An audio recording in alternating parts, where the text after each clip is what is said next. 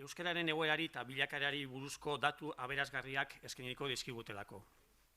Eta bigarrenik, datu horiek lanbidek berak jasotakoak direlako.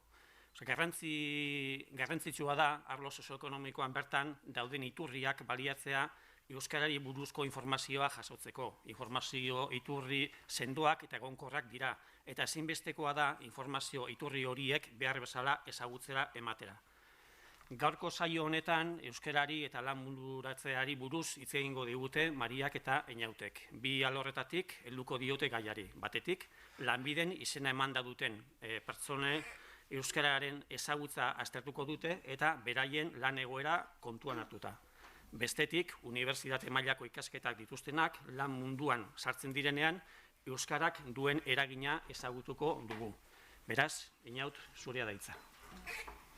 Bueno, kaixo, egunon guztioi, gu lanbidetik gatoz, Jonek.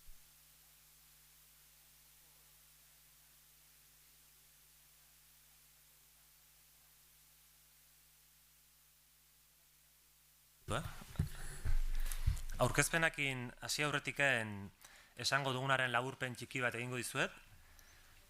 Bueno, orduan, izenburuak dion moduan, guk euskara eta lan munduratzearen inguruan dagoen erlazioaz hitz egingo dugu. Beti ere, lanbidek dituen datuak kontutan hartuta. Hori azaltzeko aurkezpena indeguna da 3 zatitan banatu.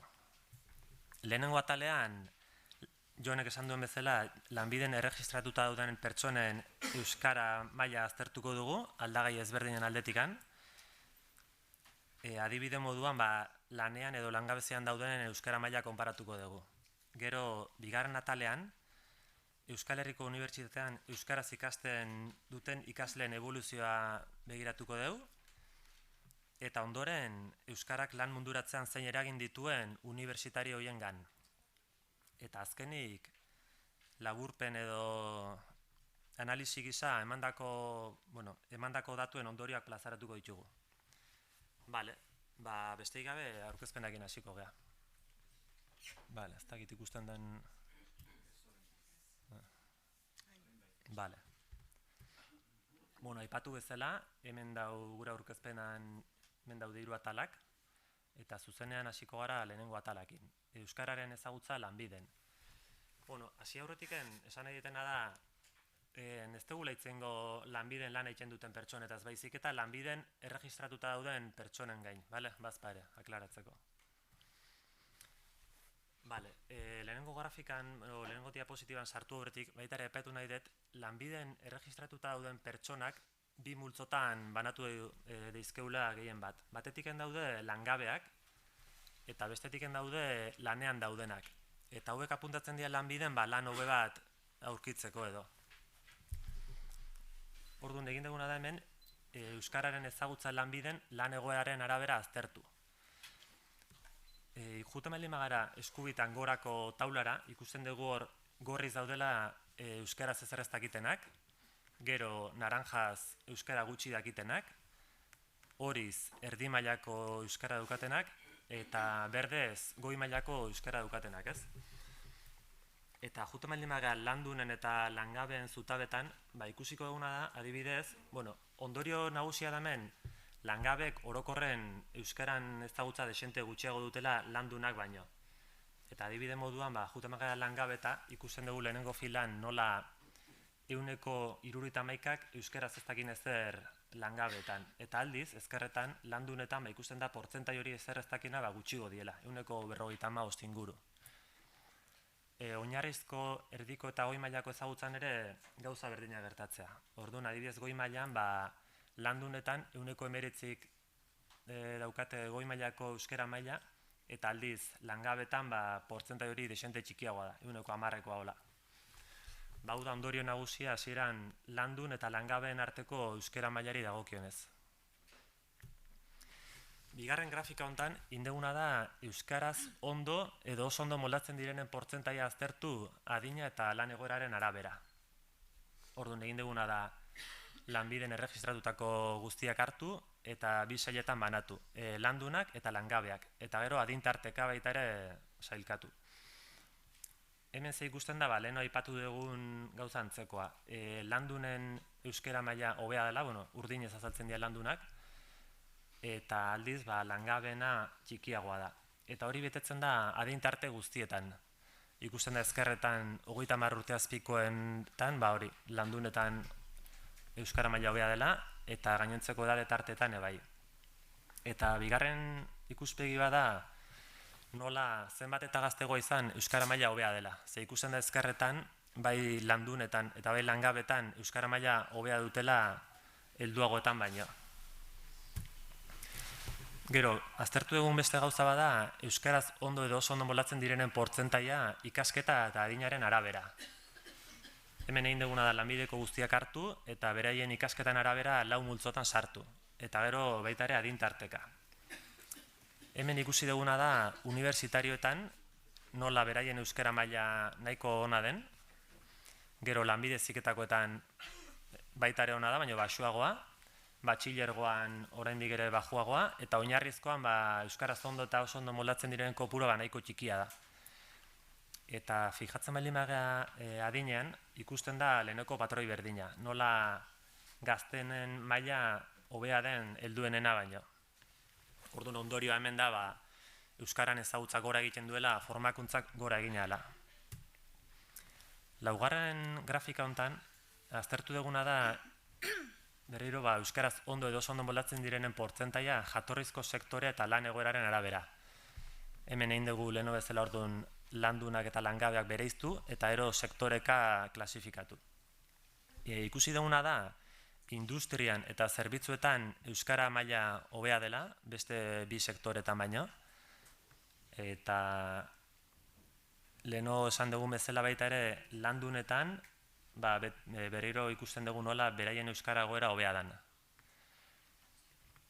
Eta aipatu bukatzeko igual lehenengo sektorea dela kasu honetan euskara maila txikiena duena. Gogoratu, aigela beti izaten lanbiden erregistratutako pertsonetaz. 5. grafika hontan egin duguna da euskararen ezagutza lanbiden aztertu lurralde historikoen arabera.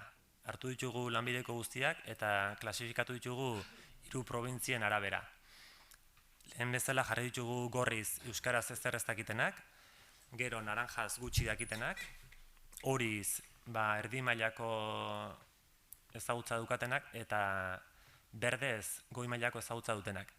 Eta ondorio nagusia, lehenengo bistazo batean da nola Gipuzkoan dagoen euskara maila hoberena, gero Bizkaian eta gero Araban.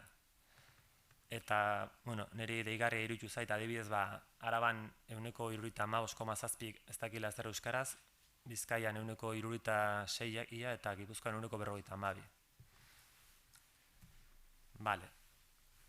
Ondoren egin duguna da aztertu baita ere euskaraz ondo edo oso ondo molatzen direnen portzentaia jatorria eta adinaren arabera. Hemen ditugu lanbideko guztiak klasifikatu bertakoak eta atzerritarren artean. Eta ero adin tarteka. Orduan, ateradan ondorioa da bertakoen eta atzerritarren artean euskara mailan alde oso handia dagoela. Ze ikusten da hor grafikan, bertakoak daude urdinez eta atzerritarrak marroiez, eta ikusten da nola atzerritarren euskara ezagutza oso txikia den. Eta adinean fijatzen bagea, oin arte aipatutako berdina gertatzen da. Zenbat eta gazteago izan euskara maila hobea.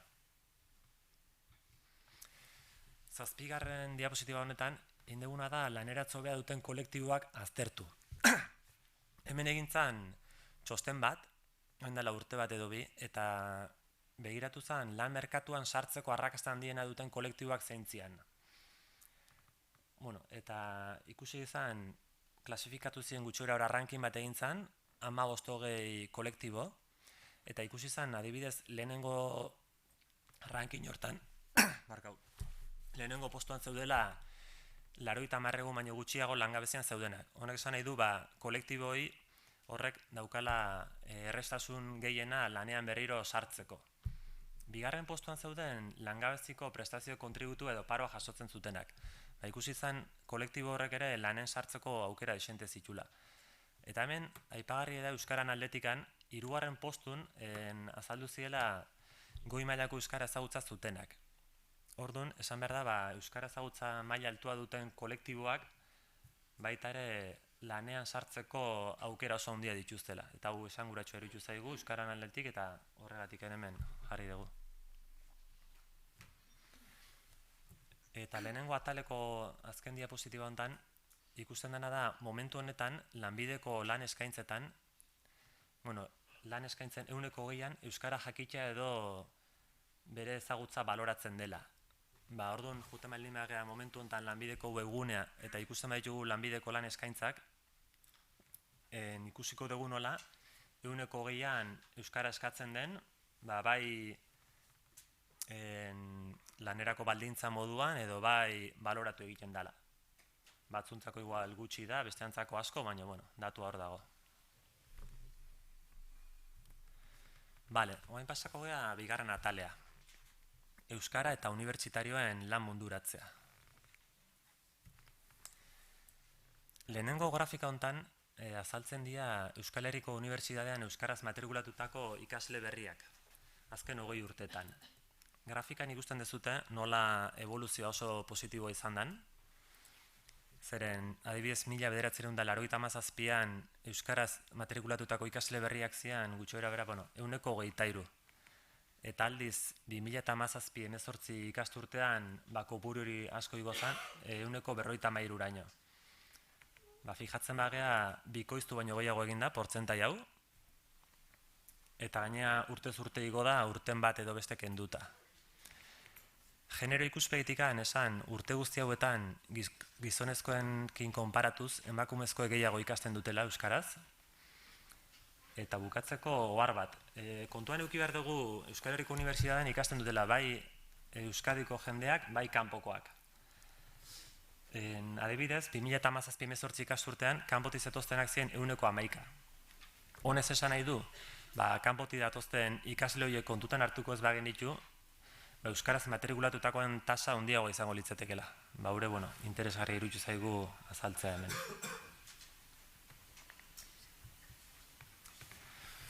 Ondoren, hemen jarri dugu, lanbidek egite ditu laneratzeari buruzko inkestak urtero, eta inkestatzen dira 26.000 pertsona inguru urtero.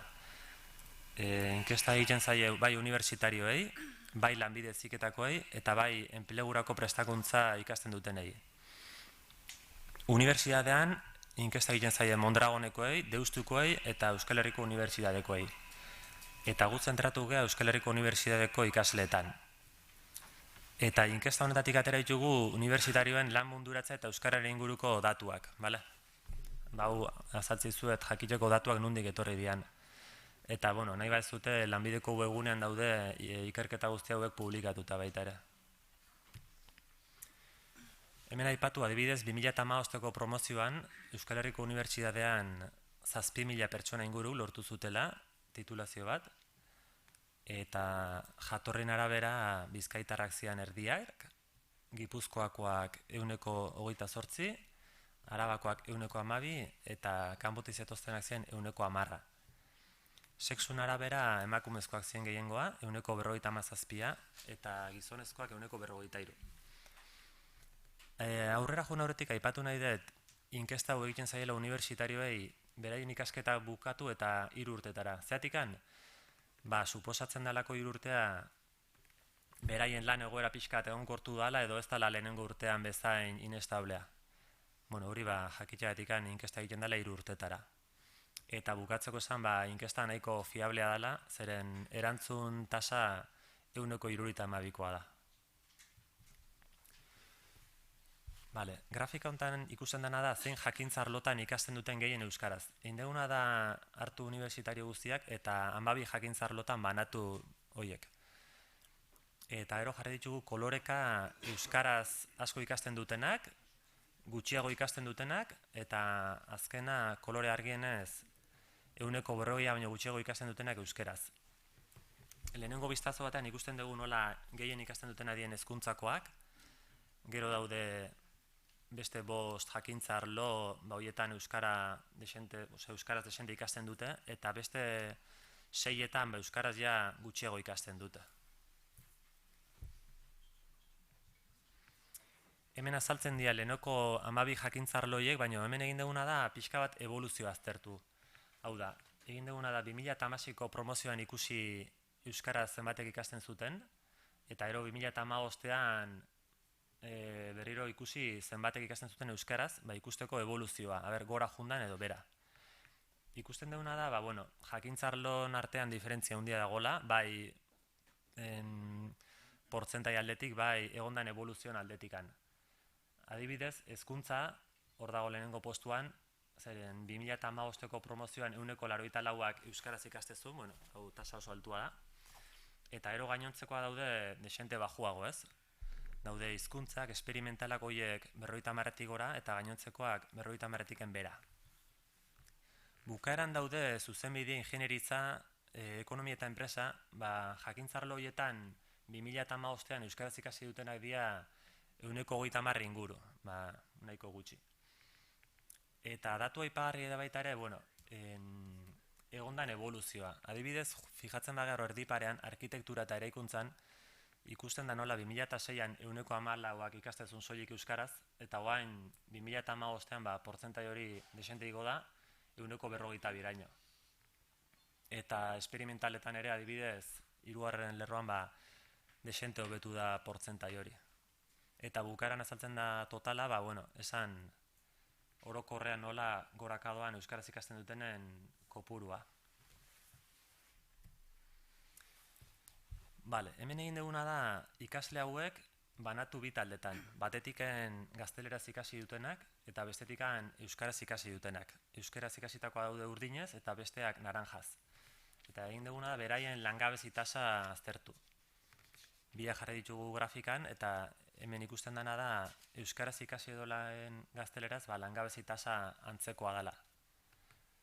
Eta hor, besterik gabe grafikan azaltzen da nola jundan langabezi tasa krisi garaian goraka eta orain beraka dijoa eta gaur egunen bi kolektiboetan 8% ingurukoa da langabezi tasa. Hemen egin duguna da lehen aipatutako langabezi tasa hori jakintzarloka ikusi, ez? Pixkat fokoa jarri jakintzarloetan. Eta ikusten dena da nola jakintzarlo hauetan euskaraz ikasi dutenak langabezi tasa txikiagoa duten. Eta hor daude adibidez hizkuntzak, osasuna, zuzenbidea eta gizarte eta portaera zientziak. Ikusten da adibidez osasunean urdinez daude euskaraz ikasitakoek nola beraien langabezi tasa txikiagoa den urte guztietan. Hizkuntzetan urte gehienetan baita ere da langabezi tasa txikiagoa, baina urte batzutan gainetik daude. Zuzenbidean ere orokorren langabezi tasa txikiagoa euskaldun euskaraz ikasitakoena eta gizarte eta portaera zientzietan ere bai.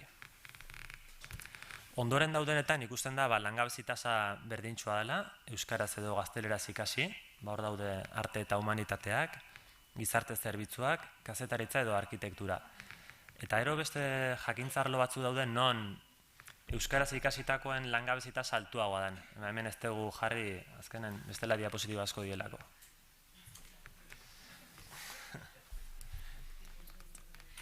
Hemen begiratu duguna da Euskadin lan egiten duten unibertsitarioen lan egoera, ez? Esan behar da Euskal Herriko Unibertsitatean ikasten dutenen 80%ak gutxi gorabehera egiten duela lan Euskadin. Beste 20ak Euskaditik kanpo, bai estatu mailan edo bai mundu mailan. Guk hartu ditugu Euskadiko 80% horiek eta egin ditugu bi taldetan banatu euskaran ikuspuntutikan. Batetikan urdinez jarri ditugu lanean egunero euskara erabiltzen dutenak, eta bestetik naranjaz lanean egunero euskara erabiltzen ez dutenak. Esan behar da, naranjaz daudenak ez diela soilik erderaz hitz egiten dutenak. Hor daude baita ere pixkat hitz egiten dutenak euskaraz, o desente, baina behintzat egunero ez dute hitz egiten. Nahi genuen banatu hori, egunero euskaraz hitz egiten dutenak eta gainontzekoak. Eta ero egin dugu analizia bi kolektibo hauekin. Hemen ikusi duguna da, bi kolektibo hauek hartu, lehen aipatutakoak, egunero erabiltzen dutenak euskara eta besteak, eta ikusi duguna da, unibertsitate ikasketekin badatorren lan postu batean lan egiten dutenen portzentaia, handiagoa dela egunero euskara erabiltzen dutenetan. Ikusten da urtez urte nola goitik doazen, eta adibidez 2018an beraien ikasketakin badatorren lan postuan egiten dute lan 174ak egunero euskaraz hitz egiten dutenen kasuan, eta besteetan 169. Aipatu nahi dut, esaten dugunen ikasketekin badatorren lanpostu batean lana egin, bi baldintza bete behar diela. Batetiken ikasitakokin zerikusia izan behar du lanak, eta bestetiken ikasketa mailan araberako lanpostu bat izan behar du. Hau da, kategoria profesional altukoa, unibertsitarioen mailakoa. Ondoren aztertu duguna izan da soldata, lehenoko bi taldeentzako. Hemen ikusi duguna da, egunero euskaraz hitz egiten dutenetan soldata altuagoa dela, egunero euskaraz hitz egiten ez dutenekin alderatuz, eta gainera hau betetzen da 2009tik 2018ra urtez urte. Hau da, soldata, lanaldi osoan. Eta datu bezala, esan 2018an adibidez, egunero euskaraz hitz egiten zutenak lanean 5% gehiago irabazten zutela besteekin alderatuz. Datu esanguratsua iruditu zaigu eta horregatik jartzen dugu hemen. Ondorengo grafika da aurrekoan antzekoa soilik datuak die lanaldi murriztukoak, jornada reducida esaten dena. Hemen ikusi duguna da, baita ere urte gehienetan egunero euskaraz hitz egiten dutenen soldata altuagoa dela, baina, ez da urtero betetzen. Hor ikusten dugu 2013-2015 artean egunero euskaraz hitz egiten ez dutenak gehiago irabazten zutela. Eta, datu bat ematerren 2018koa adibidez hor ikusten da nola urdinak egunero euskaraz hitz egiten dutenak 8% gehiago irabazten duten momentu honetan, ez?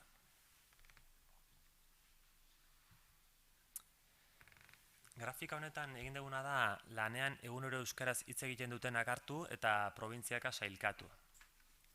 Orduan, berdez daude Gipuzkoakok, Arabakoak morez eta Bizkaitarrak marroiez. Ikusten dena da, goiti behirauta nola Gipuzkoarrak dauden hor rankina lehenengo postuan, eta adibidez 2018an, gogoratu beti gala unibertsitarioetaz, hori, 2018an adibidez euskaraz hitz egiten dutenak die 176 Gipuzkoarren kasuan. Eta gero berago daude 140 inguruan Araba eta Bizkaitarrak. Hor, kuriosoa iruditu zaiguna da baita ere, niri iruditu zait kuriosoa, azken 4 urtetan adibidez, Arabakoek egunero gehiago hitz egiten dutela euskaraz Bizkaitarrak baino.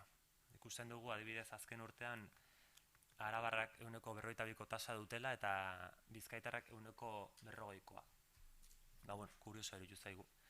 Evoluzio ikusten badugu, ikusten da nola pixkanaka goraka di joan, portzentaia, poliki, baina goraka, eta genero ikuspegitikan esan urte guzti hauetan gizonezkoekin konparatuz, emakumezkoek lanean gehiago hitz egiten dutela euskaraz.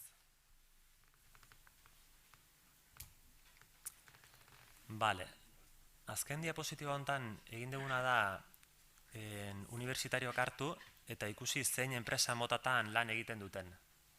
Eta ero baita ere begiratu dugu egunero euskaraz hitz egiten duten edo ez. Orduan, erdiko zirkunferentzia horta jutamaga ikusten dugu 149ak, unibertsitarioen 149ak enpresa pribatuan lan egiten duela 3 urtetara. Gero, 132ak enpresa publiko edo publiko-pribatuan lan egiten du, 115ak pribatu multinazionalean eta 104ak kooperatibatan. Eta hor iskinetan ikusten ditugun zirkunferentzioetan ikusten da egunero zenbat hitz egiten duten euskaraz enpresa mota bakoitzean. Eta ikusten da hor lehenengo postuan daudela kooperatibatakoak, zeren hor egunero euskaraz hitz egiten dute 174ak. Gero, bigarren postuan daude enpresa publiko edo publiko-pribatukoak, horietan 179ak hitz egiten du egunero euskaraz. Gero, enpresa pribatuan 147ak. Eta pribatu multinazionaletan 122ak. Hemen ikusten dena da azkenen ze enpresa motatan lan egiten duten unibertsitariok eta enpresa mota bakoitzan zenbat hitz egiten den euskaraz. Eta ikusten da gehiena hitz egiten dela kooperatibatan eta enpresa publiko edo publiko-pribatun eta gutxien pribatu multinazionaletan. Bukatzeko ondorioak jarriko ditugu. Ondorioak dira aurreko bi ataleenak. Eta orduan lehenengo ataleko ondorioak, hau da, lanbideen inskribatuta dauden pertsonen euskara ezagutzan inguruan, ondorio edo laburpen gisa puntu hauek esango ditugu. Adibidez, lehen esan duguna, lanbiden erregistrautako 73%ak ez dakila ezer euskaraz, eta langabetan portzentaia handiagoa dela, 71%koa eta landunetan txikiago, 55% inguru. Gero, euskara dakitenek langabezia tasa txikiagoa dute orokorrean. Ondoren ikusi dugu baita ere nola gazteek eta formakuntza gehien dutenek euskara maila hobea duten. Ondoren azaldu da atzerritarren euskara ezagutza oso txikia dela orokorrean.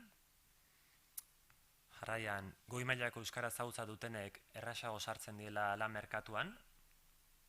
Eta azken puntuan, lanbiden eskaintzen dien 5 lanetatik batean euskara ezagutza eskatzen edo baloratzen dela. Eta gero ondorioak, azkeneko atalanak, unibertsitarioen lan munduratzea eta euskaran inguruan, esan euskaraz ikasten dutenen unibertsitarioen portzentaia goruz duela, urtez urte, emakumezkoen tasa handiagoa izanik. Gero, unibertsitarioetan euskaraz edo gazteleraz ikasi, langabezi tasa berdintxua daukate. Baina aldiz, lanean egunero euskara erabiltzen dutenek, ikasketekin badatorren lanpostuan lan egiteko aukera handiagoa dute, bataz beste soldata handiagoa kobratzen dute, eta bataz beste baita ere asebetetze maila handiagoa dute bere lanpostuan, soldata eta funtzioekiko. Hau ez dugu aipatu, baina, datuetan azaltzen da. Eta bukatzeko ondorio nagusi edo labur bilduz esango genuke euskaraz ikasi eta lan egitea aukera ona dela, kalitate handiagoko lana lortzea ahalbidetzen bai du aurretik ikusi ditugun datuen ondorio bezala, ez? Hauxe izan da, gure aurkezpena, prestatu ditugun datuak, eta, datu desente daude, ez dakit, batzuak esanguratsuak, besteak ez, ez dakit zer irutsu zaizuen, eta baldin baukazute galderaik edo, hori.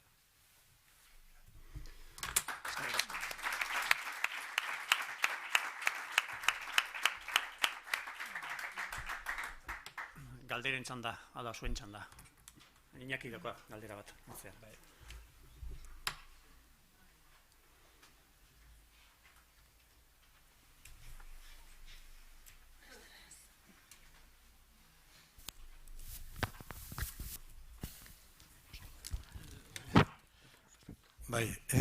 Egunon, lehenengo gauza zoriontzea egindako aurkezpen ederragatik. Eta galdera bikoitza da, bata. Badago aurrea begira halako estatistikak eskura izateko aukerarik, eta beste pauso bat, esan nahi dute, konsolidatuko dira halako estatistikak, eta bigarren pauso bat izango litzateke halako estatistika ofizialen multzo hortan sartzeko aukerarik ikusten duzue?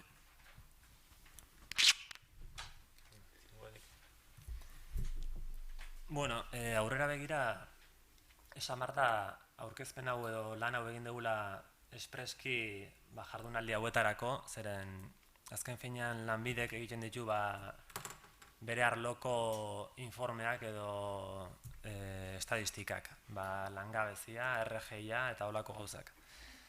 Orduan, egia dena da orokorran ez diela egiten euskaran inguruko lan bereziak, eta aurrerantzan egingo diren, ez dakit, ez dakit. Hoi azkenen direkzioak edo zuzendaritzak erabakitzen du, eta orduan guk egiten dugu beraiek esan dagoa. Orduan...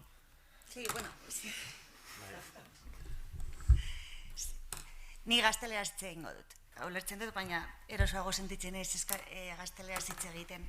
Sí que es cierto que esta encuesta que se hace al sistema educativo, al sistema universitario del sistema vasco, da lugar a que se puedan hacer cantidad de estudios y profundizar en muchos temas. Uno de los temas, y de alguna manera Euskaltzaindia nos ha abierto los ojos, es el tema de analizar más profundamente el tema del euskera y hacer múltiples cruces que se podrían hacer. ¿Esto en qué se podría plasmar? En un monográfico que tendría que ser difundido por muchas partes de la sociedad. Empezando, primeramente, que es lo que se intenta hacer con este estudio, por los berritzegunes en educación, intentando transmitir a los chavales y a las chavalas que van a hacer estudios universitarios que continúen estudiando en euskera, porque el euskera es bueno, porque aporta un valor tremendo a la hora de buscar trabajo. Entonces, el tema de convertir esto en una encuesta oficial, para empezar tendría que ser el mismo estudio, o sea, esta misma encuesta no está catalogada como encuesta oficial. Es una encuesta que hace Lanbide, pero que si el año que viene no la hace, nadie va a decir nada, no es oficial. Entonces, ni es oficial la encuesta ni oficiales los resultados. Sí que es un tema que se podría plantear y dentro de la oficialidad de esos resultados hacer una mención a la diferenciación entre aquellos que hablan, no hablan, aquellos que estudian o no estudian. Pero hoy en día, en estos momentos, no lo es.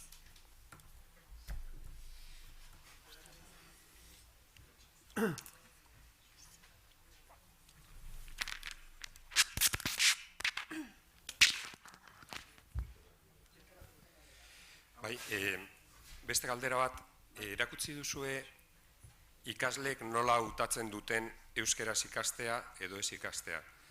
Eta aztertu duzue zer nolako aukera duten, hau da, erderaz ikastea aukeratzen dutenean iadan beste aukerarik ez dagolako, edo aukera biak izan da hautatzen duten erderaz ikastea. Bueno, egia esan datu horiek ez ditugu aztertu, suposatzen dut garai batean euskaraz ikastea zailago izango zala, gaur egun suposatzen dut ikasketa gehietan euskaraz aldutela ikasi unibertsitatean, baina egia da ez dakigula portzentaia zenbat, osea, esan edetena da ez dakigula ikasle guztiek nahi duten aina ikasi dezaketen euskaraz. Egia da, seguramente ikasketa batzutan ezingo dutela euskaraz ikasi eta derrigortuta duela gazteleraz hitz egitea, baina portzentaiak ez dauzkagu. La variable nos viene de la UPV, nos viene el porcentaje de alumnos estudiando en euskera frente al que estudia en castellano. Entonces, ese dato se tendría que pedir a la UPV, porque no nos dicen, no conocemos de raíz, de base de datos inicial, el porqué de los que estudian en castellano. ¿Por qué? ¿Porque no me ofertan euskera o porque de verdad no quiero? Hori, eskatu UPV-ri. Ez daukagu daturik. Baduzunik eman dezaketa azalpen txiki bat, nahitaezko irakasgaiak unibertsitatean, ni hitz egiten ari naiz Euskal Herriko Unibertsitateari buruz, hor, datuak orokorrak dira, baina egia esan, desberdintasunak daude Euskal Herriko Unibertsitatearen, Deustoko Unibertsitatearen eta Mondragonen artean. Eta momentu honetan Euskal Herriko Unibertsitatean nahitaezko ikasgai guztien, guk dauzkagu ia 100 gradu. Nahitaezko ikasgai guztien 97% euskeraz eskaintzen da. Orduan nik datu hori argi utzi nahi nuke. Eta egia esan, badaude oraindik ere gradu batzuetan alegin bat egiteko, baina nahitaezko ikasgaien 97% euskeraz dago.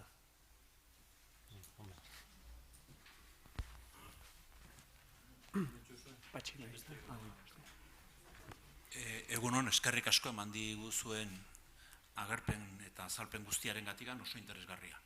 Bi galdera batean bakarrik gehiago galdetuko dizuet lekukotasuna edo ia zerbait esan dezakezuen besteri baino. Eta da, ia Nafarroako Servizio Navarro de Empleo deitzen denarekin zenbatetarainoko harremana duzuen edo zer dakizuen gai honi buruz. Hain zuzen ere, joan den legaldiko hasieran, gobernu berriak, aipatu zuen euskara galdetzeko asmoa edo zerbait olakoren bat, baina ez dakit burutu zuten. Galdera da, zuek datu hauek guztiak izateko galdetu egiten dituzue. Nafarroan galdetzen diren badakizue, nik uste dut ez, baina badakizue? Yo creo que no tiene una encuesta de este tipo en Navarra. Es. Eta bigarren gauza. Bueno, barkatu, No, yo no estoy segura. Creo que no. Esan edetena, bueno, aurkezpen honetan bi datu desberdin aurkeztu ditugu batetiken, enplegu zerbitzu publikoan erregistratutako datuak, nik suposatzen dut horiek edukiko dituztela. Zatiken, azkenen hor ikusten dira beraien euskera maila zein dien, aurkezten dituzten dokumentuengatik lana eskatzerako garaian. Eta ero bigarren atalen itzen dugu unibertsitario ez, pentsatzen dut hori datu horiek ez dituztela edukiko. Ez dakit garbi gelditu den. zoritxarrez horrela izango dela uste dut nik ere, baina ziurtatzeko asmoa gelditzen zait. Bigarrena, man dituzuen datuetan bat bada pixka bat harritu gaituena eta da kazetaritzakoa.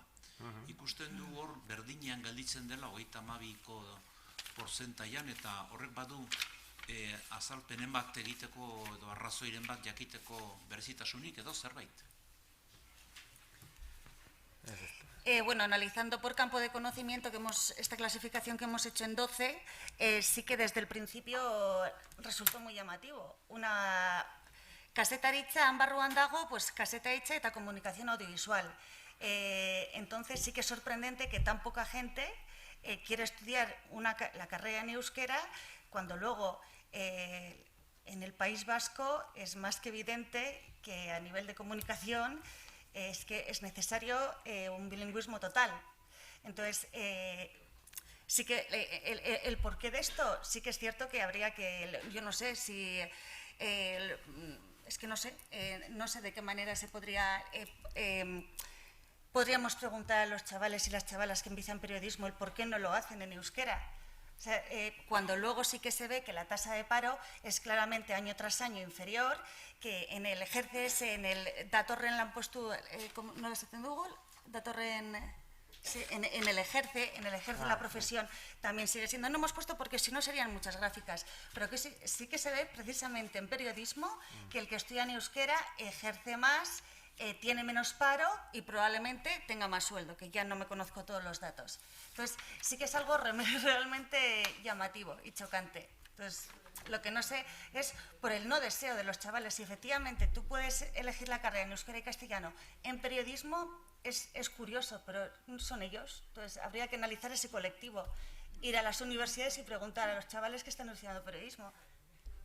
Bueno, nik uste datuak hobeto aztertu beharko lirateke da, baina kazetaritzan euskerazko eskaera handia dago. Egia da, handia dagoela bai euskeraz eta bai erderaz, baina euskeraz ikasketak egitea eskatzen dutenen unekoa oso handia da. Dena da berriro diot, hemen sartzen dira bai Deustu, bai Mondragon eta bai Euskal Herriko Unibertsitatea, eta orduan batez bestekoa murrizten da, baina Euskal Herriko Unibertsitatearen kasuan euskeraz ikasten duten kazetaritzako ikasleak eta komunikaziokoak asko dira, are gehiago, guk eskaintzen ditugun plaza ia guztiak betetzen ditugu.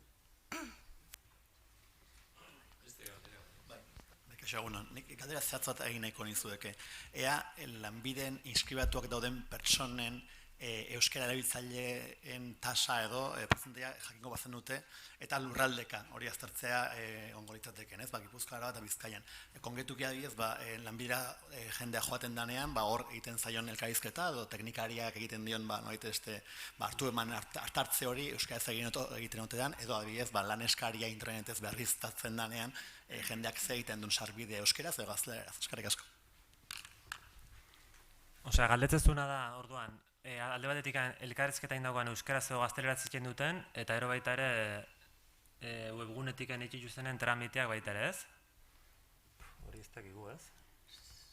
Osea, nik esango nuke datu hori ez daukagula, osea, zenbatek egiten duten elkarrizketa edo lanbidea juten diren aurrez aurre euskaraz hitz egiten duten eta zenbatek gazteleraz nik uste ez daukagula. Bueno, aldetu dedikegu, baina nik uste ez. Eta ero webgunean tramiteak egite dituztenean, suposatzen dut nunbaitean geratuko dela registratuta euskaraz hitz egituzten edo gazteleraz. Baina datu hori ez daukagu, ez? Bueno, ez dugu analizatu ni pentsatzen dut. Nik uste ez dugula behin ere esplotatu datu hori, baina suposatzen posible izango litzatekeela. Pero cualquier pregunta, o sea, os ponéis en contacto con el gabinete técnico de Lanbide eta egongo gara zuek erantzuteko. Bai. Beste galderarik? Listo, orduan bukatuzak emango dugu eta hurrengo saiak naizeko gara. Eskerrik asko.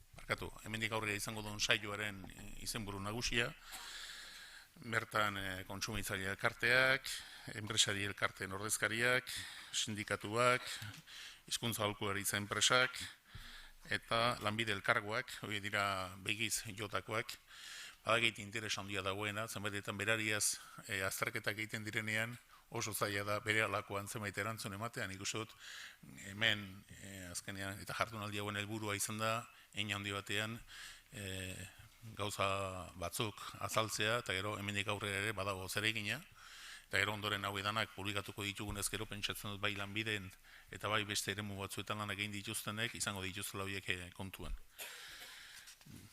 Bestelako luzamendutan ibili gabe, nire ondoan dauzkat, alde batetik erdian Maider Alberdi, hau Donostiarra da, Euskal Kontsumitzaileen uste dut elkarteko jartzen du, baina elkarteko abokatua da, Donostiako bulegoko arduraduna eta Gipuzkoako kontsumitzaileen erreklamazioak eta kontsultak aztertu eta hala dagokionean bideratzen ditu. Horrezaz gainera edabidei ere arreta egiten die, eta horreko ez gain kontsumo arbitroa eta euskara arduraduna da Euskal Kontsumitzaileen elkartean.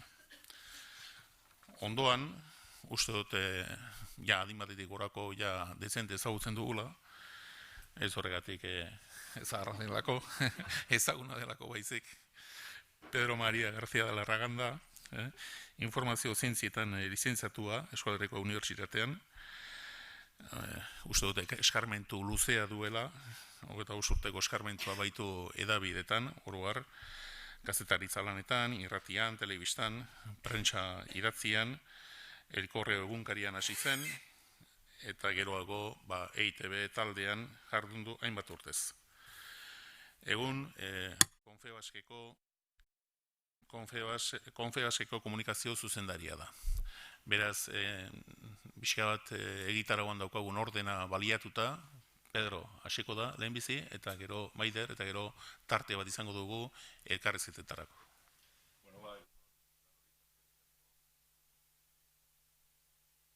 Orain, bai. Egunon, esaten eban, eta eskerrik asko gonbiteagatik, eta Euskal Enpresa Elkarteai ikuspuntua zabaltzeko emoten diotzazuleko aukera. Eta agur honen ondoren, hastea gustako litzaidake hitz oso potolo eta argi bataz. Bai. Confebaskek enpresa elkarterik handiena da neinien, beti euskararen aldeko jarrera argi eta garbia erakutsi du, irakutsi nahi du, eta irakutsi nahi izango du. Apur bat aurreritziak desmontatzeko, aurreritziak badauz lekudanetan eta gurean baita. Eta holan gustako litzaidake hastea. Bai, eta izatez, Confebaskek urte asko daramatza Eusko Jaurlaritzarekin lankidetzan euskararen normalizazioa eta sustapenerako batez ere euskal enpresetan. Eta apur bat bidea ikusitanik esango nuke, bidea ibili dela eta aurrerapenak egon badirela.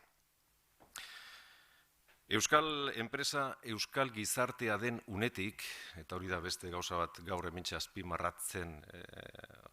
azpimarratzea gustatuko litzaidakena, euskal enpresa, euskal gizartea den unetik, zeregin bateratu horretan eskaini nahi dugu, aldogun neurrian lankidetzan, arituz, eta gure presentziak euskararen aldeko gizarte babesa eta konsientzia indartzen dituela ulertzen duguleko. Eta hori argi daukegu.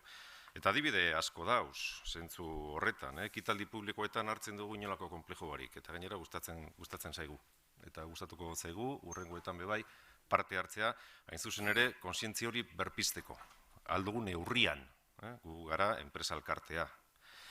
Baina ekitaldi publiko horietan esaterako bikainsarietan parte hartzen dugu urtero, eta orain dala 3 urte, Roberto Larrañaga Confebaskeko lehendakaria izan zanak, bikaisarietan ekitaldi horretan esaten zitsun gauza batzuk. Euren artean, eta nipetza diot amentsa apur bat, enpresa elkarteen ikuspuntua nahiko ondo ikusten zala eta ikusiko dala. Eta esaten zitsun horrelako gauza batzuk. Euskararekin dugun konpromisoa irmoa da. Bizi garen gizarte elebidunaren parte garen einean. Eta konbentziturik nago, esaten zuen berak, aurrera bideak zerikusi handia duela oso kontsentsu zabalak bilatzen dituen hizkuntza politika batekin. Inposatzetik urrun, adostasun oso zabalak eta herrialdeko hizkuntza errealitate ugariekiko errespetuzkoak bilatu nahi dituelako. Gai honetan, beste hainbatetan bezala, esaten zuen, orduen Konfebaskeko lehendakariak, aurrerapen esanguratsuak eta irauten duten aurrerapenak astiro lortzen dira, presaka, baino, konbentzituz. Ni pentsatzen dut ja orduan, 2016-en, laburtzen zitxule oso ondo, zeintzuk dire, enpresa elkarteen apur bat zutabeak, ezta? Eta hause da, gure enpresek holan esaten digutelako. Guk galdera egin dugu baita ere, enpresei. Euskera, eurentzako zelako garrantzia dauken, plan zehatza, plan berezi bat izatea, ez naz goratzen oso ondo emaitzaz, baina bai badakitela, eta hori Holanda erdira, garrantzitzat jotzen dutenak erdira ez dala heltzen. Erenera, hortik ibiliko zan, 120 piku, baina, bueno, gero hitz egingo dugu horretaz igual, ezta? Baina kontutan hartu behar dugu hori, Euskal Enpresa Euskal Gizartea dela. Eta askotan ezin zaiola eskatu Euskal Gizarteari eskatzen ez zaiona. Baina, bueno, horrekin egingo dugu gero berba baita ere. Beste ekitaldi batzuetan, erakundiak modun, Euskaren nazioarteko eguna, bebai, urtero hortxe egoten gara, berehala izango da bebai, abenduak 3, eta ondino ez dugu jaso gonbidapenik, baina segurutik jasoko dugu berehala. Euskaraldean bebai, nik Getxoko embajadoretako bat izen naz, hiritar partikular modun, baina baita ere Konfebaskeko komunikazio zuzendari modun, eta inolako konplejo barik, gustora, atsegina handiz. Eta aurten esaterako, eta ikusteko apur bat bebai, honetan be aurrerapenak lortzen ari dira, lehenengo aldiz, korrikako zuzendaritza etorri da gugana, korrika ekimena aurkeztera ezagutzen genuen. Baina etorri dira. Eta hori eskertzekoa da, konpartitzeko, eta gainera, publikoa egin dugu bai sostengua, eurek atara egin ziguten argazkia, eta gero Twitterrean eskegitzeko, inolako konpleju barik, bai, ze gaurko esaldia mentxe behintzete, enpresen elkarteko mesurik nagusiena hori dala, bai, inolako zera barik. Eta ekitaldietaz parte hartzeaz gain, baita ere, badaukeguz Jaurlaritzarekin akordio eta harremana nik esango neba nahiko estua. Eta esanguratsua, eta ganera elkarrekin ze planak, ze proposamenak ikasteko aukera moten diguna. Eusko Jaurlaritzako hizkuntza politikarako sailburu ordetzak, Patxi Bastarrika sailburu ordea zanien 2016en bebai, egoz, agiria aurkeztera torri zan Konfebaskera baita ere, euskaraz gaineko oinarrizko diskurtsoaren agiria. Eta eskertu egin genuen bebai, jaso genuen gainera hortxek konpartitzeko, partekatzeko, ikusteko ze hobekuntzak egon izango liratekela. Baina Eusko Jaurlaritzarekin ere lankidetzan aritzeko esparru akordio bat ere sinatu genuen, 2006an, ondala ja 14-13 urte. Eta hori izan lanitz, Euskal Enpresen esparruan euskararen erabilera sustatzeko. Eta hortxe, beste paragrafo pare bat irakurritxe be ikusten da, zelan bebai hause seriotan hartzen dugun. Eta biok, bai Jaurlaritzak eta Konfebask adegizebek eta zeak, horrelako gauzak esaten genituen. Lan arloko hizkuntza normalizazioa beharrezkoa eta desiragarria da, baina zaila. Eta enpresen erabaki askea, eta enpresa osatzen duten pertsonen parte hartze askea eskatzen du. Beharrezkoa da, hala nahi duten enpresen eskura jartzea, euren erakundearen ezaugarrietara egokitutako euskera plan bat diseinatu eta garatzeko aukera. Orduen, askatasun osoz, eta nahi dutenari lagundu. Hori esaten genuen ja ondala, 13-14 urte sinatu gendun hitzarmen horretan. Baina bi zutabe nagusiekin. Borondatezkotasuna eta diskriminazioarik eza. Euskal enpresek eta enpresa buruek, eta holan bebai, haus esaten zame bai agiri horretan, enpresa arloan euskararen presentzia eta erabilera areagotzeko jarrera izan nahi dutela adierazten dute. Orduan, ni pentsate dut hortik atera daitezkela Confebask adegizebek eta zeak mantentzen daben printzipiorik nagusienak euskeraz enpresetan hitz egiten dugunean. Eta bi zutabetan edo bananduta, esaten genuena, askatasun osoz, horrek esan nahi dau, atxikipen askea, parte hartze askea, inposaketarik eza eta diskriminazioarik eza. Askatasun osoz eta naturaltasun osoz, progresibotasuna, zonaldean arabera, esaterako, adostasuna eta lankidetza, eta adostasuna eta lankidetza bi mailatan. Eusko Jaurlaritza eta enpresa elkarteen artean, eta enpresaren barruan baita ere. Zuzendaritza eta langileria. Ze, askotan ez datoz bat. Askotan ez datoz bat. Eta hori garrantzitsua da baita ere. Eta enpresa bakoitzak naturaltasun osoz, zutabe horren barruan, enpresa bakoitzak erabaki dezala bere hizkuntza arloaren eta sustatzeko duen gogoaren arabera. Azken finean, bai, lankidetza elkarlana. Ze, danok usten dugu, gainera danok entzun dugu bai esaera zahar hori, zeinek esaten duena, bakarrik arinago joan daiteke, baina elkarrekin segurutik urrunago. Orduen, horren aurrean, zer egin dezakegu edo zer izan izango litzateke erronkarik nagusiena gure aldetik behintzet. Guk promozionatu behar dugu euskeraren erabilera. Eta horretarako pentsaten dugu mezuak zabaldu behar direla. Eta euskarari buruzko mezu positiboa gehitzeko gogoarekin. Ez da dila inork ulertu euskera karga bat modun. Ez enpresak, ez langileriak. Baina honetan, eta lehen esaten neban lez, gizartea modun. Lehen galdetu egin dozu ez erraitik kazetaritzan ez da euskera gehiago ikasten. Gizarteak eskatzen ez dauelako. Neurri handi baten. Eta gizarteak eskatzen ez dauen einien, enpresek ez da bezkatzen. Zein da lehena? Ze zabaldu bida? Zeinek zabaldu behar dauen bidie? Eta hau da apur bat bai, emakumeren aurkako bortizkeriaren aurka borrokatzeko neurrien aurtean lehenetako bada etxetik hasi. Etxetik hasi. Zan nahi otazu da gizarte osoari tokatzen zaion beharra, bete beharra dana dalako. Eta gero enpresa bakoitzaren errealitatea kontutan hartzea baita ere. Mezu horiek zabaldu behar dugu baita ere. Bakoitzaren arabera laguntzea. Euskera modu atseginean eta erritmoak behartu gabe hurbiltzea. Aurrerapen asko egon dira enpresa pribatuan azkenengo urteetan be. Eta nik ipini aldot pare bat adibide. Badakigu enpresa hondiek ganera, hementxe Euskadin euskararen sensibilitate bat badaukiela. Eta esaterako gaur egun Algortan Banko Santanderrek niri eskaintzen dozte dana euskeraz. Eta kartelak euskeraz ikusten dire Banko Santander Algortan. Eta aspaldidanik, nik Iberdrolatik esaterako jasotzen dudaz fakturak bakarrik euskeraz. Aurrerapenak egon dira. Eta horiek ez dugu baztertu behar edo mespretsatu behar, egon dira. Eta nik esango nuke egongo direla gehiago. Eta horretarako laguntzeko prest.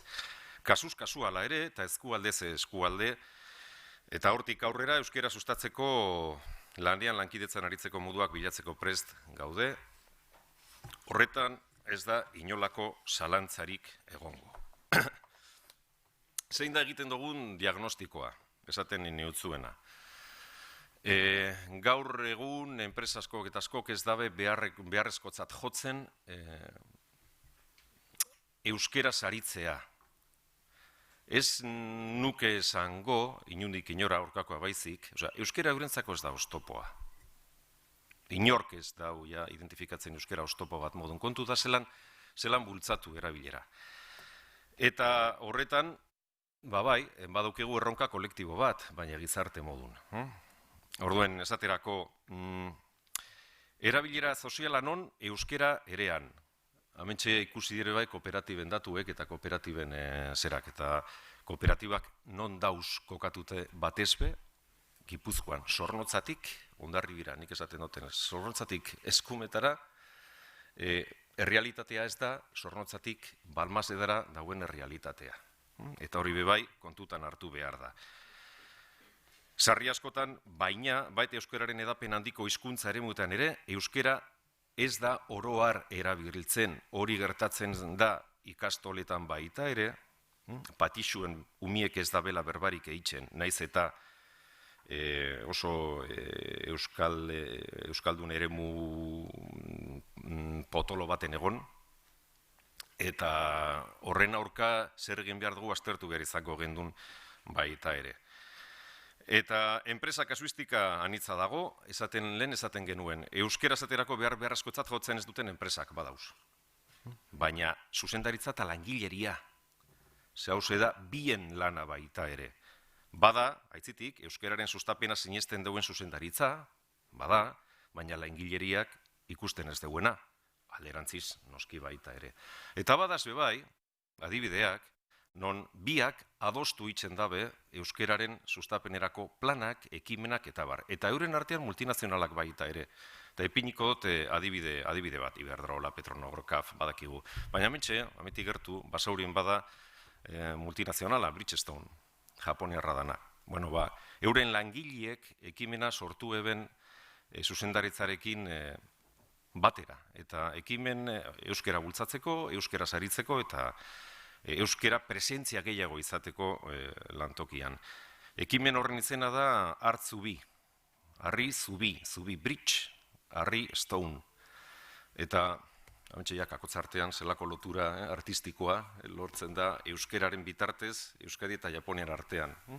Bridgestone dela, hain zuzen ere, Japoniarra jabearen ingelesera itzulpena. Bueno, egon badire, eta igual ez dire oso ezagunak, baina bada interesa. Eta interesa sortzen da, gizartean sortzen da neinien. Hauze, batera doa. Batera doa. Amaitzeko ja. Bai. Bueno, orduen, gero beste gauza bat, nire asko guztau jatena, zer egin alda, lagundu nahi da benari, planak eskatzen da benari lagundu, guk erakundiek modun, eta euskal enpresen elkartirik handiena bezala laguntzeko gaude inolako zalantzabarik. Eta guztau jatelen gauza bat esan dana, zelan kanpotik euskaldun ikasle asko, euskaldunek kanpun dauz lan egiten. Gaur, bagaudela hitz egiten asko talentua zelan erakartzeko eta hori dana, izan leike bide bat jorratzeko edo proposatzeko edo ikasteko, eta segurutik enpresa askok egingo dabe, euren lan baldintzetan, soldata, noski, lan baldintzak, noski, baina euskera sartzen bada edo ikusten badabe kanpotik, euskera enpreserako, badala gauza garrantzitsua eta azpimarratzekoa, izan lehike bebai talentu erakartzeko beste osagai bat hortxe izatea. Bueno, amaitzeko ja. Bai, noski baietz, zalantzarik egon ez da izen, aurreritxiak desmontatu behar dugu deutzagu alkarri, laguntzeko prest, bakoitzak, edo enpresa bakoitzak laguntza eskatzen duenin lagundu, eta hori bai, izan behar da borondatezko gauza bat, askatasun oso, inposak eta barik, eta erritmoak asko behartu barik, erritmoak behartu eitzen direnin gero lesioak datoz, eta egia esan da, ibilbide, bueno, esango nebanik nahiko esanguratxo egin dugule azkenengo urtetan.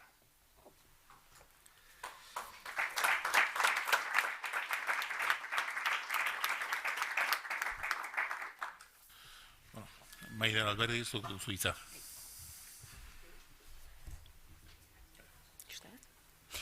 Kaixo egunon, esan bezala ni Maider Albertinez, eka kontsumitzaileen elkarteko abokatua, eta nire azalpenarekin hasi baino lehen, eskerrak eman nahi dizkio gaur euskaltzaindiari hemen egoteko eskaini eguten aukeragatik, eta orokorrean euskararen babesagatik egiten duten lanarengatik.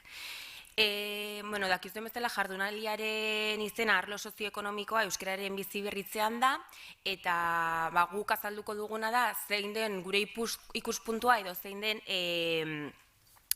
ze ikuspegi dugun arlo sozioekonomikotik kontsumo arloan. Eta azalpen ulergarria izan dadin, 3 zatitan banatuko dugu. Lehenengo azalduko dugu euskararen egoera alde teorikoago batetik kontsumo arloan. Bigarrena, gure elkarteko bulegoetan egunero ikusten dugun euskararen erabilera, eta bukatzeko burura etortzen zaizkigun pare bat proposamen egoera aldatzeko. Bueno, zati teorikoak inasteko, azpimarratu nahi dudana da, kontsumitzaile eta erabiltzaileek alde batetik. Ondasun eta zerbitzuei buruzko informazioa euskeraz eta gaztelaniaz jasotzeko alde batetik. Eta autonomia erkidegoaren lurralde eremuan kokatzen diren enpresa eta establezimenduekin dituzten harremanetan euskera naiz gaztelania erabiltzeko eskubidea dutela. Izatez, hizkuntza ofizial horietako edozeinetan arreta emateko prest egon beharko lukete enpresek, baina gero guk errealitatean ikusten duguna beste gauza bat da. Ze azkenean, eskubide horiek, eskubideak izan arren, horrela da, horrela irakurtzen dugu eta horrela esaten da legetan, baina gero praktika beste bat da, eta gehien bat ikusten duguna da, ez baldin bada zehapen sistema bat jartzen, erabilera ez dela guk nahi bezala. Jardunaldian izenburua kontuan izan da, garrantzitsua iruditzen zaigu adieraztea kontsumitzaile eta erabiltzaileen estatutuaren legearen aurre proiektu bat martxan dagoela Eusko Legebiltzarrean, eta guk aukera izan dugu aurre proiektu hori iruzkinak egiteko, eta aurre proiektuak euskeraren erabileraren inguruan esaten duena aipatuko dut. Izan ere, 3. tituluak kontsumitzaile eta erabiltzaileen eskubidei buruz hitz egiten du, eta zehazki 8. kapituluak hizkuntzen eskubidei buruz hitz egiten du. Orduan, zioen azalpenetan esaten da, administrazio publikoan sartuta ez dauden pertsona partikularren hizkuntza erabilerari dagokionez, hau da, sektore pribatuari dagokionez, komenigarria dela sustapen neurriak jartzea. Orduan, honi lotuta dago Konstituzio Auzitegiaren epai bat, zehazki 7/2008 epaia, non adierazten den, azkenean alderdi pribatuen artean ezin dela hizkuntza ofizial bat edo beste bat erabiltzeko bete behar bat ezarri. Azkenean modu zuzen batean. Orduan, hori dela eta legediak egiten duena da, desberdindu edo azaltzen du zer den sektore pribatua eta zer den sektore publikoa. Sektore publikoari dagokionez, gaur egun indarrean dagoen legedia babesten du eta termino horiek babesten ditu, eta gomendatzen duena da, dokumentazioa elebidunean eskaintzea, erabilgarritasun linguistikoa defendatzen da, eta gero azkenean bi hizkuntzak ofizialak izanik norberak aukeratutako hizkuntzan atenditua izateko eskubide hori babesten du. Sektore pribatuari dagokionez, ikusten duguna da azkenean sektore publikoan oso ondo aplikatzen dela eskainitakoa edo legeak jasotzen duena, baina gero errealitatea beste, sektore pribatuan errealitatea beste bat da, ez? Orduan, legeak esaten duena da dokumentazioa, gehien bat dokumentazioan zentratzen da, egiten dien eskakizunak dokumentazioan nagusitzen dira, gehien bat dokumentuak elebidunean eskaintzeko bete beharra, edo tamaina handiko enpresetan, edo horrelako establezimenduetan. Egia da, eta hau garrantzitsua iruditzen zaigu, neurri hori betetzen ez duten enpresei zehapen administratiboak jarriko zaizki. Orduan, alde hortatik iruditzen zaigula, naiz eta egunerokotasunean ez dugun oso aplikagarri ikusten, azkenean zehapen administratiboak jartzen badia, eta aukera hori baldin badago, ulertzen dugu errexago erabiliko dela. Legearekin jarraituz, 78. artikuluak esaten du, kontsumitzaile eta erabiltzaileen hizkuntza eskubidei buruz, bertan adierazten da kontsumitzaile eta erabiltzaileek euskera eta gaztelania erabiltzeko eskubidea dutela, berriro eskubidea, oza, bi hizkuntzetan erabilera harako eskubidea dutela. Eta honi lotuta, 79. artikuluak ja zehaztu egiten du zein kasutan erabili behar diren bi hizkuntzak eta, bueno, gehien bat, zein kasutan eta zein sistemetan, adibidez.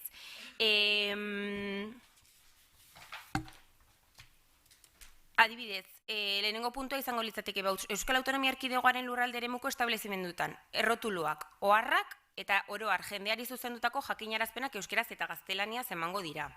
B. Kontsumitzaile erabiltzaileak betetzeko egiten diren inprimaki edo eredu ofizialak bi hizkuntzetan emango dira. C. Hizkuntza ofizialetako bakarra, gero beste gauza bat da, azkenean norberak erabakitzea hizkuntza bat erabili behar duela, baina gero beste gauza bat da, behaiek zer eskaini behar duten. Hizkuntza bat aukeratu ezean, bi hizkuntzetan idatziko dira atxikipen kontratuak, klausula ereduak dituzten kontratuak, araupeko kontratuak, baldintza orokorrak eta kontratu horiei buruzko edo horiek egitearen ondoriozko agiriak. D. Zehazki kontsumitzaileei zuzendutako jakinarazpenak bi hizkuntzatan eman beharko dira, eta baita fakturak, aurrekontuak eta antzeko agiriak ere kontsumitzaile eta erabiltzaileak berak bi hizkuntza ofizialetako bat bakarrik erabiltzea aukeratu zean. Fakturak eta dokumentazio guzti hori bi hizkuntzetan erabiltze ez dakigu ze punturaino betetzen den neurri hau, ze azkenean guk ikusten duguna hori ez, beste realitate bat izaten da. Gero, puntuak esaten du bi hizkuntzetan idatziko direla produktu eta zerbitzuak erabili eta mantentzeko jarraibideen liburuxkak, bermeagiriak eta etiketetan eta ontzietan adierazi beharrekoak. F puntuak esaten du kontsumitzaile eta erabiltzaileei zuzendutako produktu, ondasun eta zerbitzuen eskaintza sustapena eta publizitatea erabilitako euskarria edo zein dela ere bi hizkuntzetan egingo da. Orduan, ikusten duguna da oso erregulatuta dagoela, eta oso markatuta, ze ikusten duzuen bezala, azkenean asko zehazten da zein kasutan erabili behar den, ze sistemetan erabili behar den, baina gero, esan dakoa ez, realitatea beste bat izaten da, eta guri iruditzen zaigu horri lotuta dagoela, zehapen sistema. Azkenean ez baldin zer gertatzen hizkuntza ez erabiltzeagatik, ez da asko egiten.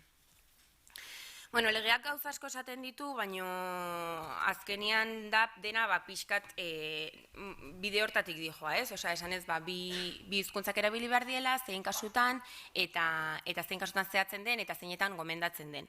Orduan, esan bezala guk aukera izan genuen aurreproiektuari iruzkinak egiteko, eta, gure kasuan kontsumo arloa eramaten dugun, eta egia da, iruzkinak egin genituela, orokorrean kontsumo arloari da zegokionez, guri iruditzen zitzaigun ataletan, euskeraren inguruan ez genuen ez esan, ze iruditzen zitzaigun, ondo erregulatuta zegoela, eta sistema hori betetzen bada, ez dela aldaketarik egin behar. Orduan, legeak esan dakoa, edo aurreproiektuak esaten duena alde batera utzita, orain azalduko dudana da, euskeraren erabilera kontsumo arloan guk gure bulegoetan egunero ikusten duguna kontuan izan da, alde praktikotik. Guk gure bulegotan kontsultak, erreklamazioak eta barraten ditzen ditugu, eta egia da, 2019 urtean zehar, 100 erreklamazio eta kontsulta jaso ditugula. Baina guzti horietatik, bakar bat izan da, hizkuntza eskubideak urratu diela alegatuz. Orduan, nahi pertsonalki, honek zalantzak sorrarazten dizkit. Zein da kontsulta bakar bat, erreklamazio bakar bat jasotzearen arrazoia? Dena oso ondo dagoela, sistema oso ondo, denak oso ondo funtzionatzen duela eta ez dagoela erazorik, edo gaztelaniaz atenditzen digute, gaztelaniaz hitz egiten digute, eta euskera eskatu ezean, horrela uzten dugu eta ja dena onartzen dugu, ez dugu esfortzu hori egiten. Orduan, azalduko dudan kasuan, 100 kasu horietatik bakar horren kasuan, elkarteko bazkide bat gure gana etorri zen, esanez, bere hizkuntza eskubideak urratu ziela. Kontsumitzaileen hizkuntza eskubidei dagokionez, izenak eman gabe esango dut, banku bat, zen erreklamazio bakar bat, baina lau enpresen aurka. Orduan, bat zen banku bat, aseguru enpresa bat, energia komerzializatzen duen enpresa bat, eta telefonia konpainia bat. Claro, kontuan izan behar dugu, batzuk hemengo enpresak ziela, baina beste batzuk establezimendu irikia zutela edo dutela Euskal Autonomia Erkidegoan. Orduan, pertsona honek salatzen zuen, legeak esaten duena urratzen zela. Bankuaren kasuan, bi aldiz reklamatu zuen ez zuela, webgunean ez zuela euskera zaritzeko aukerarik, ez da telefono, SMS bezu bidezko harremanak dena gaztelaniaz eskaintzen zuten. Orduan, bi aldiz reklamazio egin ondoren, enpresak ez zuen jaramonik egin, eta, orain guk erreklamatu dugu, eta hilabeteak daramatzagu enpresaren erantzunaren zai. Hau da, bankuaren kasua. Energia komerzializatzen duen enpresaren kasuan, beraiekin hitz egin ondoren, eta pertsona honek azaldu zuen arren, indarrean dagoen legedia etzela betetzen, eta dokumentuak, txartela, webgunea eta etzela euskeraz eskaintzen, erantzunik eman gabe jarraitzen dute, eta hilabeteak dira erreklamazioa egin zenetik. Aseguru etxeari dagokionez, eta honen erantzuna izan da gehien harritu diguna, erreklamazio egin zuen pertsona honek, ez zioten erantzunik eman, guk bigarren erreklamazio egin genuen, berdinagatik, behaien dokumentazioa, webgunea, bezeraren arreta, erderaz zelako, gaztelania zelako, berak erreklamatu zuen, ez zuen erantzunik jaso, eta guk erreklamatu genunean, esan ziguten, eman ziguten konponbide bakarra zen, poliza ez berritzeko aukera zuela. Orduan, azkenian ikusten duguna da, gainera dia, egunerokotasunean, guk beste materia batzuengatik erreklamazioak egiten ditugu, eta erantzunak ematen dituzten enpresak dia. Badaude beste batzuk erreklamazioak egin eta erantzunik ematen ez dutenak, baina kasu hauetan bai, eguneroko erreklamazioei erantzuten dien enpresak dira. Orduan horrelako gauzak aurkitzen ditugu. Gero, telefonia konpainiaren kasuan, webgunean euskera zaritzeko aukerarik ematen ez zuela erreklamatu zen, eta berdin erantzunaren zai jarraitzen dugu. Orduan, guk ikusten duguna da hori ez, zerbait, eskaintzak egiten dira, legeak oso ondo jasotzen ditu terminoak, baina gero praktikan realitatea beste bat dela. Eta gainera esan dakoa, normalean, erreklamazioi erantzuna ematen dieten enpresak dira, orduan ulertzen da zein den arrazoia, erantzuna ez ematearen arrazoia. Hori, pixkat, enpresei dagokionez. Gero, praktikan ikusten duguna da baita ere, adibidez, ni kontsumoko arbitroa naiz, eta kontsumobidek eskaintzen duen arbitraje sistema adibidez, dena gaztelaniaz egiten da. Neri ez aitokatu arbitrajerik euskeraz egitea. Eta, bukatzeko, praktikarekin bukatzeko, egin dugu balorazio bat, guk gure bulegotan euskeraren erabilera zein den baloratuz. Eta adibidez, ikusi dugu, nik nire kasuan ni Donostiko bulego ardura duena naiz, eta horri esan dezaket erdia eta erdia izaten dela. Orokorrean jendea etortzen da, eta batzuk euskeraz egiten dizute, eta beste batzuk gaztelaniaz egiten dute, baina normalean erdia eta erdia izaten da. Bermeoko kontsumo bulegoko arduradunak esan digu, kasu hortan gehienek euskeraz egiten dutela. Hor bai ikusten dela, igual herri txikitan gehiago erabiltzen dela. Eta Bilbon eta Gasteizen ordea, gehien bat gaztelaniaz erabiltzen da.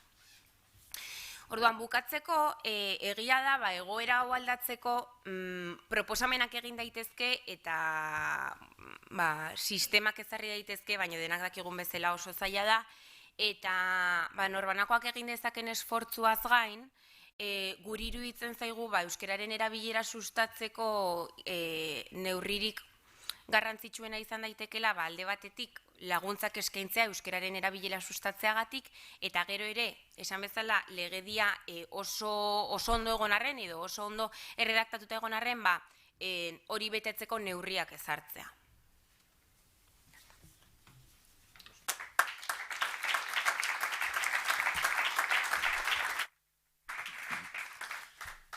Galderetarako tarte txiki badaukagu, beraz, hitza eskatu.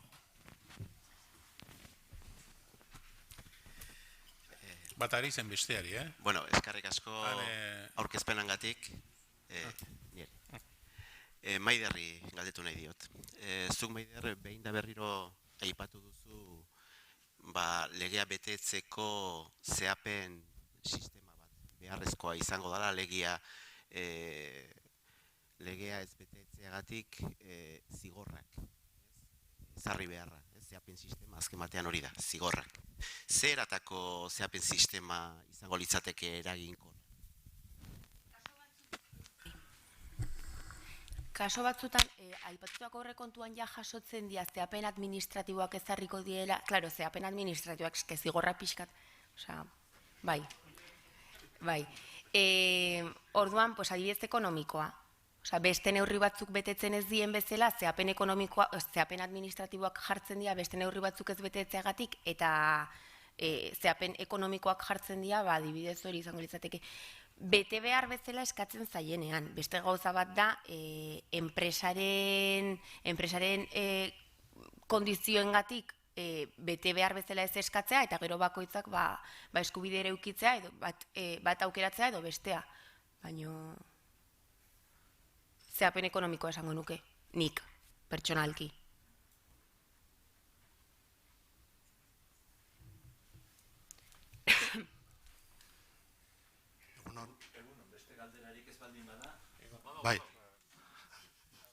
Egunon, mila esker egindako aurkezpenengatik. Nire galdera Pedrorentzat da, behin baino gehiagotan aipatu du hori enpresak gizartearen isla direla, atzoko aurkezpenetan askotan gainera agertu zen hezkuntza sistemak urte hauetan egindako lana lan munduak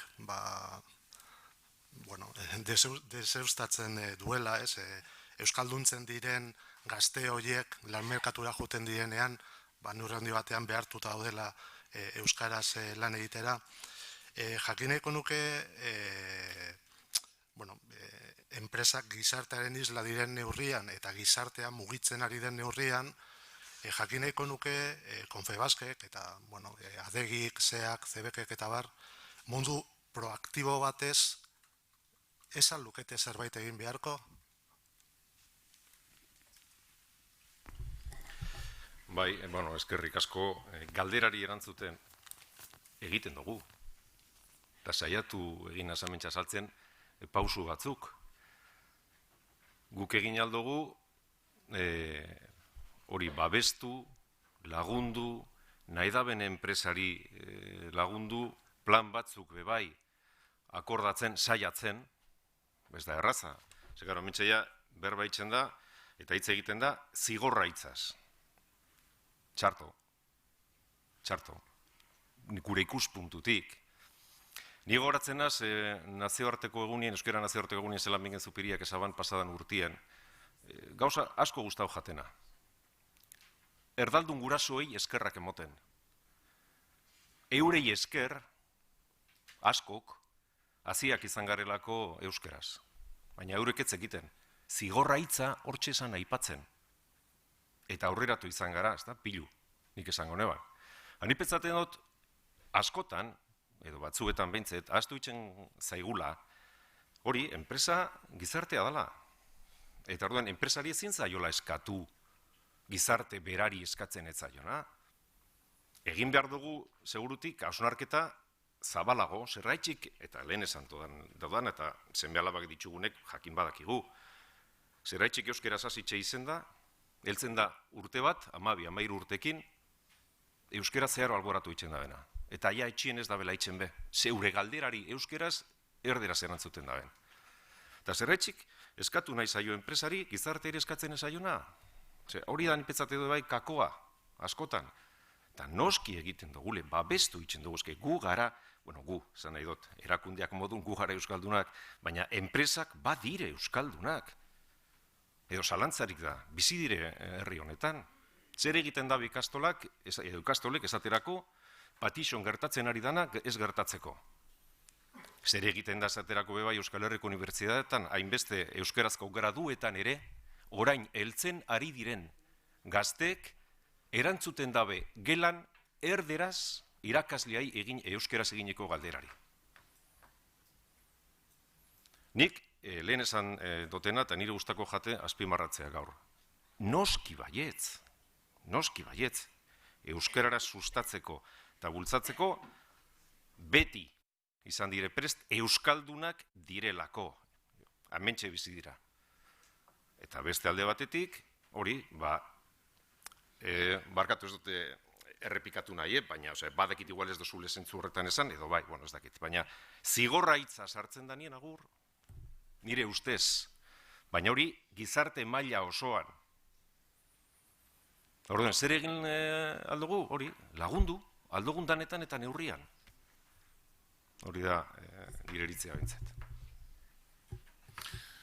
Azken galderaren bat baldin badagoan, atzealdean.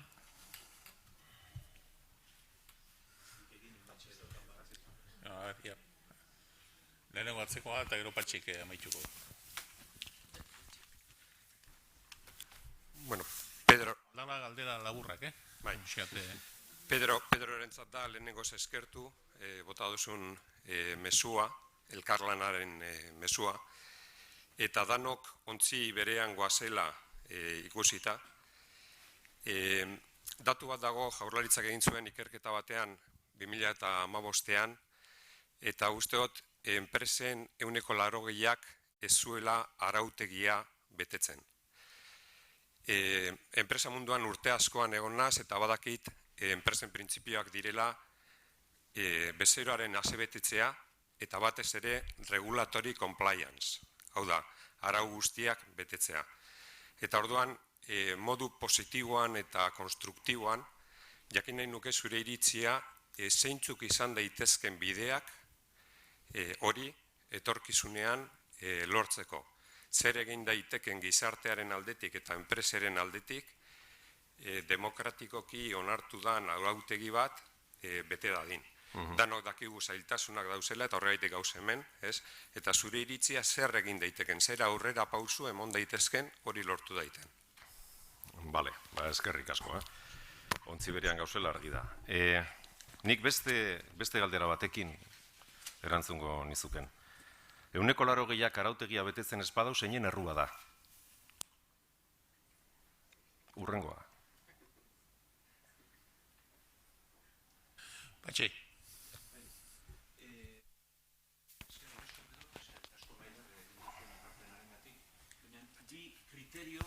Bi irizpide edo zuk erabili dituzun bi irizpide edo kriteriorekin komentario bat egin nahi nuke, Pedro, eta dira, inposaketarik ez, diskriminaziorik ez. Hori Nafarroako Euskarari buruzko eztabaidan 50 urte daramakigu horren inguruan. Enpresa ez bakarrik da gizartearen zatia, baizik gizarteari zerbitzuak ematen dizkion erakundea askotan. Galdera litzateke, gizarteak euskaraz eskatzen dituenean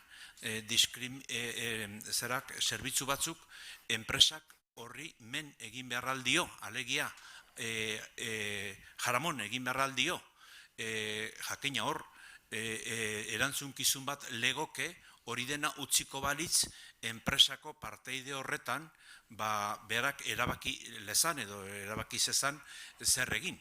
Eta nire ustez hori eraman ezkero beste arlo batzuetara, hasiko ginake erizainak ia nolaten ditu behar duten, da Nafarroan, zonalde euskaldunekoak joaten gera ospital erdarazko edo zonalde mistoan dagoenera, eta orduan indiskriminaziorik ez eta inposaketarik ez horrekin erizainak erantzuten dio soilik erderaz. Hori da galdera. Eta begiratuz pixka bat Maiderri nik uste dut zigor ekonomikoak ezagia, baina zigor sozialak egunen batean dira harakatu beharko dugun zerbait.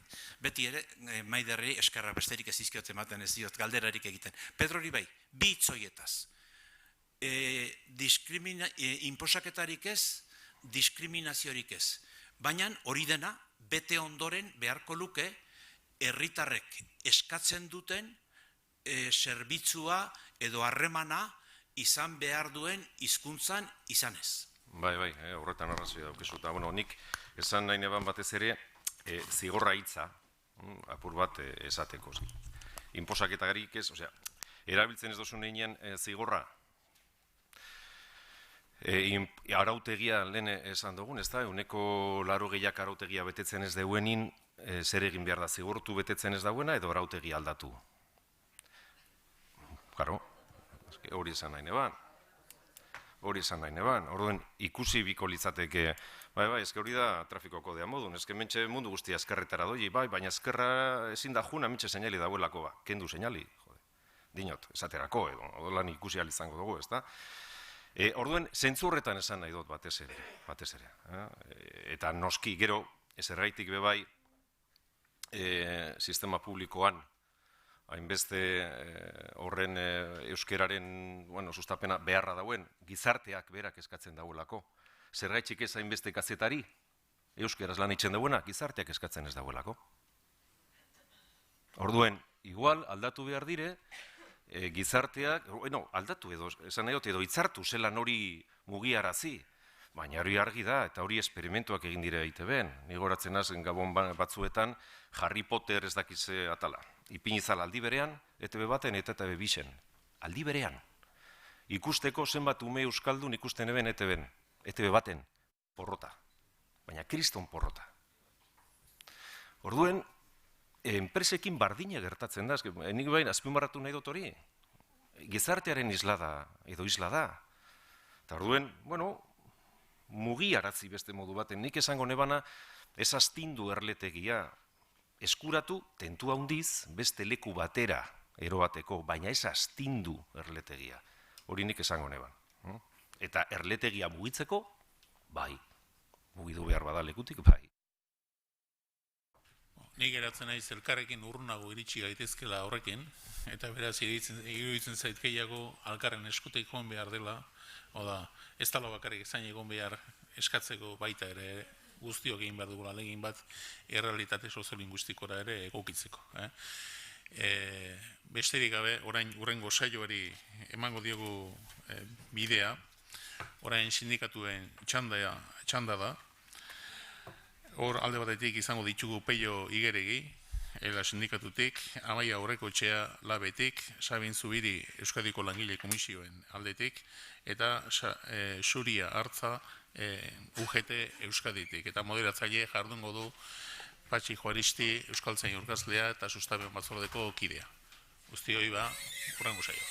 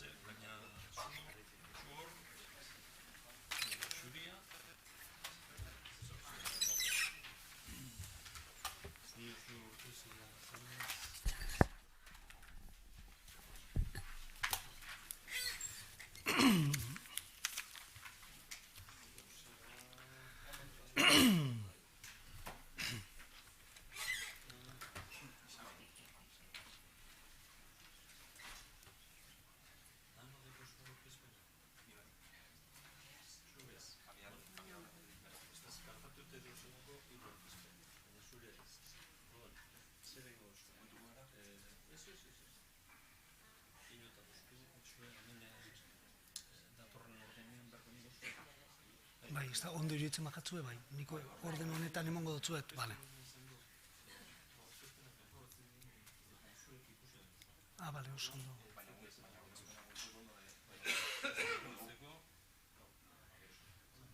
Zenbat aurkezpen dauz, parkatu? 3 dauz, bale.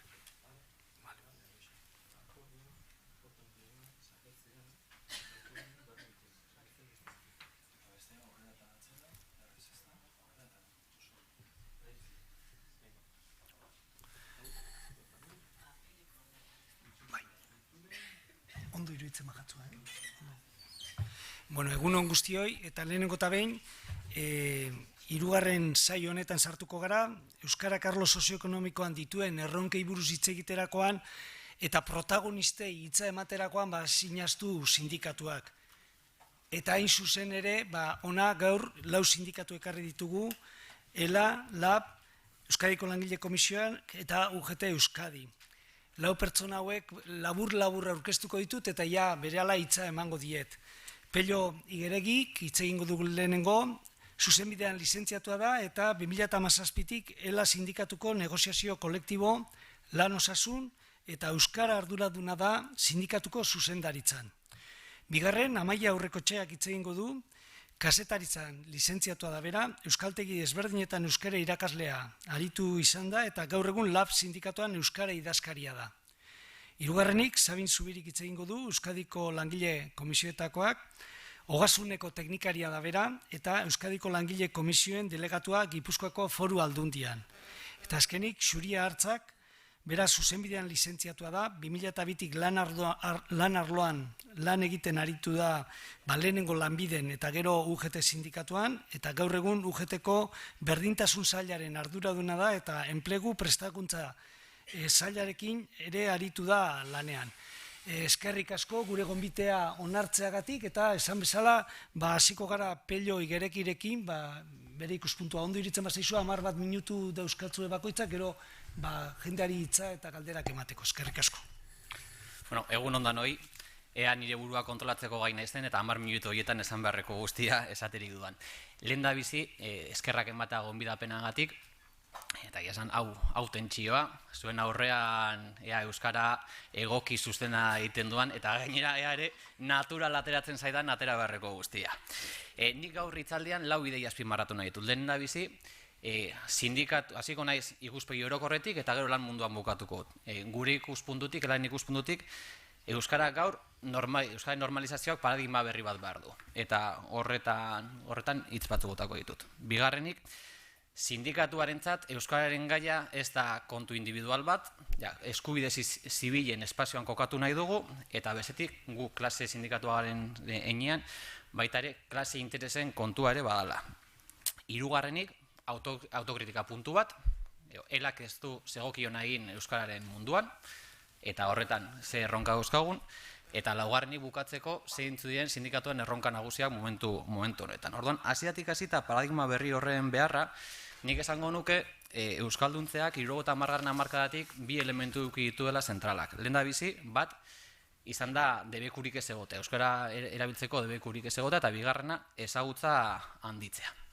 Eta bi elementu horietan egonda hiltzaduta azkeneko urteetan, eta guk hori ikusten du gaur egun oraindik ere euskalgintza orokorren. Eta gure ustez, salto bat eman beharra daukagu, egia da frankismoak asko markatu egin gaituela, baina beste elementu batzu iruditzen zaigu jarri beharko genituzkela mai gainean. Argi daukagu oraindik ere erdaren inposaketa badagoela, eta elementu identitarioa daudela horren antzetik, igande gauean gauza batzuk entzutea besterik ez zegoen, entzuteko la patria komun, la lengua komun de la patria, gauza horiek oraindik ere badaude eta inposatzen zaizkigu. Eta egia da ezagutzan pausu batzu eman ditugula, toki batzutan beste batzutan baino gehiago, ze batzutan ere EAE-zentrismoa daukagu, eta Nafarro eta Iparralden egoera ez da bardina. Baina iruditzen zaigu beste elementu batzu ere mai gainean jarri beharra dagoela, ze EAEn iruditzen zaigu baikortasun saloba dagoela, ontzat ematen dugula dagoen egoera eta ikuspuntu kritikoa faltan botatzen dugu. Eta horretan, bereziki Eusko Jaurlaritzan honi ikusten dugu. Eusko Jaurlaritza iruditzen zaigu kokatzen dela eskubide individualak, euskara erabiltza eskubide individuala balitz moduan. Eta norbanako erabakia balitz bezala. Eta horretan, euskaraldia oso ondo datorkio. Azkenean, euskaraldian guk eman behar dugu pausu bat. Guk erabaki behar dugu, euskara egingo dugun edo ez. Aho biziak belarri prestekin harremaetan jarri behar dugu.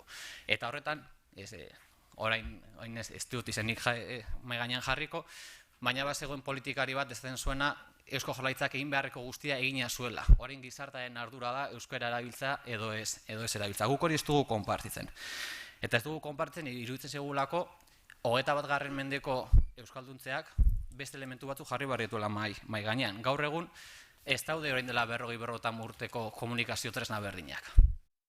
Eta komunikazio tresna horiek erabat markatzen dute euskara erabiltzeko aukera edo ez aukera. Nik bi tontak ere esango ditut. Gaur egun jendearentzat asko errazagoa da bidaia agentzia batean Vietnameri buruzko informazioa jasotzea eta ez Maule edo Oltzarteko zubiari buruzko informazioa. Mugak erabat puskatu egin dira. Eta horretan harreman moduak ere asko aldatu dira. Eta harremana gainera asko individualizatu dira. Azte honetan gertu zen nire etxe bizitzan komunitateko presidentea naiz, eta arazo bat zeukan etxe bizitza bateko kide batek, eta zuzenean nire atea jo eta deitu beharrean WhatsApp talde batean jarri zuen zeukan kexa. Gizarte horretan gaude. Eta gizarte horri egin behar diogu aurre. Eta horretan, gure ustez klasikus puntu batetik, merkatu ekonomiak erabat markatzen du. Euskara ez da errentagarria ekonomikoki. Eta enpresentzat ez da sekula izango errentagarria ekonomikoki. Zeratik euskaldunok ez daukagu aukera berdina zinema euskeraz ikusteko. Zeratik ez daukagu aukera berdina liburuak euskeraz irakurtzeko. Komune irratia entzuteko. Euskara ez dalako errentagarria ekonomikoki. Ez daukagu tamaina nahikorik errentagarriak izateko. Eta gure ustez horretan, espazio hegemonikoak lehiatu egin barko genituzke. Lehiatu egin bar dugu sare sozialen espazioa. Ez dut, estrategia eta finantziazioa bar dela espazio hori lehiatzeko. Komunikabideetan, uste dut ere, lehia bat jarri maigainatu barko genikoela. Espazio radioelektrikoa zelan arautzen dan. Zelan ematen diren irrati lizentziak, zelan ez diren ematen. Zein da ITB-ren papera. Ze bikoizketa politika daukagu. Ez daukagula, bikoizketa desagertzeko politika daukagu momentu honetan. Hezkuntza formalean murgiltze ereduak zelan edatu barko liateken. Hezkuntza ez formalean ere, ze egin barko litzateken ere, euskara modu natural batean gure gazteek erabilia izateko. Gure sortzaileak zelan zaintzen ditugun, edo zelan ez ditugun zaintzen momentu honetan. Kasetaritza, segatik ez da kasetaritza euskaraz egiten, horri buruzari ginen hitz egiten. Ziurrenik gaur etorkizuneko kasetariak ari delako Madrili begira. Ari delako pentsatzen Madrilen lan egin behar dutela. Hemen ez daukatelako espaziorik lan egin izateko. Horri ere aurre egin barko diogu. Ordan guk elementu horiek jarneko genituzke euskalduntze paradigma berri baten barruan. Non kokatzen duelak euskararen gaia. Guretzat bi dimentsio dauzka. Lehen da bizi euskara eskubide zibil bada. Guk esango genuke euskaraz bizitzeko eskubidea aldarrikatzen dugu. Eta lan munduan gaudenez, lanean euskaraz lan egiteko eskubide aldarrikatu nahi dugu. Eta hor, gaur egun dagoen diskriminazio bakarra da, ez dago aukerarik euskaraz lan egin izateko. Eta inposaketak baude, egunerokoak erdara inposatzen da, modu oso natural batean. Gaur egun langileen batek eskatuko balu euskaraz lan egin nahi duela enpresan, eta horrek suposatzen baldin badu, erdaraz datorkion dokumentu bat landu eta euskaraz itzuliko duela, zer erantzun jasoko luke. Modu oso natural baten esango liokete, enpresan beste hizkuntza batean egiten direla dokumentuak. Eta hori da gaur egun daukagun gizartearen isla enpresetan. Eta gure ustez eskubide zibilek triangelu bat eratu barko lukete. Eskubideek obligazioak dakartzate. Eta botere publikoen aldetik baliabideak eskubide horiek gauzatu alizateko. Eta eztabaida horiek iruditzen zaigu eratu barko liatekela espazio guztietara. Eta gero klasikus puntu batetik, guretzat euskara segatik da garrantzitsua. Guretzat euskara oso importantea da, besteak beste lehen esan dudan individualizazio prozesu horretan, komunitateak sortzea ezinbestekoa delako. Guk gizartea eraldatu nahi dugu, gizarte justuago bat egon dadin. Eta horretarako ezinbestekoa da gu bat izatea. Eta euskarak gua sortzeko gaitasuna dauka. Euskarak lotu egiten gaitu. Erdarak ez dauka, gure euskaran txikitasunak badauka abantaila hori. Erdarak ezin du. Erdalduna da, hemen dagoen pertsona bat, estatuko beste edozein herritar, eta munduko edozein pertsona izan daiteke erdalduna. Euskaldunak gu gara. Eta euskara erabiltzean lotu egiten gaitu. Euskarak komunidade bateko parte egiten gaitu. Eta guretzat hori ezinbesteko elementu bada gizarte eraldatu nahi badugu. Ze komunidadeek hartu behar dituzte erabakiak espazioak aldatzeko. Eta zentzurretan guretzat euskara bizi berritzea elementu iraultzaile bada. Eta ezker ikuspuntu batetik, zentrala iritzateken kezka bat. Eta puntu honetan, kontraesanak, lehen lanbideko datuak ikusi ditugu, eta guk kezka handi bat ere badaukagu, prekaritate esparruei buruzkoa. Gure sindikatok hartu badu erabaki bat, eta prekaritate esparruei emardiela aurre. Hori da gure lehentasuna. Eta esparru horietan, pertsona erdalduna topatzen ditugu. Eta guretzat hor bi kezka daude bat, ea ez gauden getoak sortzen espazioetan, eta nik esango nuke gaina espazio prekario askotan, ez da erdaldunak topatzen ditugula, gaztelania ere erabiltzen ez dakiten pertsonak topatzen ditugu. Eta guretzat euskara izan beharko litzateke integrazio tresna bat.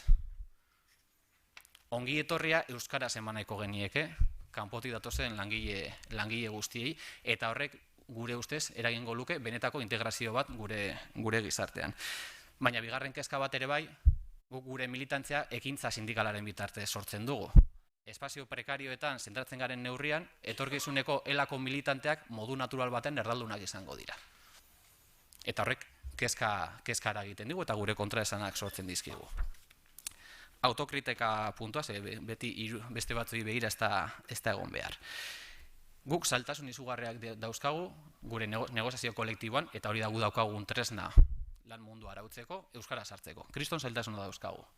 Ez zaigu bakarrik geratzen euskararekin, zeharkako beste gai batzuekin ere gertatzen zaigu. Eta ez gara gai izan horri buelta emateko. Zailtasuna dauzkagu ere, eremu guztietan berdin aritzeko. Ez daukagu intentsitate berdina administrazio publikoetan eta enpresa pribatuetan. Eta bereziki enpresa pribatuetan salto bat eman beharra daukagu. Ez gabiltzalako egiten egin beharko genukena. Eta sindikatu barruan ere, gaur egun ez daude bermatuak euskaldun guztion eskubideak. Gaur egun sindikatuko organo nagusietako hizkuntza euskera da. Baina oraindik ere sindikatuko espazio guztietan ezin da euskaraz bizi. Eta guk horre erronka bat daukagu, eta Euskal Herriko eragile sozial nagusia garen neurrian, bakigu horrek, bai barrura begira egiten dugulan horrek, milaka pertsonengan eragin izango lukeela, eta kanpora begira ere gizartean isla handia izango lukeela. Da bukatzeko, ja ikustu dut horari dela, izan dut, ariketa komplikatuan neukala. Gu eragile soziala gara eta eragin nahi dugu. Eta eragin nahi dugu zertan, baetik, gobernuei eragin nahi diegu, eragin nahi dugu administrazio barnuan, eta hori ja bakarrik esaldi batzu bota ditzaket, behin-behinekotasuna eta euskalduntzea batera ezinak dira. Eta administrazioetan dagoen behin-behinekotasun tasarekin, ezinezkoa da euskalduntze prozesu honak egitea. 2. Euskalduntze prozesuak administrazioetan langileen kontura egin dira, baliabiderik jarri gabe, hori aldatu egin behar da. 3. Hurrengo urteetan administrazioetan erretiro asko egongo dira. Ez badugu ondo aprobetxatzen hurrengo 10 urtetan izango dan testu inguru hori, berri ere belaunaldi baterako galdu ingo dugu administrazioetan euskaraz lan egiteko aukera. 4. Administrazioetan euskara normalizatzeko dekretu berri bat egongo da hemendik gutxira. Eta nik galdera batzu bakarrik, ausardia egongo da Osakidetza, Ertzaintza eta Justizia dekretu horren barruan sartzeko, edo kanpoan geratuko da orain arte bezala. Eta horiek dira momentu honetan dauzkagun eremu erdaldunak. 2. Lehen aldiz administrazioetan lan ingo duten pertsonei euskara exigituko zaie, bai edo ez. 3. Eperik ezarriko da hemendik urte batzutara bermatua egon dadin administrazioetan lan egiten langile guztiek euskaraz lan egiteko eskubide izango dutela? Lan horrela bermatuko zaie, bideratuko zaie? Zeren esan, baliabide gutxi jarri da eta langileen kontura egin da euskalduntzea. Baina euskaldundu direnei ere, zelan bideratu zaie lan aurrengo egunean? Euskaraz lan egiteko aukera eduki dute egindako esfortzu guzti horren ondoren? Enpresei begira ere, iruditzen zaigu, administrazioak ere badaukatela zeregina, kontratazio publikoa baldintzatu daiteke. Diru laguntzak baldintzatu daitezke. Baliabideak ezarri beharko lirateke lehen esan dituan eskubideak egikaritzeko. Eta ja, enpresiekiko guk badaukagu erronka negoziazio kolektiboan benetan euskara barne biltzeko. Eta horretan, enpresek euskara nahi dute, bai, baina doainik baldin bada. Eta langileen kontura baldin bada. Eta guri dutzen zaigu hori ezin da horrela esan. Eta lehen, bakarrik bukatuko dut metafora batekin, ni garai batean, ja preskribatuta dago delitua, orduan esan dezaket, Gasteizera juergan joaten nintzenean, hor bakizue jeitxira badago, eta kotxearekin momentu batzutan 160 joaten nintzen. Gaur egun ezin dut egin, radarrak daudelako. Garai batean ere tabakoa erretzen zen toki guztietan. Gaur egunez, arauak aldatu direlako. Gizarteak erabaki kolektibo bat hartu eta gero baliabidea jarri ditu hori aldatzeko. Enpresetan ere, bada garaia, baliabidea jarri daitezen, eta gero neurria jarri dezen baliabide benetan hartzen diren erabaki kolektiboak gauzatu daitezen. Ze bestela, modu naturalean hizkuntza hegemonikoak jarraituko du hegemoniko izaten, eta hori erdara izango da. Eta modu oso naturalean, ez da modurik izango, euskaldunok euskaraz lan egin izateko. Eskerrik asko. Eskerrik asko, Pello.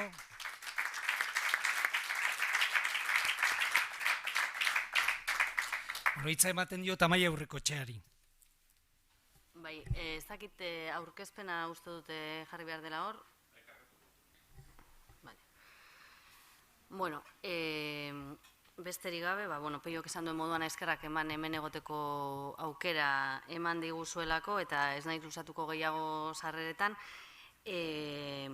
Aipatzekoa hemen Lab sindikatuak badaukala bere hildo estrategikoa lan munduaren euskalduntzea nola egin behar den zehazten duena, eta orduan apur bat galdera zen euskarak arlo sozioekonomikoan dituen erronkak, guk ikusten duguna da, erronka dela arlo sozioekonomikoa bera euskalduntzea, orduan hori nola egin saiatuko gara azaltzen 10 minutu hauetan, ze tresna ditugun, eta nola ikusten dugun guk egin beharko dela. Ez dakit hau pasatzen den.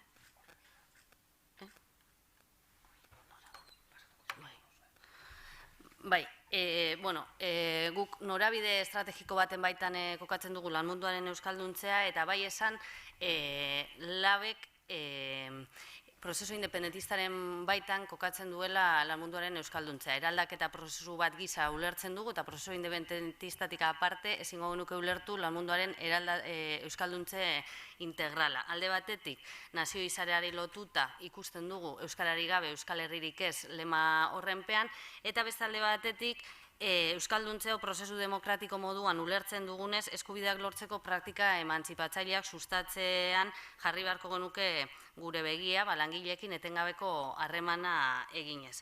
Aipatu du Peiok negoziazio kolektiboa, eta egia da orain arte negoziazio kolektiboaren esparruan jartzen genuela guk ere arreta gehiena. Dena den, negoziazio kolektiboan eman diren erreformak eragin nahiko zuzena izan dute langile lan harremanetan eta langileen baldintzatan, eta momentu honetan labek negoziazio kolektibo horri uko egin gabe ekintza sindikalean kokatzen du gehiago euskara edo lan mundu euskalduntzeko egin beharreko lana. Esan dudan moduan, Laneus estrategia honek ikuspegi integral bat jasotzen du, eta bai esan nahiko genukena da, euskalduntzea o eraginkorri izateko nolabait aurrepauso bat edo eman behar dela, eta hor zentratu beharko ginatekela ezagutza edo hezkuntzaren esparruan.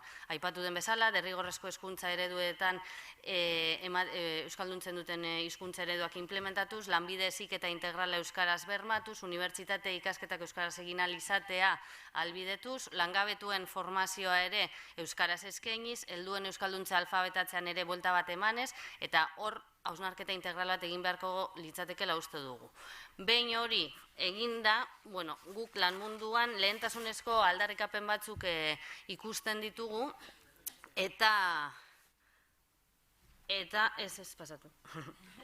ikusten ditugu, eta lehenengoa litzateke erakundea bera dela euskaldundu behar dela. Hau da, beti langilearen gain jartzen da pisu guztia, eta iruditzen zaigu erakundearen euskalduntzean egon beharko dela gakoa. Erakundea jarri beharko ditu baliabide guztiak helburua edo helburura egokitu ahal izateko, baina ez soilik langileak. Langileak ez dira bakarrik baliabide, beste hainbat ere badaude erakunde euskalduntzeko.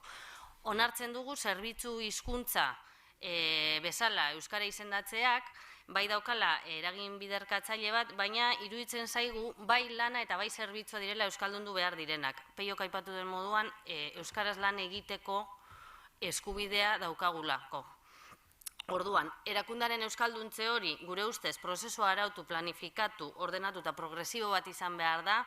Lehen aipatu diren nahia eta askatasuna aparte utzi eta borondatezko izaera hori aparte utzi, eta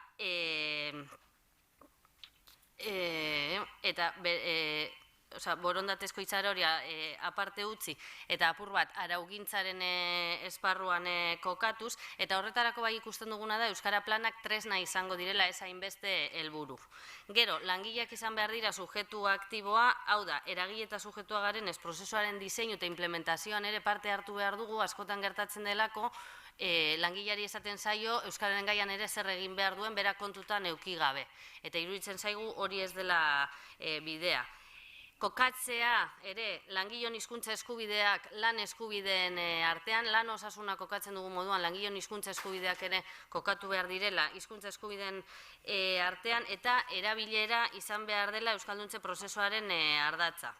Esan dugun moduan, ezagutzaren unibertsalizatzea aparte utzi gabe, iruditzen zaigu espazioak euskalduntzaren aldeko desoreka bat egin behar dela erabilera aukerak handitu daitezen. Beste puntu bat, euskara inbertsioa da, eta hori lehenengo guk ulertu behar dugu, eta gero ulertarazi egin behar dugu, euskara ez da gastu bat, eta bebai, aipatu nahi duguna lehentasunezko gai moduan da, erakunde publikoak euskalduntzeko hizkuntza politika baten behar izana. Horretarako, bai aipatu nahiko nuke, jardunaldi hauetan kontseilua uste dut ez dela gonbidatua izan, eta guk ekarri dugu kontseiluak 2018an egin zuen herri administrazioetan Euskararen erabilera normalizatzeko prozesua arautzeko dekretu baterako proposamena, eta guk guztiz bat egiten dugula hor aipatzen denarekin, barna hiltzen dituelako hemen aipatzen diren oinarri batzuk, erakundea euskaldundu behar dela, eta beste hainbat. Aipatzen dugu ere, Euskara batzordeak izan behar direla gure ustez Euskalduntze prozesu horren gidari. Eta Euskalduntze prozesu soilik arduratuko diren Euskara batzordeak sortu behar direla. Izango direnak normalizazioko prozesu hori gidatuko dutenak erakundearen baitan eta jarraipena bermatuko dutenak. Eta noski Euskara batzorde horietan aldarrikatzen dugu sujetu izango direnen parte hartze parekidea. Bai zuzendaritza arloetatik, bai langile arlotik parte hartze parekidea. Askotan ez dena ematen. Behin lehentasun horiek identifikatuta, ekintza sindikalera egingo du saltoa, esan dudanagatik ekintza sindikala ulertzen dugulako lan munduan eragiteko esparru nagusia, eta iruditzen zaigu ekintza sindikalean 3 esparru nagusi daudela lantokietatik aparte edo. Alde batetik langileria, beste alde batetik herri estrategia eta beste alde batetik ekintza soziala. Langileria, gure ustez, langileria edo herritarren artean adostasun zabala lortu behar dugu Euskararen normalizazioaren alde, eta langile ongan eragin behar dugu gure hizkuntza eskubideak zeintzu diren ezagutu ahal izateko. Horrek ekarriko duelako urraketa bat ematen denean ere, salaketa irmoa eta alternatiben planteamendu bat.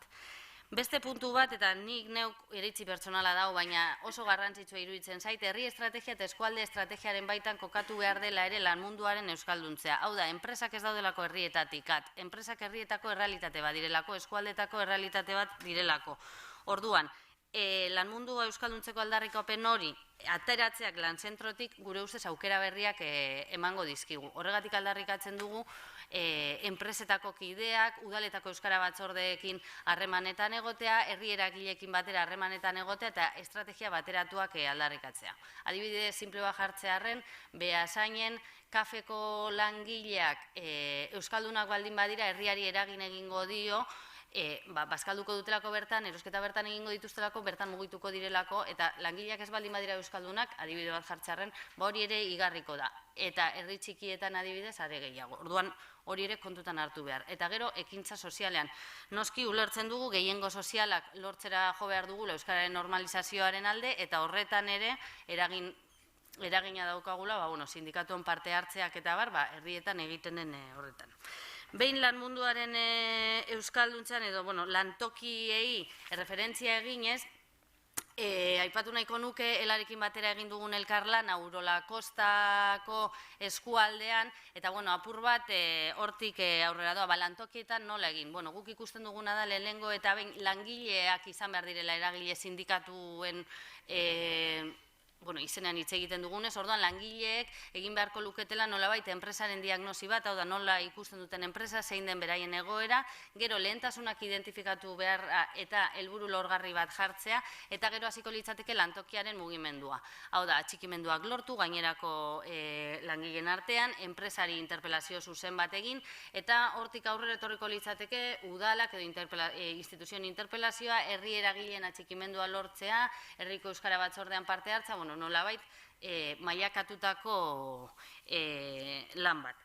Orduan, hori da ikusten duguna pizka bat lantokian nola egin dezakegun. Ez da prozesu erraza, hemen azalduta oso erraza ematen du, bata bestea, pauso bakoitza bata bestearen atzean, baina denpora darama eta ikusi dugu aurrera eraman dugun proiektuan kostatzen dela eta frutuak ematea are gehiago kostatzen dela. Horretarako formazioak egin izan ditugu, eta bar. Aipatu, ekintza sindikala lantokietan badago aukera, negoziazio kolektiboan euskararen gaia txertatzeko nola ez labek ikusten du, hor txertatu beharko dela euskararen gaia, eta beste aurrera pauso simple, baina eraginkorra izango litzateke negoziazio kolektiboa bera ere euskaraz egiteko neurriak jartzea. Batzuetan elokeri bat ematen du, baina bilera horiek euskaraz egiteak ja estatus bat ematen dio hizkuntzari. Bestela ematen du negoziazio kolektiboa dela goi mailako zerbait eta hori euskaraz ezin dela egin. Aipatu nahi ditugu, lehena esan dugu moduan euskalduntze prozesuak eta euskara planak, beti ere tresna gisa ulertuta eta ez helburu moduan, noski ongi etorriak izango direla, esan dugun langileekin konpartituta baldin badira, eta gero eremu publikoari dagokionez oso garrantzitsuak iruditzen zaizkigu alde batetik klausula sozialak eta beste alde batetik kontratazio irizpideak. Klausula sozialak dira langileriaren baldintzetan eragin zuzena dutenak, erakunde publikoek kontratatzen dituzten enpresetako langileek bete beharreko irizpidea jasotzen dira, eta daude zerbitzua hobetzera bideratuak. Noski ez dela hau laben eredua, erakunde publikoak azpikontratatzea, baina gaur egun gertatzen den gauza bada, eta iruditzen zaigu, horretan erakunde publikoek eta alderdi politikoek badaukatela zer esana. Eta gero dago kontratazio irizpideak, zerbitzu enpresa bat ere kontratatzen denean, jarri beharreko irizpidetan iruditzen zaigu euskararena badela jaso beharreko puntu bat. Orduan, hauek aipatuta, ez dakit azkar hitz egin dudan, denbora pasatu den, listo, hau da esateko nuena, eta, eskerrik asko, eta listo.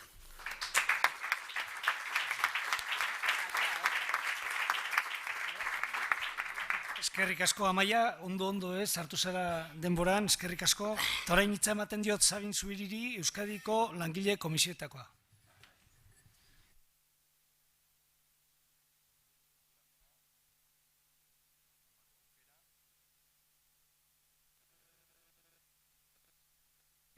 Horen bai. Eskerrik asko hori zainen, bai. Aurkezpena, bai. Sindikatuan azkenengo hilabetetan, lantalde batean, ibili gara, nolabait hizkuntza politikaren inguruan, gogo eta nolabait planteamendu batzuk konpartitzen, partekatzen, eta justu, datorren astean, atera egingo dugu dokumentu bat, nahiko integrala, hizkuntza politikaren inguruan. Kargatzen baldin bada, agertuko da hemen dokumentua. Dokumentuaren, hau da, justu hau da, datorren astean. Ez da bilau? Bai, baina aurrera eta atzera ebiliko naiz,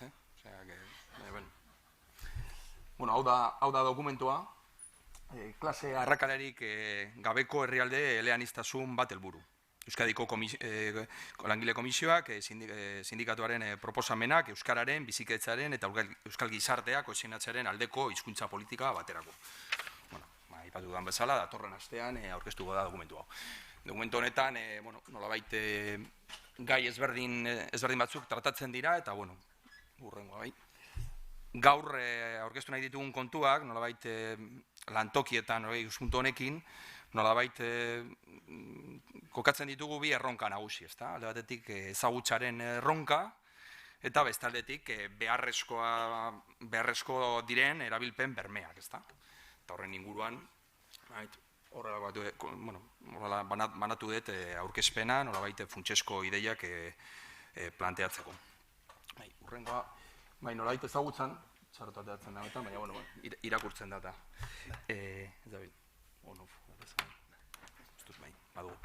Bueno, azteko, zein da errealitate soziolinguistikoa? Nik uste dut hori da nolabait, perspektiba hori kontuta izan behar dugu, nolabait zein da, hau da, inkesta soziolinguistikoaren datuak, eta, bueno, hau da, gure Euskal Autonomia Erkidegoan dagoen errealitate soziolinguistikoa, eta hau da, nolabait, hau da abia puntua, ez da?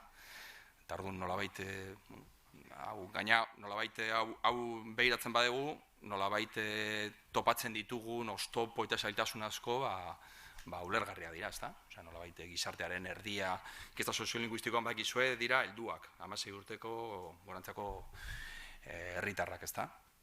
Eta, bueno, nolabait euskaldun gero pasioak eta euskal hiztunak, baina gero euskal hiztunen zati hori, eren hori, baditu ere, badaude bere ñabardurak, ez da? Osea, eta iardia, honeko 54 elebiduna dira, bai, baina gaztelaniaz nagusi dut hizkuntza. Eta orduan, guk uste dugu bai nolabait errealitatea nolabait ezagutzea eta onartzea hori badala abia puntu bat, gero planteatzen diren proposamenak, aldaketak eta helburuak, ez da?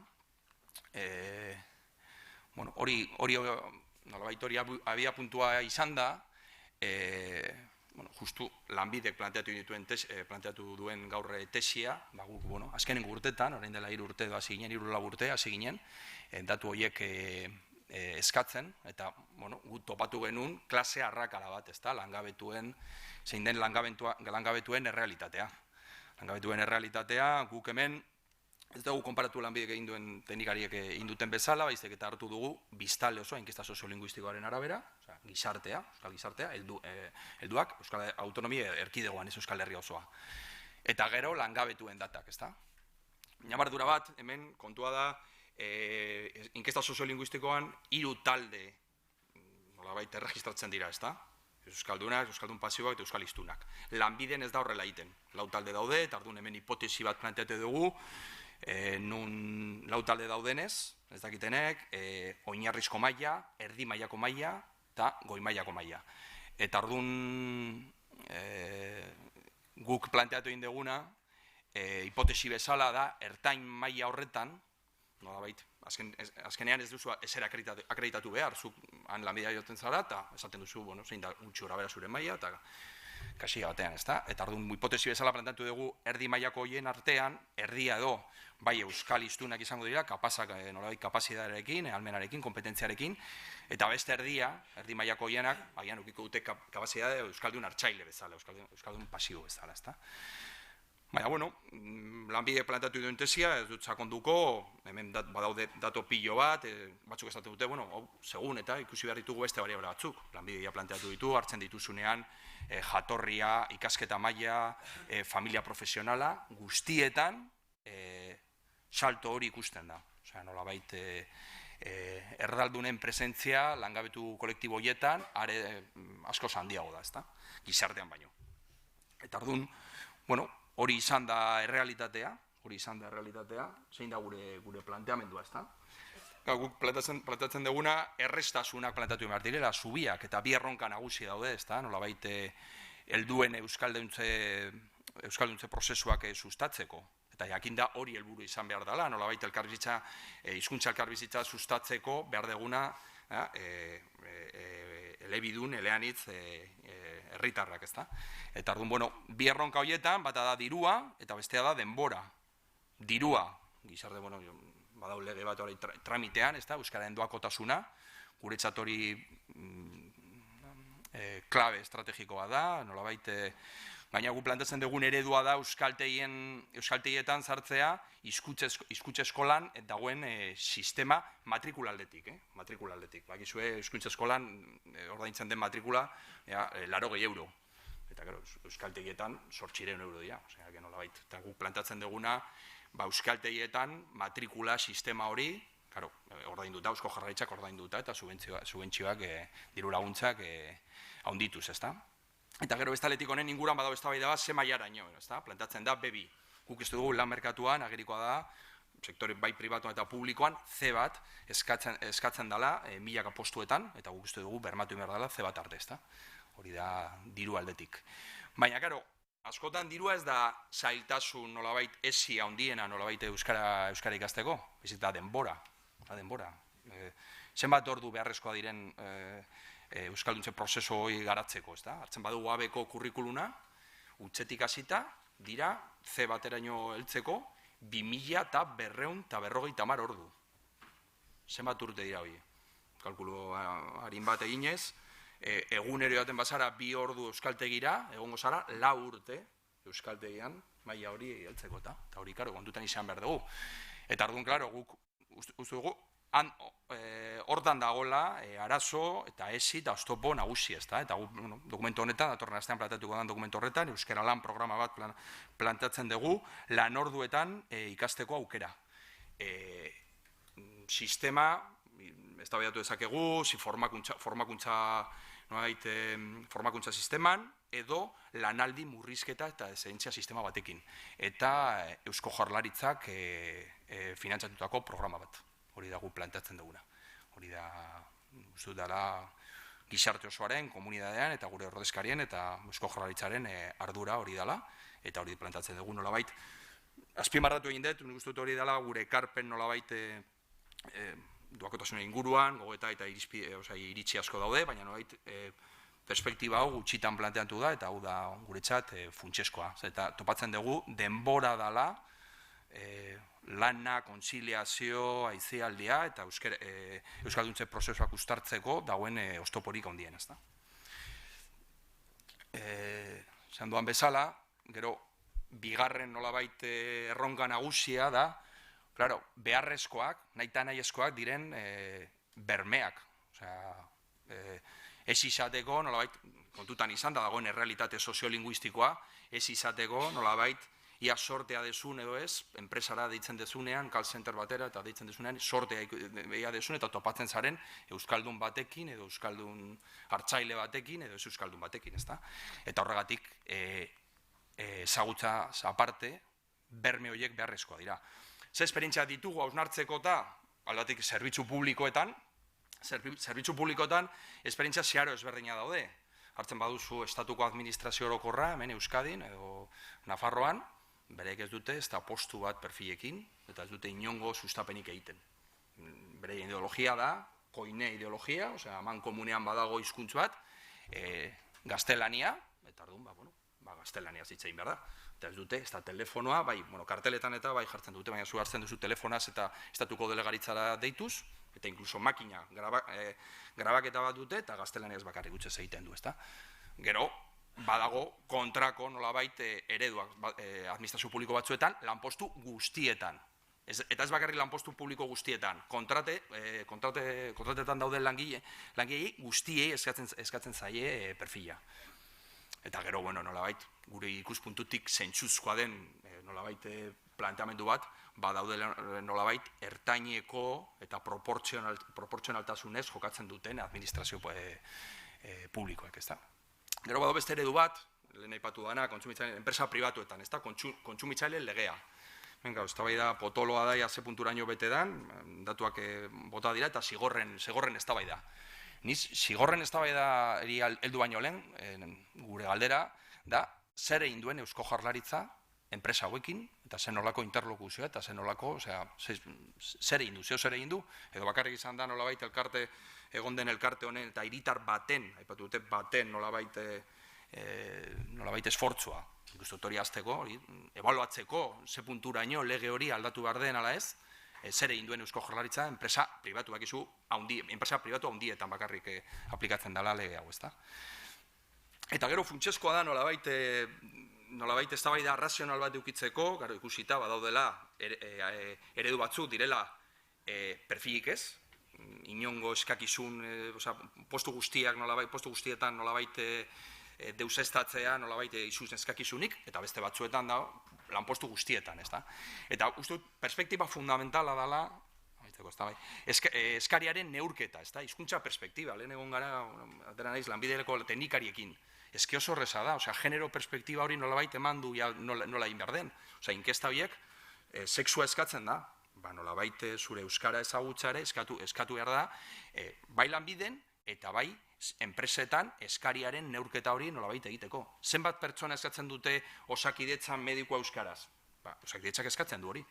Enpresetan, call center, Euskaltel, Vodafone, zenbat pertsona telefonoz, enpresa horiekin eta energia enpresetan eta telefonoz egiten dugu dena. Zenbat pertsona kontsumitzaileek eskatzen ditugu zerbitzu horiek euskaraz.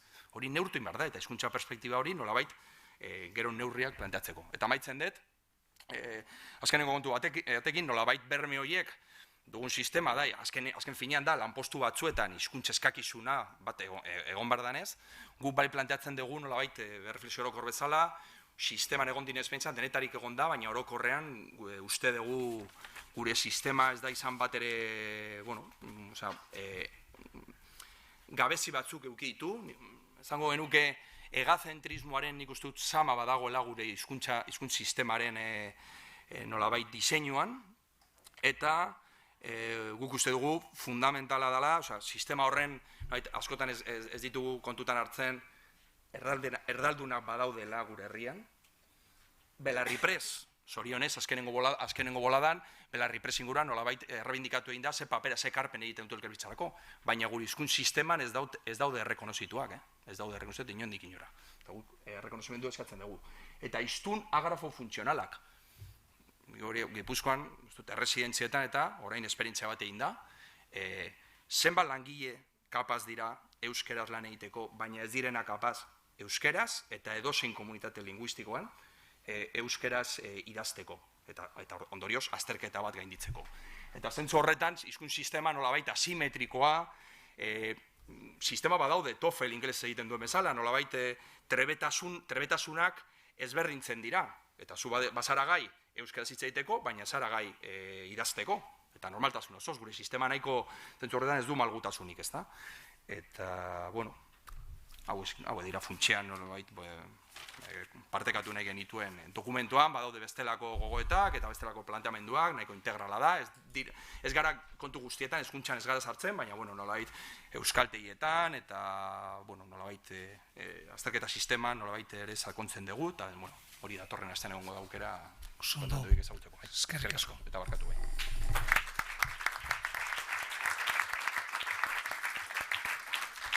Eskerrik asko Sabin, eta orain hitza emango diot Xuria Hartzari, bera UGT Euskadiko ordezkaria da. Eskerrak Patxi, lehenik eta behin eskerrak eman nahi ditut gonbidapenagatik.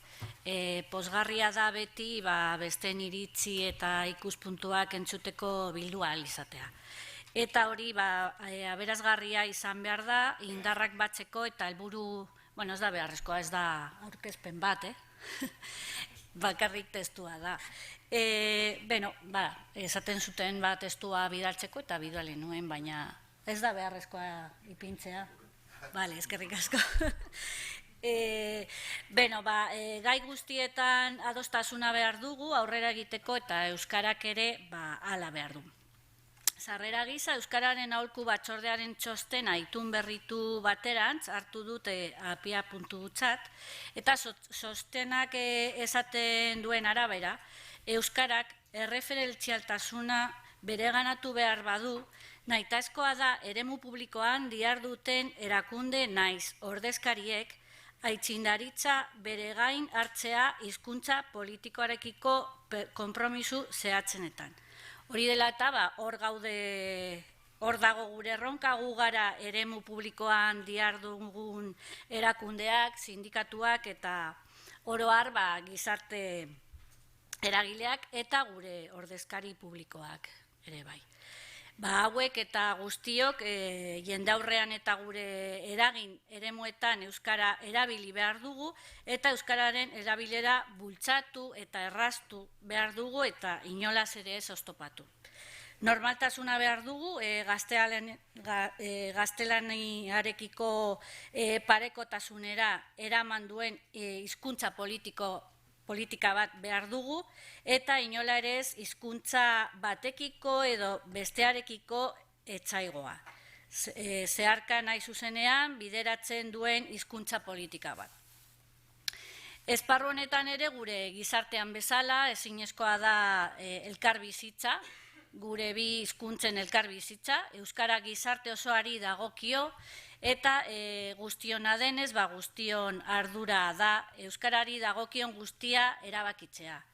Euskarak ez du inolako onurarik lortzen posizio politiko batekin edo bestearekin identifikatuta, identifikazio horrek urrundu egiten ditu posizio politiko horretatik parte hartzen ez dutenak, eta hori argi eta garbi euskara biziberritzea helburu duen hizkuntza politiko baten aurkakoa da.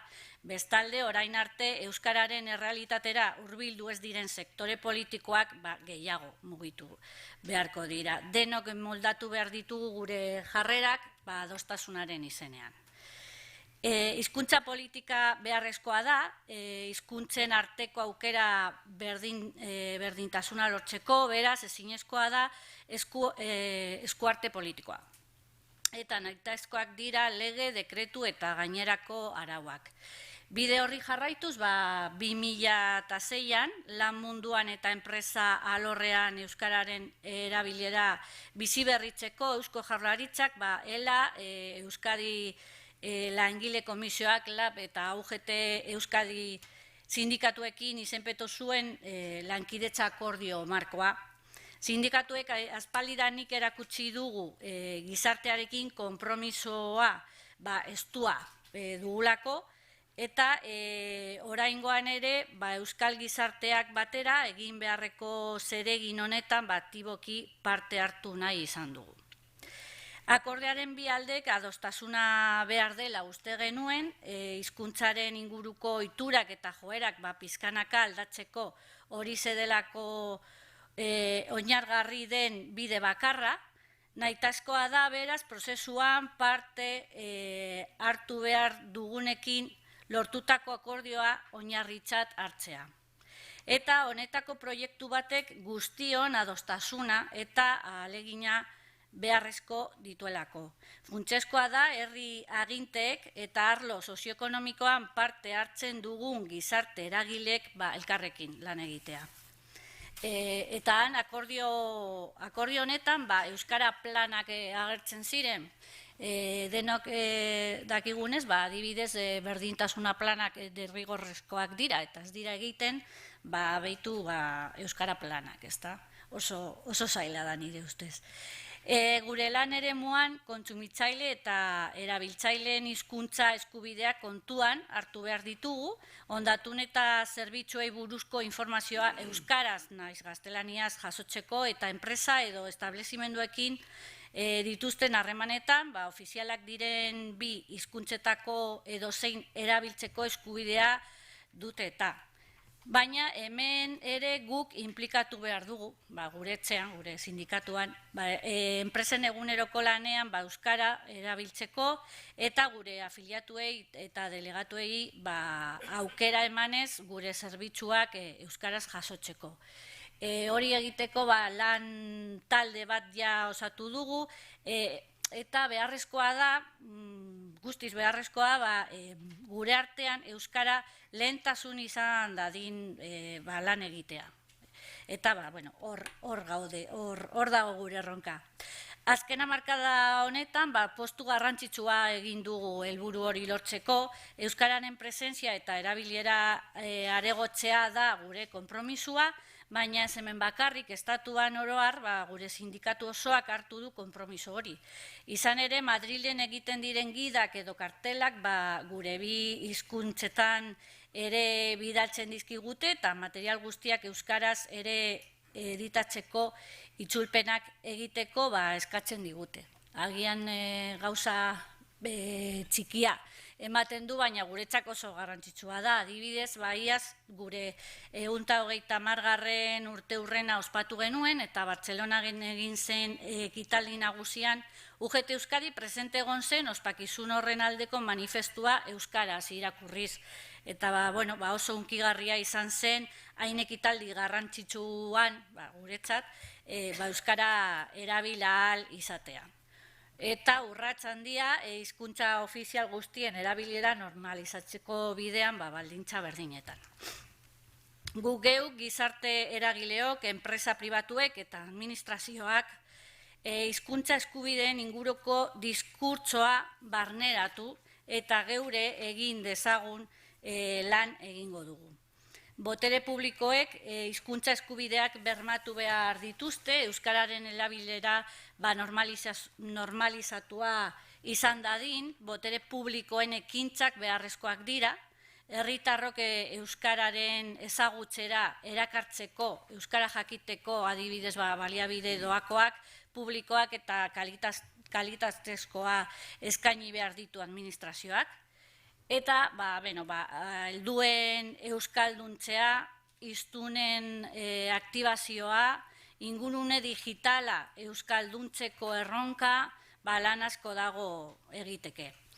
Azken hamarkadetan, ahalegin handia egin eta gero, belaunaldi berriak dira euskara gehien ezagutzen dutenak eta gehien erabiltzen dutenak, eta belaunaldi horiek lan mundura heltzen ari dira. Ja, hitz egin genuen horri buruz.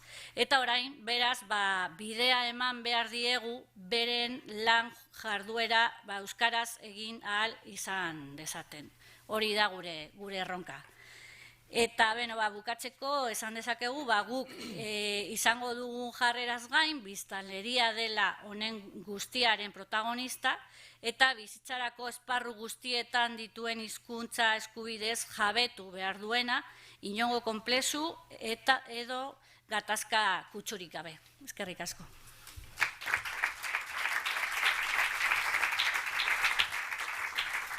Eskerrik asko Xuria eta eskerrik asko Lauroi, zuen ideiak modu laburtuan azaldu dituzuelako, eta orain, zuen momentua da galderak egiteko, baduzkagu minutu batzuk, eta beraz, galderaren bat, balego,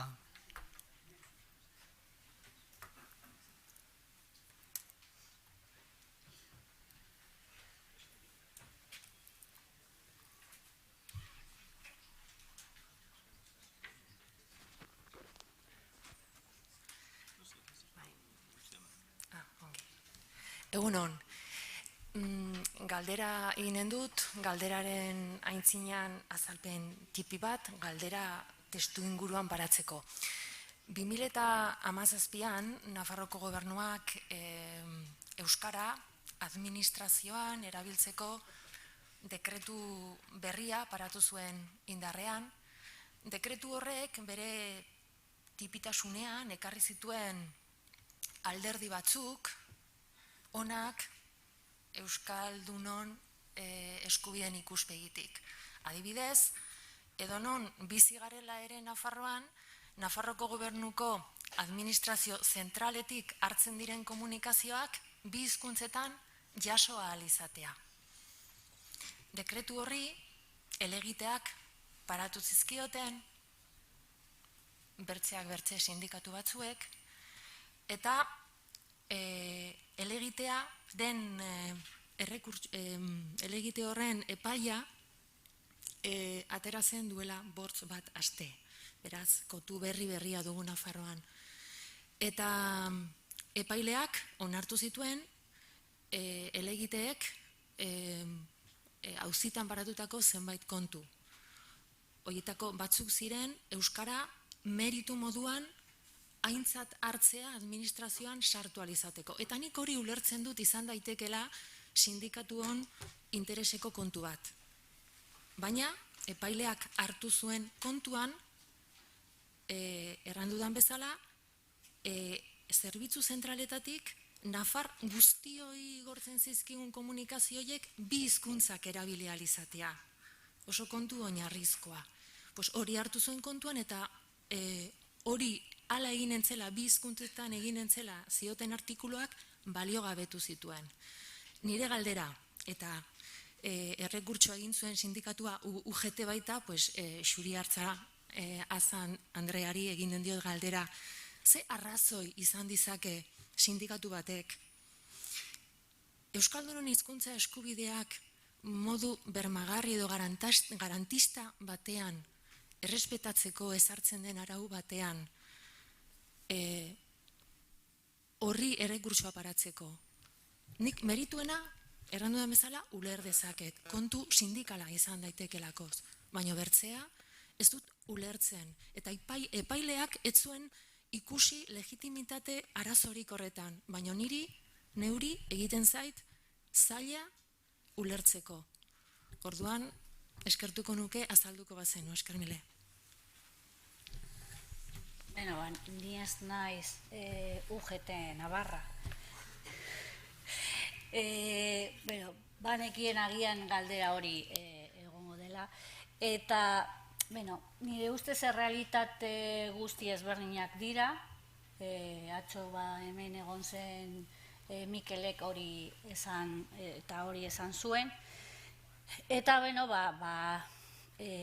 kideek esaten dute, bermatzeko funtsezko eskubideak. Eta esaten dute, principios de igualdad, edo ez dakizer, bermatzeko. Haiek dute bere arrazoiak, beste egoera bat da, eta ez da gurea. Guk hemen gaude, esateko oso garrantzitsua dela euskara erabiltzea gure arloan, ezta? Eta, hori, bai UGT da, baina UGT Navarra da, eta nik naiz inor, esateko txartoala dagoen ez dakit. Haien arrazoiak dituzte, hori egiteko. Zenditzen dut. Beste galdera bat hemen. Ez da galdera, ohar bat da Sabin esan duzun zerbaiti buruz.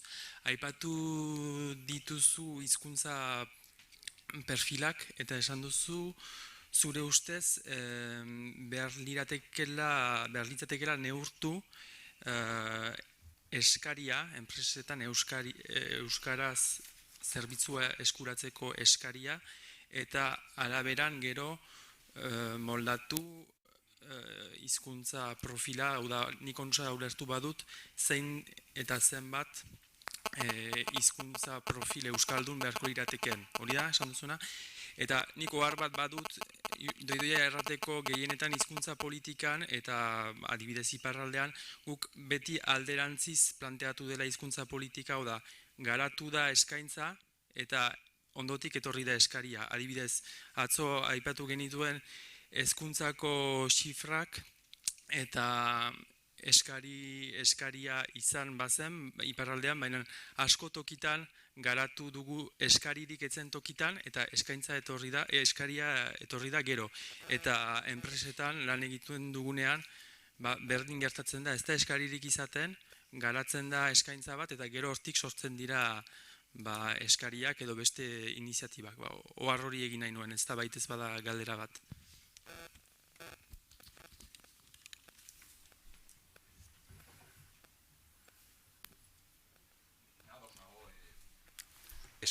Ados nago, eskaintza ez dagoen lekutan, fenomeno gertatzen da.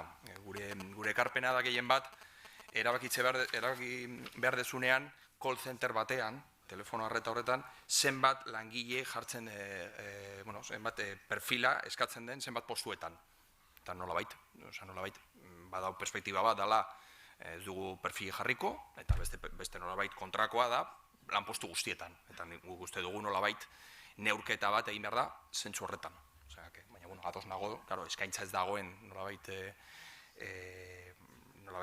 esparrutan, eskaria, ez da, desagertu egingo da, ez da, edo, baina, hori da, nabardura, neurtzeko, azken puntuan, azken finean, nolabait, irizpide batzut, elkar bizitza irizpide batzut kokatzeko.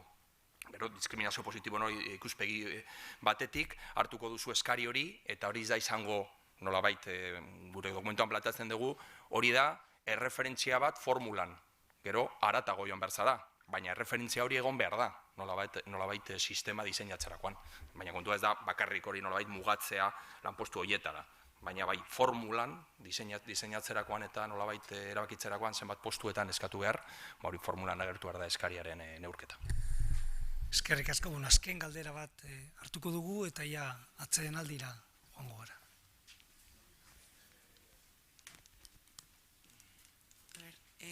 Nire galdera da, galdera, kasua, azalduko lehenengo pixka bat ulertzeko. alegintzen ari gara gure erakundea euskalduntzen, euskaldun kopuru txikia dago gure erakundean, eta euskalduntzen, ekimen berriak egiten, eta hori. Orduan, nahi dugu nolabait derrigortu edo, jendeak ja neurri batzuk arditzala, gure lankideek, urrats txiki batzuk emon, euskerari presentzia gehiago emateko. Eta hor, enpresa batzordetik esaten digute, baina hor, langileen eskubideak errespetatu behar dira, eta langileen borondatea, hemen bueltatzen gara, lehengora, borondatezko gauza bat izan behar da. Guk planteatuko bagendu hor euskeraren erabilpena erakunde publiko baten, euskeraren erabilpenean nolabait derrigortasunak ezarri daitezke langileen borondatearen kontra, langileen eskubideak derrigortasun horren gainetik daude, edo derrigortasun eskubide horren barruan sartu behar dira euskerari lotutako derrigortasunak, ez dakite, aurraldiatu ez naizen, baina ez dakit ulertzen dan, ulertu dozu, bale. Norbaitek zerbait, bai. Hau sartuko nahi zerbait esaten. Nik esango nuke ikuspegi sistemiko eduki behar dela, eta ezin dela pertsona bat isolatu egoera zehatz batean. Langileen eskubideak, gizartean eskubideak, danak orekatu behar dira. Eta nik galduko nioke nire buruari ere, ze aukera daukaten pertsona horiek euskalduntzeko. Ze baliabide jartzen zaizkien euskalduntzeko. Horrela balitz, nire ustez, oreka puntu bat bilatu behar da, biak emateko. Egin behar da, azterketa praktikoak, ze adin daukaten. Erretiroa hurbil daukan jendea da, jende gaztea da. Ze petan esartzen dira derrigortasunak. Azterketa hori eginda, epe batean, obligazioak eta eskubideak, biak egon behar dira. Eta langileen eskubideak egon behar dira, eta langileen obligazioak egon behar dira, eta oreka puntu egoki bat bilatu behar da, baina hori, ikuspegi sistemiko batetik, ze hemen guk daukagun esperientzia, ni Osakidetzako arduaguna izan naiz urtetan, eta ikusi dute euskalduntze prozesua Osakidetzan zelan egindan. Eta eginda langilei erabat pisu guztia ezarrita. Erabat.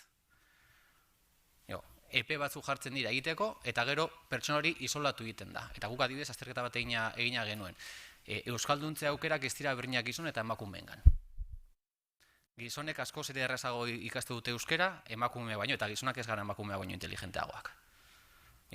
Emakumeek ze arazo dauzkate, kontziliazioak, eta Osakidetzaren kasuan txandaka lan egiten den enpresa bada. Zelan ikasten da euskera txandaka egonda, eta era berean kontziliazioa etxeko lana zure gain hartu behar bauzu. Eta helburua izan behar da euskalduntzea. Iruditzen zegu horregatik izatut ikuspegi zabal bat eduki behar da, administrazioak baliabideak jarri behar ditu, eta hori horrela eginda, derrigortasunak ere egon behar dira. Eskubide guztiak bermatu behar direlako, seguri elitzeguko okurrituko pertsona bat diskriminatzea emakume izategatik, edo arrazarengatik. Eta egunerokoan enpresetan euskaldunak diskriminatuak gara, ezin dugulako euskeraz bizi. Eta hori ere gainditu behar diskriminazioa bada. Eskerrik asko badakit, galdera gehiago daudela, amai parkatu. Kasu konkretu horri erantzunez igual, eta guk uste dugu aurrepauso bat egon behar dela, eta gertatzen da hori, eta beti gauza berdinekin topatzen gara, ez? Derrigortu behar zaio, eta derrigortu behar zaio, labek uste duena da, benetan hizkuntza politika eraginkor bat jarri nahi baldin bada martxan, eremu sozioekonomiko euskalduntzeko arauetan sartu behar garela. Hau ez da borondatea. Hemen arauak daude, eta nahi baldin badugu egoera diglosiko hau gainditu eta euskarari bere lekua eman, arauetan sartu behar gara. Behin arauetan sartuta joango gara hori gainditzen. Peiok esan du lehen erretzen zen leku guztietan, hori ez da erretzen. Mate zuen mundua eroriko zela, ez da erori, jarraitzen dugu, erregabe, leku publikoetan. Kasu honetan berdina, eta gero galdetuko nuke ere, egin den prozesu hori, ia egin den langileen zera kontutan hartuta. Ze askotan hitz egiten dugunean lehen aipatu dudana da etortzen da zuzendaritzatik edo etortzen da kidego batetik esan ez, bueno, euskara plana jarriko dugu martxan, bueno, eta kontutan hartu da erakunde osoa? Ekimen bat izan da, bueno, langile batzuk. Orduan egin beharko litzateke lana, beste batzuk ere erakartzeko gure diskurtsora eta ez da inbeste. Baina, esan nahi duana da, nik kokatuko nuke aurrera pauso baten. Ze berriro ere jartzen gara langileari errua botatzen eta erakundean on gelditzen da hor. Bai, arauak noke ezarri behar ditu. Aipatzen zena, ez? Norbera da eragile? Bueno, norbera izango da eragile, beste arau batzuk jartzen baldin badira. Nik hori bai argi utzi nahiko nuke. Eskerrik asko, atzeden aldiara joango gara, 10 minutu dauzkagu, 12-10 gutxiagotan hasiko gara hurrengo saioarekin. Eskerrik asko.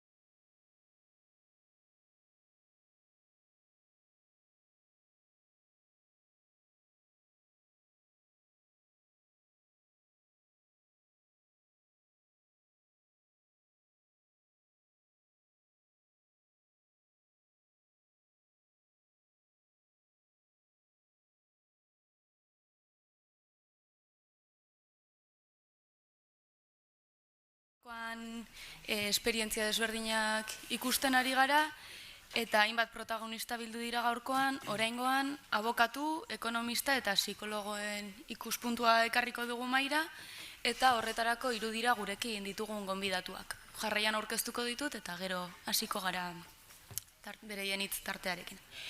Batetik, Aitzo Lasla Uribe daukagu gurekin, zuzenbidean lizentziaduna Deustuko Unibertsitatean, abokatua, Bizkaiko abokatuen elkargoko kidea, eta bertan hainbat arlo ditu bere ardurapean, prestakuntza, nazioartekoa eta harreman linguistikoak. Horrez gain, Ipar Bilbao abokatuak bulegoko bazkidea ere bada, eta merkataritza zuzenbideko, zuzenbide zibileko eta zigor zuzenbideko espezialista. Abokatuen kontseilu nagusiaren ordezkaritzako kidea ere bada, eta irakasle ere badugu.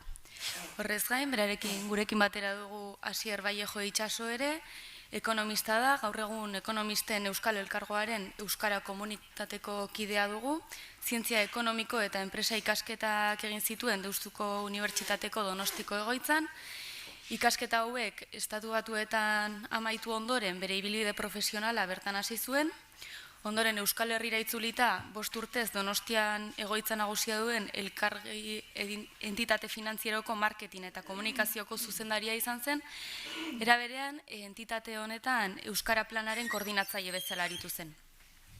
Hurrengo 5 urtetan Arartekoaren Euskadiko Herriaren defendatzailearen gabinete eta nazioarteko harremanetarako zuzendaria izan zen, eta horrez gain Eusko Jaurlaritzan eduki zuen lehendakaritza sailean erronka. 4 urtez, kanpoan den Euskal Komunitatearentzako zuzendari nagusia izan zen bertan. Era berean, lehendakaritza saileko Euskara Planaren koordinatzaile bezala ere aritu zen. Azkenik, Iker Ratxazaitegi dugu gurekin, psikologian lizentziatua Salamankako Unibertsitate Pontifizean, gaur egun Bizkaiko Psikologia Elkargoan dabil koordinatzaile lanetan, giza eskubideak eta Euskal Enpresa proiektuko ikertzailea da Gernika Gogoratuz Ikerzentroan, Inmo Baskeko gizarte eraldaketa eta berrikuntza arloetako proiektu buru izan da ere, eta ekonomisten Euskal Elkargoko berrikuntza talde eta praktika komunitateen koordinatzaile, ezta? Hitza emango diet, Aitzolekin hasiko gara, eta aurrera, zure Aitzo. Eskerrik asko, Maia. Horan, barkatu, eskerrik asko, Maialen. Legezkoa denez baita ere, eskerrak konbiatzen gatik, Euskaltzen dira eta baita ere beste erakunde laguntzaile guztioi, eta naiz gehiago luzatuko eskerrekin, ze denbora nahiko mugatu daukagu, eta bentsat lau ideia botatzeko esperantzaekin ator. Lehenengo ikusten duzu hor, eta jarri dut izena ez bakarrik jakiteko noni atorren, bezik eta izen hori naiz eta baina arte baskuna deitzen zen. Biztuta dago bai? Urbilduko goio? Ja. Hobeto dain? Bai? Oso ondo, parkatu. Zaten hor izena jartzea Bizkaiko Abokatuen Elkargo azkenean estatutu berriak orain dela gutxi aldatu dira, eta izen ofiziala izatez Bizkaiko Abokatuen Elkargo ohodetzua da. Niri ohodetzuaren hori bizkatzu bat hola gatzen zait, eta ez dut jartzen normalean, baina hori da. Estatutu berri buruz ere bai gero, zerbait izango duz, Euskara mailan ere bai uste dut horre eman den pausua oso garrantzitsua dela. Gero bete egin beharko dugu, baina uste dut hori oso garrantzitsua dela. Beraz, aldaketa aurkezpen bezala, baina baita ere gauza komentatzen azteko. Titula ikusita, arlo sozioekonomikoa Euskararen bizi berritzen Euskaltzen diaren jagun jardunaldia, ikustu benetan, hau oso interesgarria dela. Nahi pen handia eman dit ezin egotea atzo, gero ere baizturrazki bulegora joan barko naiz, baina benetan uste dut, hemengo hausnarketak kontutan hartzekoak izan beharko idala, ez da, uste dut eragile asko gaudela eta gauza asko egin daitezkela. Uste dut egiten ari garela eta direla, baina askoz eta askoz egin daitezke, eta ideia hauek partekatzea berkatu oso interesgarria iruditzen zaiten. Nire azalpena bi zatita manatuko dut, ez da, ikuspuntu bi hor jartzen duan bezala. Hala batetik, elkargoa izatez da entitate pribatua, interes publikorako entitate pribatu bat, ez da? Orduan, alde batetik daukagu, euskara, baita elkargoan zer egiten den, edo zer egin den, edo zer egin behar den, eta beste alde batetik, interes publikorako elkarte bezala, baita ere, gizartearentzako edo gizartearen aurren zer egiten dugun eta zer egin dezakegun. Horde aurreatzen dut, bigarren ezati horretan gauzatik garrantzitsuenak, unoetan baita ere esaten dut, ofiziozko txandaenan ikustu dut benetan garrantzitsuena espada garrantzitsuenetadikoa dela, eta gero justizia administrazioarekin daukagun elkarlana, edo zaitzen gana elkarlana, justizia administrazioa eta euskara pizka bat egoera kaskarronetatik ateratzeko. Elkargo barruan, nire ustez azpimarratu behar dut derrigorrez euskara batzordea. Ez dakit zenbait urte da matzan martzan, baina pilo bat, ziurrezki 30 urte baino gehiago, nire lehengo kontaktu elkargoekin euskara batzorda izan zen, eta kontuatu nintzen zelako eragile garrantzitsua zen, orain bestaldean nago, ezta, igual juntan edo nagoen bitartean, zelako garrantzia daukan nolako euskara batzorde aktibo bat izatea, eta hainbeste urte eramatea hor.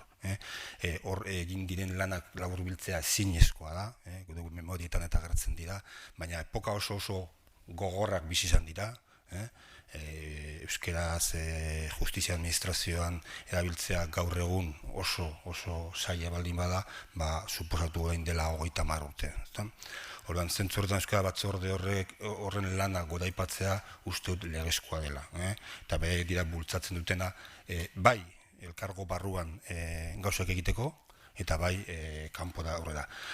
Azkenean, elkargoa antolatzen da horrela, ezta? Batzorde ezberdina dagoz, bai gai juridikoi buruzkoak eta bai beste gai buruzkoak, berdintasuna, emakumeen batzordea, euskara batzordea, eta beraiek dira, normalean, bere gaietan bultzatzaile eta eraginkorrenak. Pizkatxo bat, laburbilduz euskara edo elkargoan egiten diren edo egiten ari garen gauzetaz zerbait izateko, lehen ofiziozko txandaren garrantzia izan dut, baina ez dut aztu nahi praktika juridikorako eskola den lana. Praktika juridikorako eskola, betidanik baita ere, euskeraz beti eman izan da. Eta garrantzi gehiago daukana, gaur egun, badakizue edo ez dakizuenok, orain dela urte batzuk, abokatutzan jarduteko, zuzenbidezko ikasketak egin ostean gainera egin behar da, master bat, eta gero estatu froga bat. Euskeraz, froga hori edo master hori, froga hori euskeraz gainditzeko ematen den toki bakarra, Euskal Herri osoan, Bizkaiko abokatuen elkargoa da. Tamalez, muntzate publikoak ere bai, urte batzutan lortu dugu eukitea, aurten pena da, zeguk horrekin ere bai kolaboratzen dugu, talderik ez da urten. Gurean beti mantendu izan dugu, eta beti esfortzu handiz. Zen nahi dut, zerritan ikasle oso gutxikin, baina uste dugu benetan bermatu egin behar dela, azkenan gu gara esaten dugunak euskaraz zuzenbidea aurrera eramateko gai garela, gai baldin bagara, prestatu beharko dugu baita de jentea euskaraz egiteko unibertsitatea gaur egunean, bai publikoak, bai pribatuak, bermatzen du hori, noski urrengo pausuan espazan bermatuko, benetan negargarra izango zen. Gainera, zorionez, gaur eta profesional gehiago dauzkago baita ere, maila ona egin euskaraz klasak emoteko eta lan egiteko ere bai, noski. Euskara plana jarritut hor, nahiz eta euskara planik osoak ez ditugu izan, hor gure momentuak izan ditugu, baita ezarritan diru laguntzaren menpe gabiltzalako beti, emunekin ere bai lanean izan ginen urte batzutan, Eusko Jaurlaritzaren diru laguntza bat zegoen bitartean, diru laguntza digaldu zen, hor, gure arazoak izan ditugu, baina plan oso egoki bat martzan espadago ere bai, uste dut jarriko dugula, bai barne egitaragoa edo barne egitura euskaratzen saiakera edo euskaratzen joan da gutxi gara kontratazio politikan, barne komunikazio guztiak noski elebidunak dira, barne eta kanporagoak.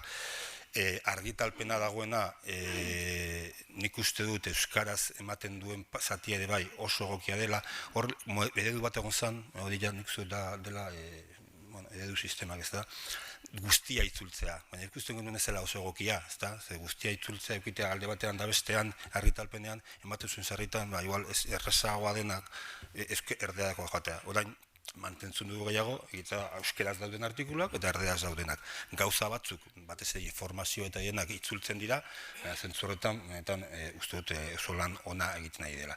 Esan duan bezala, langileak ere bai, orain kontratatzen diren guztiak bermatzeta daukate euskera maila egokia, eta zerbitzu guztiak printzipioz diot, zegero, eguneroko bizitza ez delako ainereza. Azkarrago, no? Estatutu berriak esan ditu, nik uste dela baita de beste puntu garrantzitsu bat. Estatutu berrietan euskeraren garrantzia azpimarratu egin da. Hor esaten du, elkargoaren oinarrizko alderdiak aztergai dituen lehenengo titulu horretan, eta berean zeharkako izaera duen eta beste gai guztietan ere agertzen den gai bat sartu da. Gaztelaniaren eta euskararen kofizialtasuna, elkargoaren jarduera osoan, bi hizkuntzak interes duen aukeran komunikaziorako eta lanerako benetako hizkuntza izan daitezen bete-betean. Garantzia niztu da hori, lanerako benetako hizkuntza izatea. Eta benetan hori ez dugu benetan doa lortu. Estatutan daukagu, orain dela hilabete batzuk onartuta, eta uste dut hori hor jartzeak guretzako konpromesu handia dela eta betetzen saiatuko dela. Ikusten badugu gero hori non gauzatzen den estatututan, euskara eta gaztelania dira Bizkaiko abokatuen elkargo oretsuaren bi hizkuntza ofizialak, eta biei onartzen zaie lan hizkuntza izaera. Eta azkenengo zati hau, ja nire aurkezpenaren azkenengo zatiarekin lotuta, helburua da baita ere, eta bainotzuete hau aldatu zela Euskara Batzordearen ikuiluari esker, eta eskertzen da hori, justizia administrazioan Euskararen erabilpenaren normalizazioa sustatu eta bultzatuko du elkargoak. Orduan, gure barne eta bai badago, zakatzea baita ere, administrazio eta guztiei, hori lortzeko.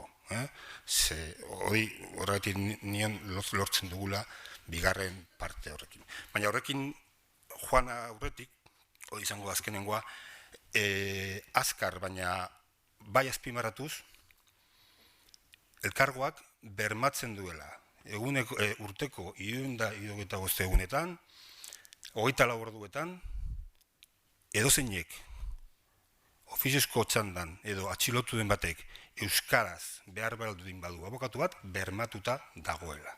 Guztiz. Nik batzutan esaten duanean jenteak ez du sinesten, baina hola da. Txandak egin dagoz, ofiziozko txanda eta atxilotuen asistentzia Eusko Jaurlaritzak ordaindutako sistema bat da, baina antolaketa elkargoek egiten dute. Eta urte guztian, edo sinortan hori bermatuta dago euskaldun abokatu bat izatea. Ikusi barko zan gero, ze gertatzen den, komisaldegietan, zaiten gauz batzarrak, ez zain buduekin, eta horri buruzateko, ezke igual itzultzailea baina ez dago, horretan edo batu behar dugu, baina bermatuta badago. Hori gizartea jakin beharko du. 2 minutu, zorra. Hau benetan ez dute horretago baita esfortzuan da egiten da, formakuntza oso ona daukate hor daudenak, eta pena da oso gutxi erabiltzen dela. Oso gutxi eskatzen direla euskarazko abokatuak, ofiziozko txandan, edo atxilotuak bere lehen asistentzietan. Oso gutxi. Eta lotzen dugu honekin, azkenengo partarekin, ez da? Justizia administrazioarekin elkarlan horrekin. Claro, esan dut, euskara egin dira gauz asko, ez dut azpimarratu, baina gero eta argitalpen gehiago dago ze juridikoak, oso onak, itzultzaile oso onak daude, baina justizia administrazioan euskara oraindik oso gutxi dabiltzen da. Eusko Jaurlaritzarekin lanean aditu izan gara beti beraiekin kolaboratzen, bai proiektuan, justizia euskara, solako proiektu ezberdinetan, lanabez gero eta gehiago dauzkaguz, jendea gero eta preparatua dago, nik haintzen detorren klasa emoten egonaz mazterrean euskaraz, eta nire ikasleek, nire baino asko sobeto egite dute euskara juridikoa, asko sobeto, ez da? Baina ez da lortzen. Eta ez dugu esango guderrua ez denik ere, gupitzen dugu, azkenan hau da, nik ez dute dabiltzen, lehen zein dut nik buruz, ez dago eskakizunik, zergaitik ez dago eskakizunik. Zu gaizara egiteko euskeraz, adibidez, Gernikako paitegian, funtzionarioekin, abokatu euskalduna daukazu, agian letratua ere bai da, baina gero epaileak euskara espadaki, eta horretan ez daukagu ezer eginik, hori gobernu zentralaren parte da. Orduan, bakarrik hausnarketa txiki bat hau zergaitik ez dago eskakizunik. Horregatik uste dut, bai, eman bardiala pausok horrela, eskakizun hori egoteko. Ze eskakizuna hain urria da, ez dauka zer ikusirik situazio soziolinguistuek edekin ere. Asko ere beheragokoa da. Horretan ere bai, uste dut elkargoak lan egin behar duela eta administratzibarekin elkarlanean jarraituko du, gainera orain, are gehiago gure estatutuetan hori gure konpromesu bat bezala hartzen dugulako. Oso azkar, denborarekin uste dut mantendu dudala, baina gutxi gara ideia guztiak plazaratu ditut, eta gero galderen bat badago, gustora erantzungo dut. Eskerrik asko.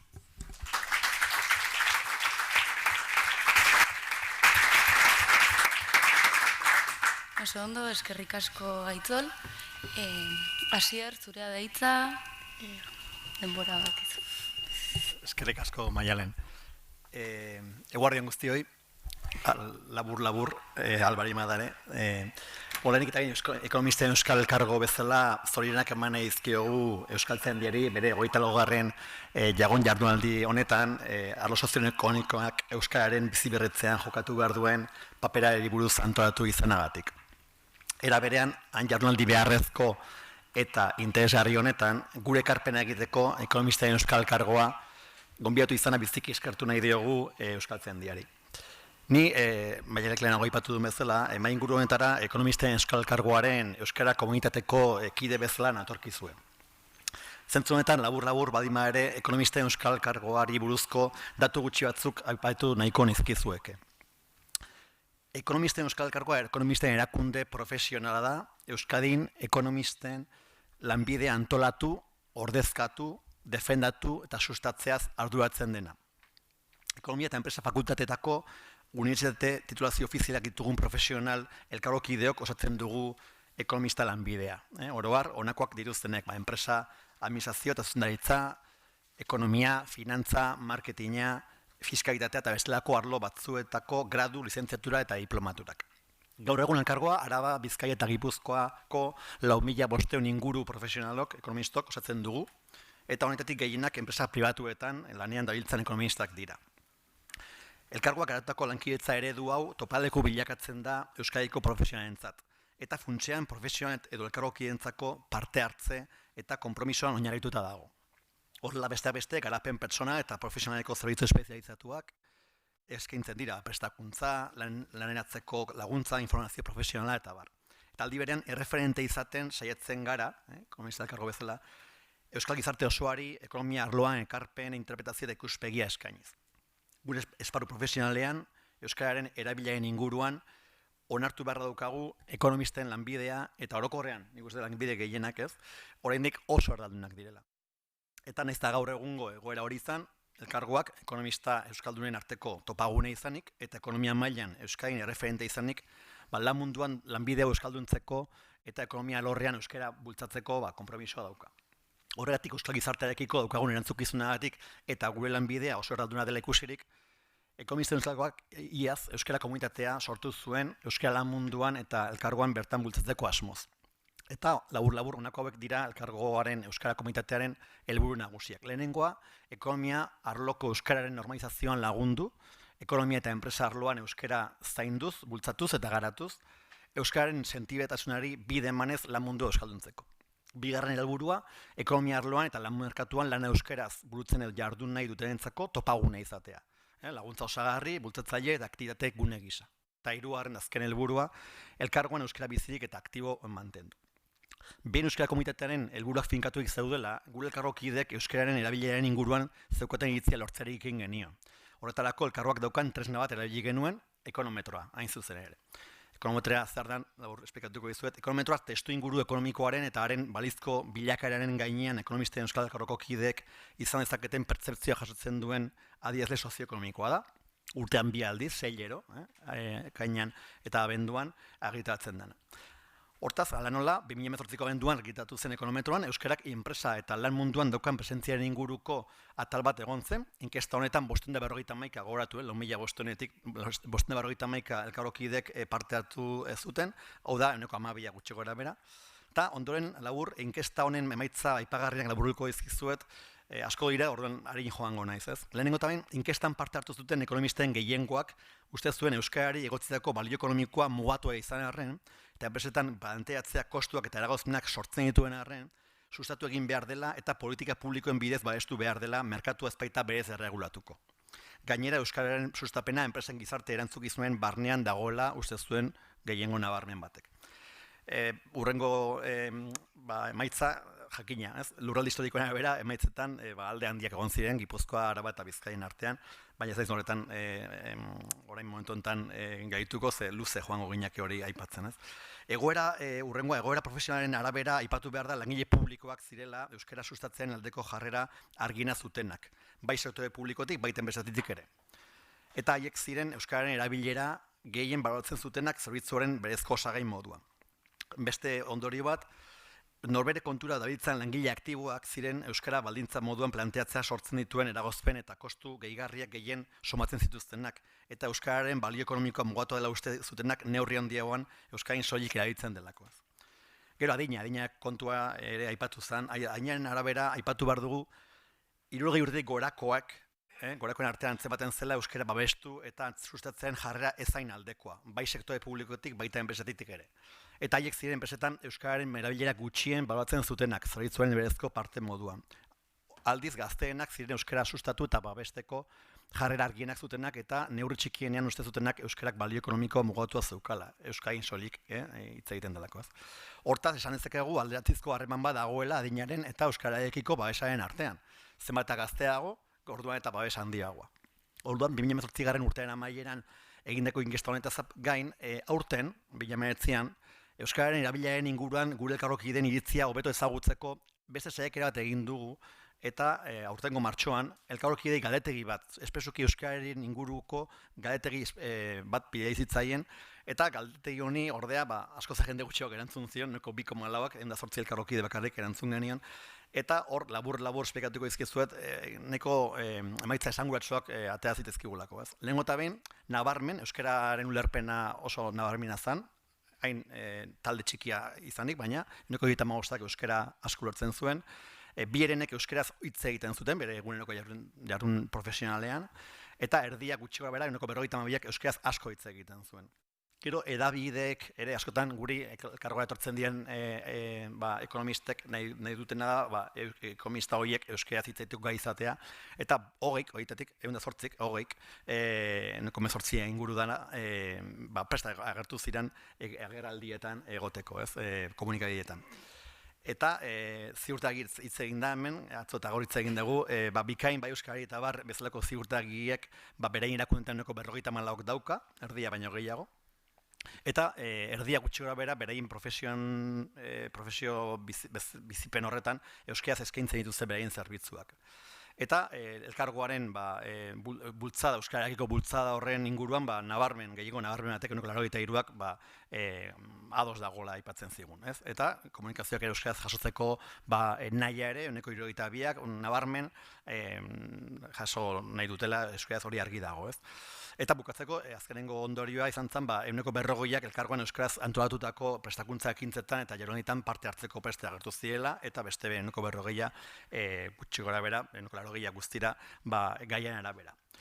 Orduan, hau dena datuak eta manizkizuet, orain ja arira joan da, euskarak enpresa eta lan munduan daukan eduki beharko lukeen presentziaren inguruan gure elkarrokidek daukaten iritzia aipatu dizuet, eta hortaz ja Euskal Komitateak nabarmen behar hori ikusita gure esparruan azkenengo hilabete hauetan eta datozen hilabete hauetan ere zertan gabiltzan laburultuko dizuet labur eta ze egin dugu, azkenengo hilabete hauetan. Lehenengo taim, gure berri paperean izeneko berriak izena daukan berri paperean euskarazko berriak sartzen aritu gea.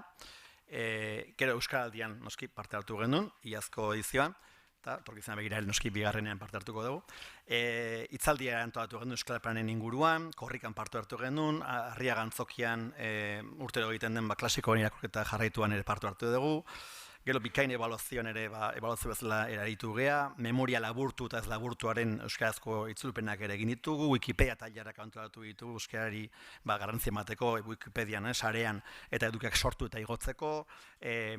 Justu batzu honi bertan ezin izan hitzan, hemen negolako, agenden kontua, bi hain jarnaldi interesgarri egun berean eta bi hiriburu ezberdinetan antolatu danez, ezin bietan batea egon, noski atzo izan zen lehenengo aiz historian, ekonomiaren lehenengo ekonomia euskaldunen lehenengo biltzarra antolatu zen atzo, Udako Euskal Unibertsitatearekin partekatuz lankietzan, elkargoak antolatu du atzo izan da Euskaltzaindian Donostiko egoitzan. Helburua da 2 urtean behin ere antolatzea eta 2021 honea bilurak hartzea. Eta, jarraitzen dugu baterabakuntzarekin, terminologia ikastora antolatu da, datorren astean parte hartuko duguna, bai Donostian da bai Bilbon, ez? Eta bukatzeko, Maialenek urrengo txartela pasa baino lehenago, ekonomisten Euskal Elkargoaren Euskal Komunitatearen iniziatibaz burutatuko ekintza guzti hauek balorazioa daukate, eta nik uste hemen zuen aurrean partekatu nahiko genukena honako da, ez? Balorazioa orokorrean positiboa da, baikorra da. Baina, hala ere, gure elkarroki onartu barra dukagu, gure elkarrokien parte hartzea kuantitatiboki urria dela deritzogu. Eta, nahiz da, egia esan, kuantitatiboki oparo izan, baina egia da, elkarrokide gutxi parte hartzen dutela gure ekintza guztia hauetan, ez? Hortaz, etorkizena begira, gure erronka nagusitariko bat, ekonomista gehiagok ekintza hauetan parte hartu dutela motibatzea izateka. Eta bukatzen joateko, ekonomisten Euskal Elkargoaren esparru zuzenetik haratago joan da, eta Euskarak enpresa eta lan munduan bere presentzia indartzeko arronketaz hitz eginez, labur-labur, 3 gogoeta mahaigaineratu nahiko nizkizueke. Lehenengoa, alde batetik Euskariaren gaineko erronkak ditugu, eskaria. Kontsumitzaileok geure burua aldu behar dugu, euskarazko zerbitzua eskatu eta hala behar bada ordaindu edota erabili ezagun, bai mundu analogikoan, bai mundu digitalean. Horretarako funtsezkoa da euskaldunok geure burua ikusgarri egitea. Bigarren gogoeta, eskaintza, kasu honetan. Eskaintzaren gaineko erronka genituzke, hori argi dago, ez? Enpresa eta administrazioek eman beharreko pausuak izango lirateke eskariari erantzuteko eta hizkuntza ekologia errespetatzeko. Nolabait esateko, erabat murgildurik gauden mundu global honetan tokian tokikoarekin bertako erroekin lotuko gaitu ez zerbait. Eta horretarako abantaila fiskalak eta laguntzak lehensi beharko lirateke, kartelak, web orriak, arreta eta euskaraz eskaintzen dituzten entitate horientzako lagungarri moduan. Eta azkenengo gogoeta, alo sozioekonomikoan ikasitakoan arabera euskararen normalizazioak eta estandardizazioak aldi berean joan behar dute. Hau da, erabilera egungo bada espezializazoko hizkeran ekonomian, gure kasuan, terminologia estandardizatua behar da eta estandardizatzea erabileak emango dio. Hortxe datza euskarak enpresa eta lan munduan daukan beste erronka nagusitariko bat. Gaur egun, euskaraz ikasketak eskaintzen dituzten unibertsitate ezberdinetako ikasleek hizkuntza espezializatuan elkar ulertzeko arazoa dituzte. Kontzeptuak modu diferenten ikasten baitituzte. Eta bukatzeko joateko, nire gaurko hitz hauek baikor batetan aimatu nahiko nituzke. Azken urteotan, esparru sozioekonomikoan euskararen erabilerak gora egin duenaren pertzepzioa daukagu. Zenbaitetuek hori diote, adibidez. Berain errenta aitorpena euskeraz egiten duten Gipuzkoako herritarren kopurua bikoiztu eginda azken hamarkadan. 2008ko datuak ikusten ditugu, 7,7ak egin zuen errenta aitorpena Gipuzkoan euskeraz, eta 10 urte beranduago 2017an iaz egin zana 6,4ak, bikoiztea baina pixka gehiago da. Guztio bermatzeko ekimenen ezberdinak egin dira azken urteotan, erakunde publikoen da gizarte eragileen iniziatibaz, dakizuten bezala, eta zentzu honetan euskararen gizarte erakundeen kontseiluaren eskutik 2013 urtean onartu zen lan mundu euskalduntzeko adierazpena azpimarratu nahiko nuke. Dokumentu horretan agertzen baitira, lanindoak, proposamenak eta guztiek era baliagarriak izan daitezke etorkizunerako lana finkatzeko garaian. Eta azkenengo nire hitzak bukatzen joateko, euskarak enpresa eta lan munduan daukan presentzia indartzeko garaian, esparru sozioekonomikoa osatzen dugun hainbat eragileak lan asko daukagu egin beharra. Aurre honetan ekonomisten Euskal Elkargoaren Euskal Komunitatetik gure konpromisoa beretsi nahi dizuegu eta etorkizunera begira ekintza eraginkorren bitartez euskararen biziberritzean aurrerapausoak lortzeko gure borondate irmoa adierazi nahi dizuegu. Eta mila esker zuen hartagatik eta urren arte.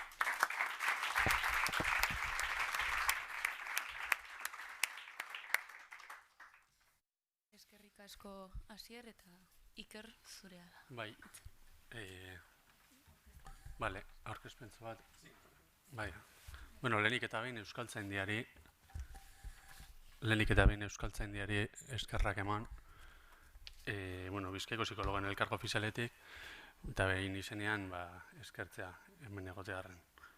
Da, bueno, esatea bakarrik gure ekarpena apala izango dela. Gu, bueno, batez be, aurkeztuko dituan ekintza guzti hauek, zuzendaritza batzorde berri batetik datorrelako, da pasan abendutik gaudelako bakarrik elkarguan. Azke, bueno, gure ekarpena jakin dezazuen apala izango dela, 1.000 eta dena den, honekin pasa dezaket. Bueno, gure helburua, batez be, saiatzen ari garena, bada, gure helburua, psikologoen prestakuntza eta jardueran euskara erabiltzeko, euskararen erabilera bultzatzeko, zein sustatzeko ekintzak burutzea dela. Alde batetik hori, eta bestaldetik Bizkaiko psikologoen elkargo ofizialaren kideen artean, euskaraz lan egiten dutenei zuzendutako nahor eta jarduerak proposatzea eta eskaintzea. Horiek izan lirateke biak. Hau behin esan da, apostua izan da, zuzendaritza batzorde berriaren apostua izan da, eta hildo estrategiko eta konpromisoetako bat sartu ginenetik, hasieratik. Eta, bueno, honetarako lantalde txiki bat sortu gendun, best pertsonaz osatuta, da oin arte egin duguna, psikologoen elkargo ofizialan, hobetzari buruzko galdetegi bat egin genien, da horren barne euskarari buruzko zenbait galdera sartu genituen. Jaiteko zein zan, gauza da, aurreko zuzendaritza batzordea, oin dela 25 urte zera matzala elkargoan, da, ia guzti zardalduna ziela eskaintzen dugun genuna, ez zela SRSL bidun, ez da gure webgunea, ez da gure dokumentuak, eta gure opostua eta saiakera izango dela, eta horren arira, bi galdetegi genituen, alde batetik hori, elkargoa hobetzari buruzko galdetegi hori, eta bestaldetik, Udako Euskal Unibertsitatearekin, itxarmen bat sinatuta dakugulako, galdetegi bat egin genien bi egiten berezi bakarrik euskararen interesa edo azalduz esaten gure elkargokideek. Batzorde eta lantalde berrien bateko mezua bialdu genien, eta euskarari buruzko lantaldea sortu genuela, eta lantalde horretan gehitzeko aukera eman genien. Esan behar dugu, 2005 pertsonetatik, bakarrik 5 pertsona eskaini zirela euskararen kontuan aktiboki lan egiteko. Da, gero batzar tekniko bare bat izan ditugu, guzti hau antolatzeko. Hau da bihar antolatu dugun ekitaldia. Da, egia esan, ekonomisten elkargoan beha antolatu duzuela, horten lehenengoa, hau 3. dela, baina gu praktikan aktiboki lan ari garen lehenengo urtea dela. Da, bihar gauza ezberdin askoi buruz hitz egingo dugu, Eibarren, egun guztia, da, hemen ere deialdia luzatzea, ez dakit posiblean hor. Bakarrik ikusi dezazuen, bihar landuko ditugun gauzen artean, euskararen erabilera eskidetzailea landuko dugula, alde batetik, ebaluazio tresnak euskarara egokitzeko ekintzak martxan jarriko nekito genituzkela, alde batetik euskaran umeekin eta gazteokin bereziki lan egiteko oraindik ditugulako behar berezi batzu ditugulako eta ezin ditugulako zenbait produktu edo zerbitzu eskaini. Da, bestaldetik psikologo euskaldunen sarea sortzeko bilera bat edukiko dugula bihar. Hori behin esan da, luzapena hemen ditzabetan guztioi, interesaukiko balu norbaitek, bihar etorri dezala. Da, gero bueltatzen, ez dakiz zein egin, Da, beste ekintzen artean, gure jarduera hildoak 4 multzotan banatzen dira. Alde batetik, euskararen sustapena elkargoki, pasatzeko, euskararen sustapena elkargokidei arreta emateko zerbitzuan, alde batetik, bestaldetik baliabide eta zerbitzuak hori oraindik be, zerbitzu zorroaren diseinuan sartu beharrekoak direla, hori ere humiltasun esan behar dugu, ezagutzalaraztea dela 3. lan ildoa, eta 4. sareko lana sustatzea. Eta bereziki 4 hauek azalduko ditu, eta gero adibide bat jarriko dut. Euskararen sustapen elkargokideen artean emateko zerbitzuan, proposatu ditugu, martxan jarri nahiko genituzken ekintzak hauek dira, elkargokideekin, administrazioarekin eta herri erakundeekin egindako komunikazioan testu guztiak elebidunak izatea, txosten eredua, gutunak, komunikatuak eta guztiak haiekin harremanetan jartzeko guztiak elebidunak izatea, bestaldetik elkargo barruko dokumentu eta protokolo guztien itzulpena be egineko genukela, eta horretan gabiltza, elkargokideak euskalduntzeko prozesuaren sustapena hitzonak dira, gauza da, planean sartuta daukagula, da ikusi beharko genuke, datozen jardunalditan baia posible da etortea eta guztia martxan jarri dugula esatia, baino. Momentu zau da. Borbelaguna proposatu nahi ditugu, psikologiaren arloan, gure elkargokideek be mintzatu daitezen, euskara teknikoari buruzko tailerrak be sortu, eskakizuna da holako da, gure profesional prestatu behar ditugulako, da online baliabideak, hiztegiak, zalantzei buruzko foroak eta bar ere gure webgunean eskaineko genituzkela. Baliabide eta zerbitzuen baliabide eta zerbitzuei dagokionez, esandakoa, oraindik zerbitzu zorran sartu beharrekoak, euskarazko materialen baliabide banku bat sortu nahi dugu, irakurketa, ikerkuntza eta batez ere esku hartze psikologikoan treba daitezen gure profesionalak, euskaraz ebaluatzeko eta esku hartzeko baliabide eta tresnen mailagurako sistema, sistema bat eskaini, psikologiari buruzko euskarazko webgunean inguruko baliabideen bilketa, liburutegi digitala egitea gustatuko litzaigukela, psikologo gisa euskaraz lan egiteko eta esku hartzeko baliabide mapa prestatzeko asmoa daukagula, behar izanen azterketa psikologiak esku hartzen duen eremunetan egin edugula, hezkuntza ume eta gazteen klinika eta gizarte zerbitzuetan bereziki, profesionalen arteko topaketa bat, bilare Eibarren egingo dugun topaketa hori, Udako Euskal Unibertsitatearekin elkarlanerako gai honetan bereziki elkarlanerako hitzarmen bat sinatu dugula, elkargokidei laguntzeko edo proiektua garatzeko baliabide publikoak eta diru laguntzak identifikatu eta eskuratu nahiko genituzkela. Eta, honen arira, azkenean,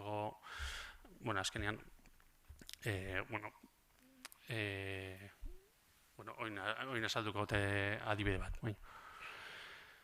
Hirugarren lan ildua ezagutza heldarazteko, ikerketak eta azterketak sustatzea nahi ditugula, tresnak egokitzea baliozkotasuna matxea ikustea esan egin dezakegun, euskarazko argitalapenak be sustatu, euskarazko ikerketa argitalapen eta doktore tesiak aurkezteko egun bat antolatu, unibertsitateen eskutik be, eta sareko lana sustatzeko, hemen zaudeten eta lagundu dezakezuen herri erakunde eta profesional guztiak identifikatzea, Euskal Autonomia Erkidegoko psikologoen elkargoekin be elkarlana sustatzea eta elkarrekin lan egitea, gu Bizkaia mailan gaude bakarrik, handiena gara, baino Araba eta Gipuzkoako elkargoekin gai hauetan elkarlana sustatzean eko genuke, alaginak biltzeko eta bar. Da unibertsitate eta ezagutza zentruen, UNED, Euskal Herriko Unibertsitatea, Deustuko Unibertsitatea, baliabide guztia bateratzea Euskararen arloan. Koordinazioa berritzegun egin, osakidetzakin, da Bizkaiko Foru Aldundiarekin ia sinergiak zelan bilatu ditzakegun, beharra esan bereziak dituzten edo ahulesian dauden eta lan egiten dugun gure kolektiboekin zuzendutako materialak eta behar izan espezifikoak identifikatzeko. Hori da, planan da. Hemen, adibide moduen, bakarri hau da, erakunde bat, lanbide elkargo profesional guztiak bateratzen dituen elkargo bat dago, Bizkaian da, guaiei behin proposatu genien elkarlana sustatzeko Eta hemen agertzen diren zenbait ekintza martxan jartzeko asmoz, euskararen normalizaziorako gaur egun Foru Aldundiak eta Eusko Jaurlaritzak dituzten laguntzak aprobetxatuz, guri gustatuko litzaiguke langile kopuruaz gain, gaur egun eskaintza dituzten gu bakarrik izanez, estrukturan bakarrik 6 pertsona gara, baina gure inpaktua 2500 pertsonetara heltzen da eta erakundetara. Eta hori irizpide horiek ez dira kontutan edukitzen diru laguntzetan. Da, imagina ezazue gu elkargo guztion artean elkartuko bagina da zein izango litzaten gu eduki genezaken inpaktua. Da, guri gustatuko litzaioke, hemen zaudeten, asko zaudeten hemen, hemen Eluiar arte, Saize, hemen guztio, zaudete, baia zelan guztion esfortzuak elkartu, zian zelan lortu genezaken, inpaktu hori, behitzea datu, multiplikatzea datu. Da, printzipioz, hori eskin ezakuna da kontatu nahi genukena, da eskarrik asko zuen arretagatik, da zertako mendak zuen ere meila. Eskarrik asko.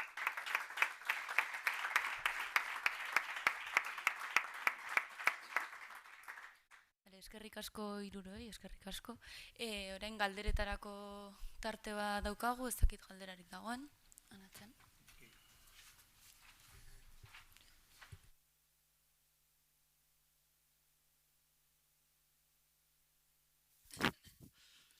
Bueno, eskerrik asko aurkezpenengatik. Galdera bikoitza, batetik uste duzue profesionalak ikasketak bukatu ala eta lan mundura hurbiltzerakoan prestatuta daudela euskarari buruz aurkituko duten erronkari aurre egiteko ez ezagutza aldetik, baizik eta ezagutza soziolinguistikoan, da, hizkuntzaren normalizazioaren inguruko gorabeherei aurre egiteko. Eta ezeskotan hori interesgarria beharrezkotzat jotzen duzue? Hasiko naiz, saiatzen gara hori ezagutzea, gu behintzat, eta abokatuen elkargoan, ez da. Gauza kurioso bat da, gertatzen da,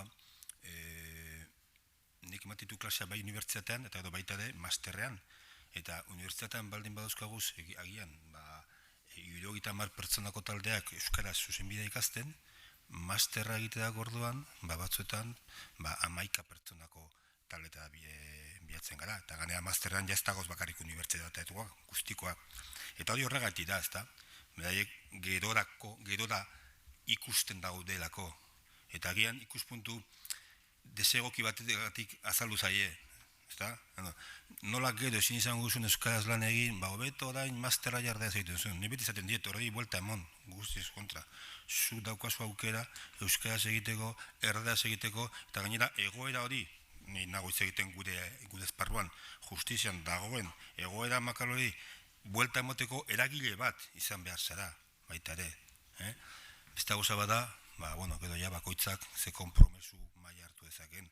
Baina hori ematen da, eta hori eta behintzat gero ja, masteran daudenei, hori guek asko, behintzat nik, eta nik uste irakaslesko, egiten digula horretan esfortzu handia azaltzen, zer den, zer gertatzen den, zer genezaketen, baina baita ere, bide ikuspuntu positibo batetik ez da, igual, ze aukera gehiago ezakezu, zer egin ezakezu, eta ekitorrekin zerbait erantzituen dudan.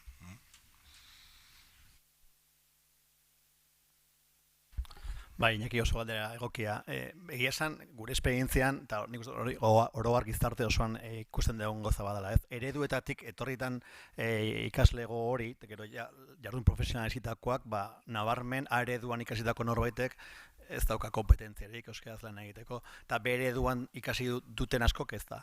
Eta nik esango nuke D ereduan ikasitako askok ez da. Orduan, gurea baita oso jardun teknikoa da, abokatuena ere, zirazki psikologen bezala ere, terminologia teknikoa ditzen dute, ez? Baina gurea espresoki oso gai teknikoa da, horregatik lehen aipatu duten bezala, eta oso azkara hitz egin behar izan duten, denboragatik, baina urrengo aste arte eta ostegunean antolatuko dugu, bai Donostiko eta bai gure Bilboko egoitzetan, jardunaldi bana, ikasto bana, terminologiaren inguruan, ze ikusten ditugu oso gabezia handiak. Eta erronken artean, estandarizazioa aipatu dut, bai Mondragon Universitatean edo Deustun edo EH ikasitako jendeak gai berdinari termino ezberdin erabiltzen dute, eta hori lanean eragozpen bada lana amankomunean egiteko. Hor oso gai interesgarria, oso gai beharrezkoa, eta hor lan asko daukago egiteko. Eskerrik asko Iñaki. Gure kasuan, pertsonalki ez dut uste prest daudenik, egia esan. Arlo ezberdin, eremu ezberdin askotan egiten dihar dute psikologoak, da ni hor ezberdintzuak ikusten ditut. Alde batetik, hezkuntzan edo zerbitzu sozialetan edo ikerkuntzan ingeles ez egiten da gehiengoa, gero euskeraz tesiak begiteko, ez dakit aukera honik. Irakaskuntzan eta erraza izan daiteke, baina klinikan, batzutan terapia egiteko momentuan da, ez dakit, badao, bihar topaketa horretan ikuspuntu ezberdin asko, eta ni baino asko gehiago dakiten pertsona asko egongo dira horri buruz hitz egiten, baino ebaluazio tresnak bez dauz euskeraz, eta zailtasunak badaude. Da, irtetzen garenetik, nahiz eta D ereduan ikasi, nire kasuan be, unibertsitatean Salamancan ikasi nuen, ez nuen hemen euskeraz ikasi, baino nahiz eta D eredukoa izan, gero, praktikan, klinikan, terapia egiterakoan ez dakit. Ikusi behar, sustatu beharko litzatek lan ikuspuntutik zerbitzuak, gure arloan uste dut. Ez dakit erantzun dizuen. Denboraz larri gabiltz, ezakit beste galderarik dagoen. Bestela... Galdera baino gehiago, labur-labur, nire bi maikide hori, bai Aitzolda bai Ikerri, esango nieke, guk lehenago nire hitzaldi laburretan aipatu duten erronka horien artean, ze parte hartze urria daukagun euskararen alde eta euskara sustatzeko eta bizi berritzeko gure ekintza horietan, ze elkarroko kide gutxik parte hartzen duten. Zuen kasuan hori horrela gertatzen baldin bada, eta ze egin dezakegun denon artean hori egoera hori hobetzeko, ez? Orokorrean bai, ez da, izango gezurrik, gauza asko egiten dira, ikasta asko egin zen ditugu, baina ikusten bada erde asko gauze edo ekitalditan parte hartzen duten jendeak eta euskara askotan hartzen duenak, oso diferentzia asko dago. Dena den, eta beti ere hori baikorra izan da, behintzat gure elkargoan bai mantentzen dugu talde oso, finkoa, berritzen doana, eta gauzetan parte hartzen duen, eta gogoa askorekin dagoena, hori eskertzeko da baita ere. Baina bai, ezkenan zenbakita da bagoaz, hola da, hori hola da.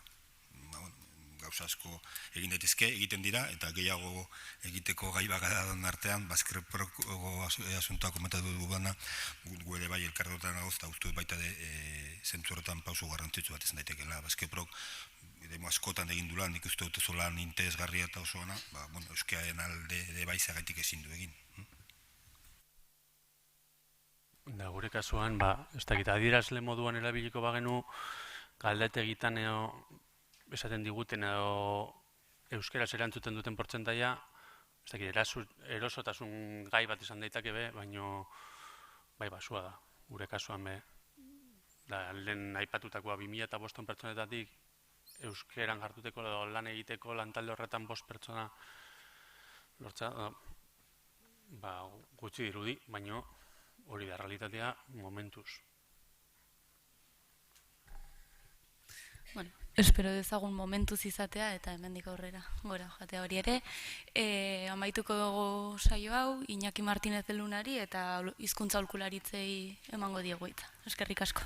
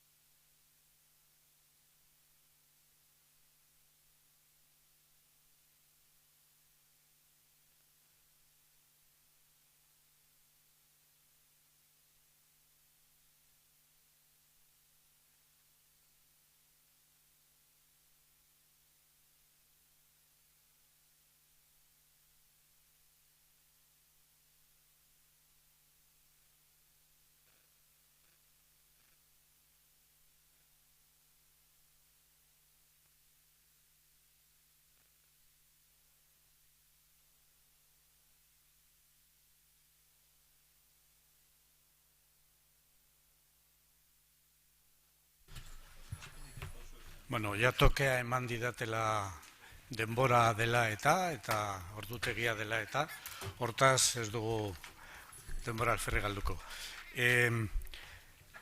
Aitortza txiki bat egin nahi dizuet, ze beti miretsi izan dut zuek egiten duzuen lana.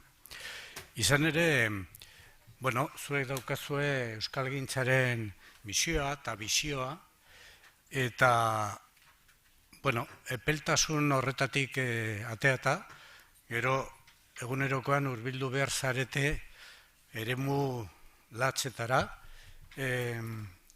errealitate gordinera, eta justu horretan misio oso komplikatua daukazue. Fedegabeko hiek konbentzitu eta erakarri, ezta?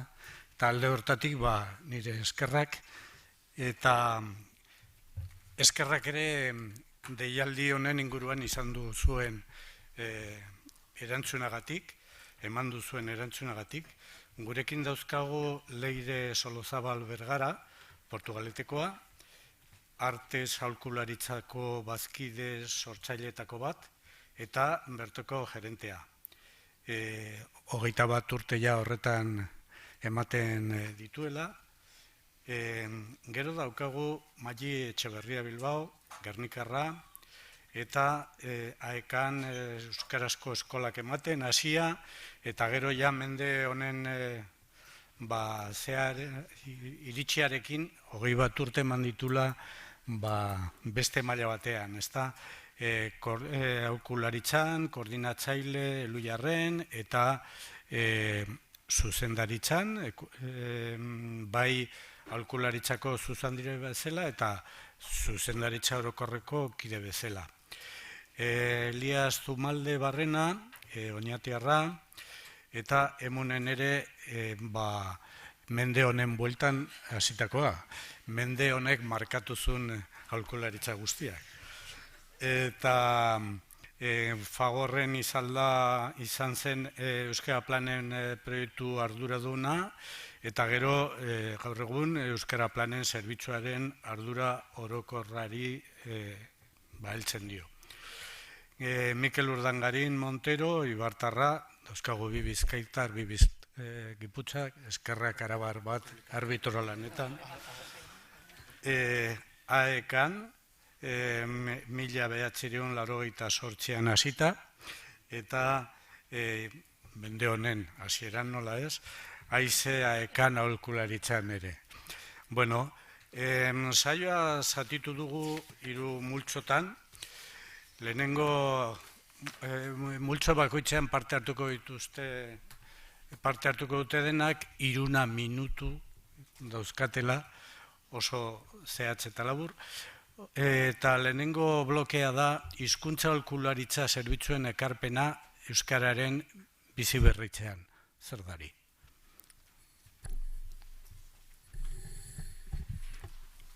Bai, hasteko Mikel. Gero Elias, gero Magi eta gero Leire.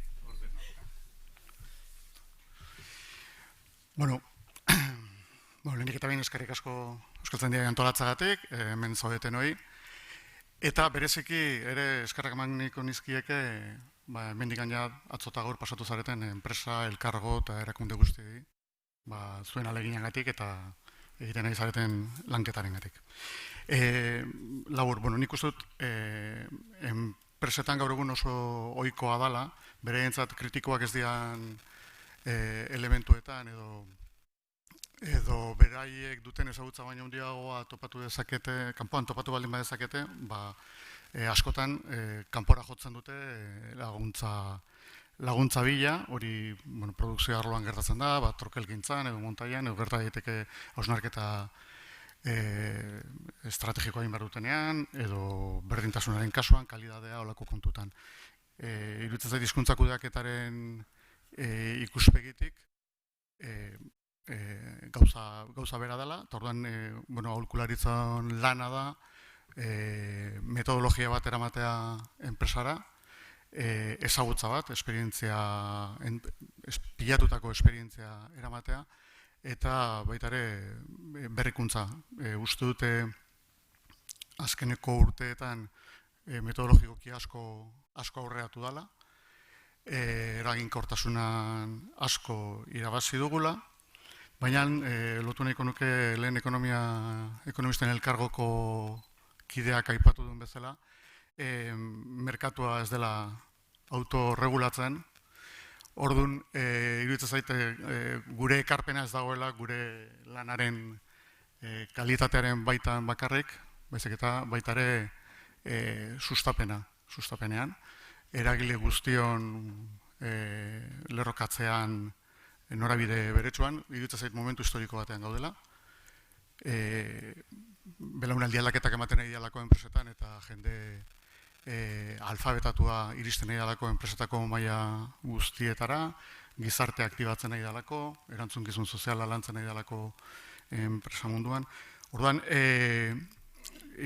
gure ekarpena hor kokatzen da, baina iruditzen zait oso importantea dela azpimarratzea ere sustapen lana ez dela bakarrian laguntza ekonomikoa, bezik eta beste kontu batzuk ere egin daitezkela, eta gogoratuko nituzke mugarri batzuk egon direla azkeneko urteetan, 2006ko lanitz kanpaina, 2008ko dekretua, kontsumitzaileen eskubideen dekretua, eta azpimarratu nahiko nituzke ere, eskualdeetan egin zidan lanak, eta hori ikusten baldin badugu historikoki ze emaitza izan duten planek, hori ikusi daiteke, eta momentu honetan, basatatako Urola Kostan, Oiartzunen ari dira enpresa txikiekin, 80 piko enpresa mugitu dituzte, eta esateatako Araban, azkeneko idea, 50 langiletik gorako 200 enpresekin ari dira lanean, eta galdetegi bat 51 enpresak erantzun dute, eta 13 elkarrizketa onartu dute. Horrek esan nahi du, diru laguntza zaratago, beste zerbitzu eskaintzak egin ezkero, ere eragina lor daitekela.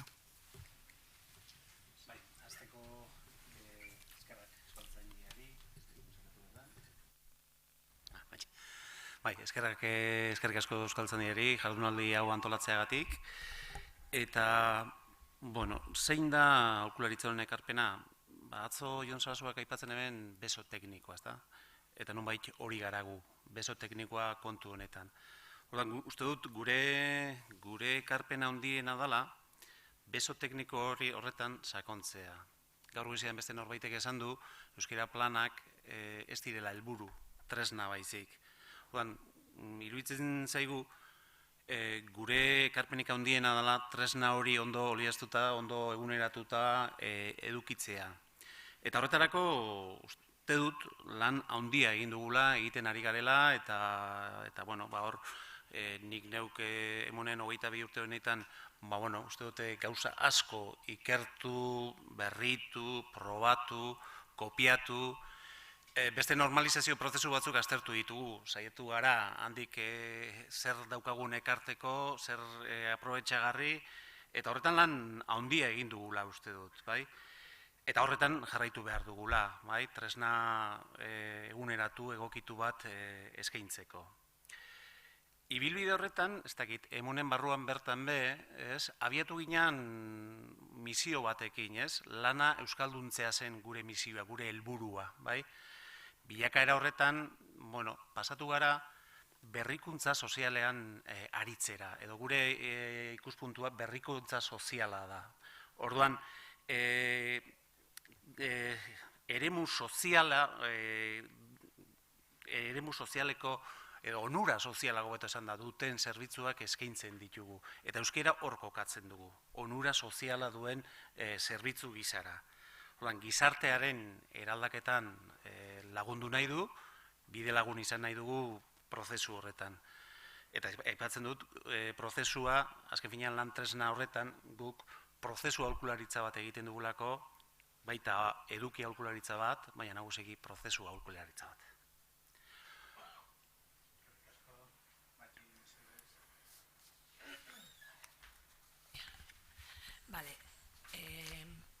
Hizkuntza aholkularitzek bideratzen dugun beste ekarpen bat edo beste bide bat nik uste dut aspalditik izan dena lankidetzarena eta elkarlanarena, bai? Gaur egun euskara planak ulertzen ditugun moduan lehenengoa Elaien izan zen, elkarlanean egindako proiektu bat izan zen, momentu hartan Eusko Jaurlaritza eta Eluiar eta Leiren artean, hor elkarlana eta lankidetza izan ziren ezinbesteko hori aurrera eramateko, gaur egun asko hitz egiten da, bai, lankidetza publiko-pribatu, gizarte izaera dugun enpresotan bebai. Orduan, nik uste dut hori dela gurean, eta gurean dinotenean ez dinote, eluiarren dinot, gurean sektore honetan asko emandan kontu bat. Ez dakit zein urtetik, bagabiltza kontseiluaren magalean edo aholkularitza sektorea, eta hemen mailan gauden lau erakundeok, elkartzen gara, politikak eta plangintzak alkarrekin egiten ditugu. Hau da, lehiatu behar garenean, lehiatzen gara, baina alkarrekin lan egin behar dugunean, alkarrekin lan egiten dugu, bai. Horren erakusle izan zen, 2002an, okerrespanago, argitaratu, ez iruan ez, amairuan, bai. Argitaratu zen lan mundua euskalduntzeko adierazpena, hainbet eragilek bertan parte hartuta. Horren erakusgarri izan da, oraintzu bideratu dan, EAEn bideratu dan, arlo sozioekonomikoaren plan estrategikoa, aholkularitza sektoreak aho batez eskatzen gendun plangintza bazan eta elkarlanean egin dena. Alan dabe, guk alor horretan, elkarlanaren alorrean nik uste dut lanean jarraitu behar dugula ba. Atzo Jon Sarasuak aipatzen zuen, eragileen artikulazioa hitz egiten zuen, aipatzen zituen enpresak, aipatzen zuen administrazioa, aipatzen zituen hainbat alor bai. Eta oraindik ben nik uste dut hor badaukagula egiteko bidea. Gauza batzuk eta nik uste dut esperientzia batzuk hasi garela garatzen, batez ere administrazioarekin edo hain urrun alkar ikusten dugun enpresa munduarekin momentu batzutan, nahiz eta enpresa batzuk atzo ikusi genituen hainbat gauza egin dituzten, nik uste dut gaur batzutan ikusi dugula, batzutan diskurtso edo enfoke oso ezberdinetan gaudela eta topatu beharko ditugu hoietan alkartzeko eta apur bat batera bideratzeko esparruak eta foroak eta horrek emaitzak ematea. Egun ondan hori, ondo entzuten zait. Nik Maik esandako guzti horri esker, besteak beste berri hon bat eman nahi dizuet, eta da, 30 urte eta gero hizkuntza aholkulariok existitzen jarraitzen dugula, eta ingurune soziolinguistiko zailagoenetan ere bai. Eta hau zergaiti diot, 100% da euskara planen indizea. Eta hori bai, biztanleriak ikasketaz duen euskararen ezagutza 67%koa berriz. Arlo sozioekonomikoa kontrako indarra egiten ari da beraz, eta guk zailtasunak izan ditugu enpresa mundura eta erakunden gana iristeko, hor utziko dizkizuet galderagiak. Zarri topatu izan ditugun argudioak, izan dira esate baterako, bezero, kontsumitzaileek ez dute euskeraz eskatzen, hori gaur goizean ere entzun dugu, edo enpresa industriala naiz, eta nazioartekotze prozesu baterako ingelesa bai, baina euskerarik ez dut behar. Edo lehen Azierrek bebai ekonometroaren datua, ez da, berak aipatutako datuetatik, ekonomilarien 98%k dio, euskeraren erabilerari emandako balio ekonomikoa mugatua dala. Euskal Herritik kanpo ez dalako egiten. Eta edo zelan ere hizkuntza aholkularitzak eta sektoreak, ez da, uste dugu arlo sozioekonomikoa ezinbestekoa dala euskeraren bizi berritzerako. Eta dano gara ekuazio horren parte. Kontuan izan behar dugu, ez erabakitzea, erabaki bat ere hartzea badela. Beste modu batera esan da, hizkuntza kudeak eta esplizitu bat ez egitea, ez du esan nahi kudeaketarik ez dagoenik, ez zaiola erreparatu baizik edo estrategikotzat ez dala hartu. Negozioetan gaztelerak frantsesak edo ingelesak deuken prestigioa eta erabilgarritasunak ez du lekurik usten inok pentsatzeko hori gaztu bat edo inposizio eta bar bat danik. Eta esango nuke bi arrazoi nagusi daudela euskera, edo hizkuntza bat preziatzeko. Bat da prestigioa eta bestea erabilgarritasuna.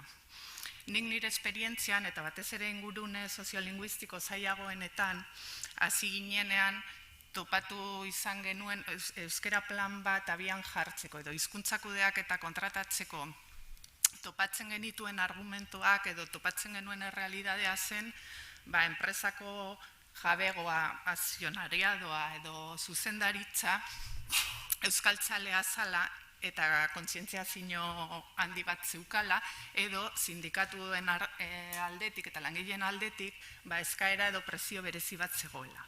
Eta ondoren horietaz gain, topatu ditut bebai erabilgarritasunarekin lotutako arrazoiak. Hau da, euskerak enpresa bat ere errentagarri bihurtzen du. Zergaitik, balio dezakelako lehiakidengatik bereizteko, marka eta irudia indartzeko, langileen kohesioa eta motivazioa areagotzeko, eta guk hizkuntza aholkularitzatan emaitza horiek konprobatu ditugu, esperimentazioaren bitartez. Eskerrik asko, Leire. Bigarren blokea, beste orden batean, sustapen lana areagotzeko mugak eta aukerak. Mati, Leire, Elias, Mikel, mesedez. Horren ez horren. Sustapen lana. Bueno, Mikelek aipatu dau, zelan sustapen lana diru laguntzak bakarrik ez direla, eta sustapen lan konkretuak egin direnean ikusi izan direla. Hau da, 2000 urte artean euskera planak asko hasi ziren, eta orduan hemen gaude, horren erakusgarri eta hemen jarraitzen dugu, bai? Eta hor egon zalako sustapen lan bat, bai? Baina ez dira diru laguntzak bakarrik, bai? Hori beharko da, baina sustapen lan horretan eragile bakoitzak nik uste dut baditugula funtzio diferenteak, bai? Erakundeek eta administrazioak nik uste dut momentu honetan eta gauden eta agendan hain sartuta daukagun honetan arlo sozioekonomikoaren euskalduntzea eta atzo esan ziren gauza askoren aritik enpresa guztiek ez dituzte helburu edo erritmo berdinak jarraituko. Ingurune soziolinguistikoetan ezberdinetan gauzak modu diferentean egin behar dira. Orduan, zelan joango gara, bai? Zer eskainiko diogu, da, enpresa batera goia zenean, zer esango diogu dela gutxieneko bat egin behar duena. Eta hortik gora zer egin dezaken. Enpresa industrial bat, zerbitzu enpresa bat, 50 langilekoa, 500ekoa, elkargo bat, oso diferentea dago. Orduan ikusten dut, badala igual momentue, obika edo antolatzeko. Hortaz aparte, Leirek aipatu dabena bebain ikusten dut, eta administrazioari eta guri ere baiagoku diskursoa, bai? Lan handia daukagun ikusten dut hemen egiteko, bai? Zerrekin goiez, bai? Ikusten dut Euskararen irakaskuntzarekin gertatzen den moduan, beren militantziaz, edo, bai, euskaltegiak bete ziren sasoi batean, ez zegoelako aukerarik etxean espazen duen ikasten edo, hezkuntza arlotik edo familia erdeldunetan ez zegoen aukerarik ikasteko, militantziatik edo etorri ziren asko, bai. Enpresak be, euskara kudeatu dutenak militantziatik, nik uste dut ja badatoz, baina gero eta gitxi hau. Orduan, diskurso horretan, geube enpresen diskursora egokitu behar dara. Ara, gizarte erantzukizunari buruz hitz egin behar dugu, euskerak eskaintzen duen balio erantziari buruz, eta horrek bekarreko du ikustea, euskera berez ez dela enpresetan instalatuko, hau da, hizkuntza politika beti egiten da, ez baduz euskera planik egiten duz hizkuntza politika bat, joan daitezela ikusten enpresape bai, tokatzen zaiela gizarte erantzukizun bategatik, euskal gizartea eta euskalduna badalako, eta izango dalako, eta prestatu behar direlako, sustapen lan horretan, nik uste dut, administrazioak, komunikabideek, euskaraz eta gaztelaniaz ikasten duten kasetari horiek, gaurko gaia dalako ematen dau, horiek be, apur bat joan beharko dira hori barneratzen. Eta gero, gizarte eragiloi be, nik uste dut, baiagoku sustapen lan hori egitea. Baiagoku herritar modura, atzo lankide batek esaten zidan, eta sare sozialetan jartzen badugu, abenduaren 20an guazen danok mastenterrera euskaraz ikastera, bai? Ikastera ez, parkatu eskatzera, bai? Bueno, nik uste dut, norbanakoarengan ez dugula pisu utzi behar, baina horrek be lagunduko duela. Eta sustapen lan horretan be bai, bueno, nik uste dut euskaraldiak berak be ate batzuk zabalditzakela batez ere lehenengo urratxo horiek emateko eta atzo ikusi gendu moduan be hain komplikatua ez dela erakusteko. Gauza batzuk egin daitezke modu errez batean.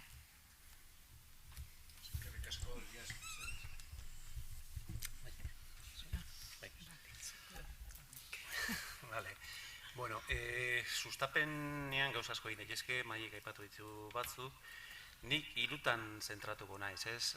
Bat uste dut sustapenerako elementu garrantzitsua izan beharko daula, eta da atzo aurkeztu zen, edo bentzet horren berri egun zen, plan estrategikoarena, ez? Aspaldian eskatzen ari ginen kontu bada, plan estrategikoa, arlo sozioekonomikoaren, euskeraren plan estrategiko hori, bueno, bidean da, eta etorriko da, eta espero da egun ikuspegi sistemiko batetik, bai, pixkat, lehen Maiek aipatu dauen eragileon artikulazioa besteak beste, hobetzera etortea. Eta uste dut, plan estrategiko horrek lortu beharko leukela batetik markoa esartzea, pixkat funtzionamendurako arlo sozioekonomikoan marko bat esartzea, beharra eta laguntza kombinatzea, pixkat bi horien arteko joku horretan, baliabide diala, pixkat horren inguruan.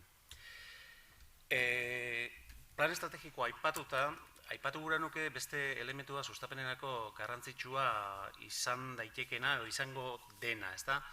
Eta da enpresen gizarte erantzunkizuna, ezta? Azken aldiotan nahiko modan jarri dan kontu hau. Enpresek badute gizarte erantzunkizun bat. Arduratsu jokatu behar dute beraiek aktibitatea gauzatzen duten lurraldearekin, edo lurrarekin, bai? Eta uste dut, horretan sakontzeko aukera ematen digula, eta, lehenengo helburuak zalantzarik gabe ekonomikoki iraunkorrak izatea izango da, baina enpresek sortzen dituzte beste hainbat eta hainbat inpaktu, ezta? Inpaktu ekonomikoa, gizataletan sortzen duten inpaktua, etorkinen inguruko inpaktu hori, klima, ingurumena, eta nola ez, hizkuntzan eta kulturarenen inpaktu bat sortzen dute. Eta hori horren lekuko atzo Fagorreko Leireken bere azalpenetan emandako datuak, ezta? Beraz, inpaktua sortzen baldu dute, inpaktu horren ardura ere hartu beharko lukete, ezta? Eta uste dut, horretan badauka hor sakontzeko aukera badaukagula. Beste horren barruan egon daiteke memoria ez finantziarion legea, ezta? Hori onartu dan legea eta horren arabera 500 langiletik gorako enpresa guztiak behartuta daude, beraien intangibleen kudeaketaren berri ematera. Eta datorren urtetik aurrera, hori jaitsi egingo da, eta izango da 250 langiletik gorako enpresa guztientzako bete beharrekoa. Intangible horretan, uste dut, hizkuntzarena ezinbesteko elementua dela, sartu beharreko elementua dela, eta adierazle garrantzitsua izan beharko lukela tokiko hizkuntza eta kulturaren duten jokabide hori aztertzearena.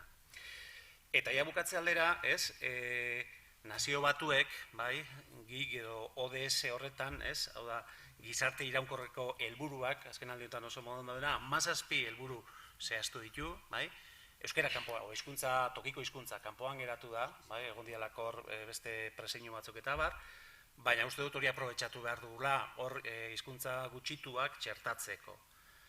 Badakit hor, momentu batean, UNESCO-ren bueltan, UNESCO etxearen bueltan, mugimendu bat egon dela 17 gehi bat, eta gehi bat hori hizkuntzarena izateko, eta horren oso okerz baldin banago, unibertsitate publikoak ere bere agendan hori sartu du.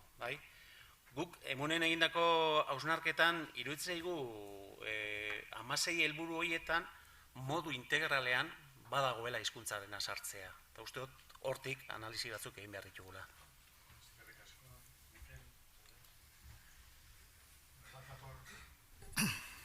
bat nator Marik eta Eliasek esan dakoarekin. Nei, iruditzen zait, sustapen da, planteatu dian neurri guztiek aterka handiago bat behar dutela, ekarpen bat egitearen. Eta esango nuke, azkenean guk erakundeak eta gizartea eraldatu nahi dugula, gure komunitatea eraldatu nahi dugu, eta horretarako ikuspegi zabalago bat behar dugula. Eta marko horretan lan egin alizateko. Orduan, aterki hori eraikitzeko, iruditzen zait importantea dela, esperientzak erakutsi digu, maitasuna indarra handia dela, eta gutako asko hemen gaude gure aurreko belaunaldiaren maitasunari esker, baina maitasunak besteko indarra dauka beldurrak. Gure gizartean, bereziki mendebaldeko gizartean, beldurrak eragin handia dauka, beldurra ez ezagunari eta beldurra aurrera begira ezagutzen ez duzun etorkizun horrek ekarriko dizun horri. Iruditzen zait oso importante izango litzatekela etorkizun hori nolait irudikatzea, nola ikusten dugun gure komunitatea, Euskal Autonomia Erkidegoa, Nafarroa, Euskal Herria, hemendik urte batzutara, saiatu gai garen gauzetan, minimoak behintzat argitzen, da iruditzen zait minimo horiek ulermen universalean dakala oinarria, sustatu egin behar da, eta horrek mundu guztiak euskara eta gaztelania ulertzeko gai izatea. Elkarrekiko errespetuz eta euskaldunari espazioa utzi alizardea, bai gizartean eta bai enpresan, euskara alde batera utzi gabe. Eta hor minimo, iruditzen zaite egon ditezkela minimo batzuk, adostu ditzakegunak, eta horiek ondo komunikatu eskero gizarteari, horrek asko lagunduko lukeela, gero gure lanari. Eta iruditzen beste gauza bat erargik behar dugula, kulturala den edo txurita beltzekoa geha asko, edo dena edo eserraz, eta iruditzen konstientizan behar dugula, ez ditugula denak irabaziko. Momentu honetan, Euskaraldiak 225.000 garela edo esaten du, ez da gutxi. Azkeneko hauteskundetan laugarren alderdiak lortu zituen bosken antzeko zerbait da, eta hirugarren alderdiak lortu zituenetatik gertu. 225.000 pertsona ez da gutxi.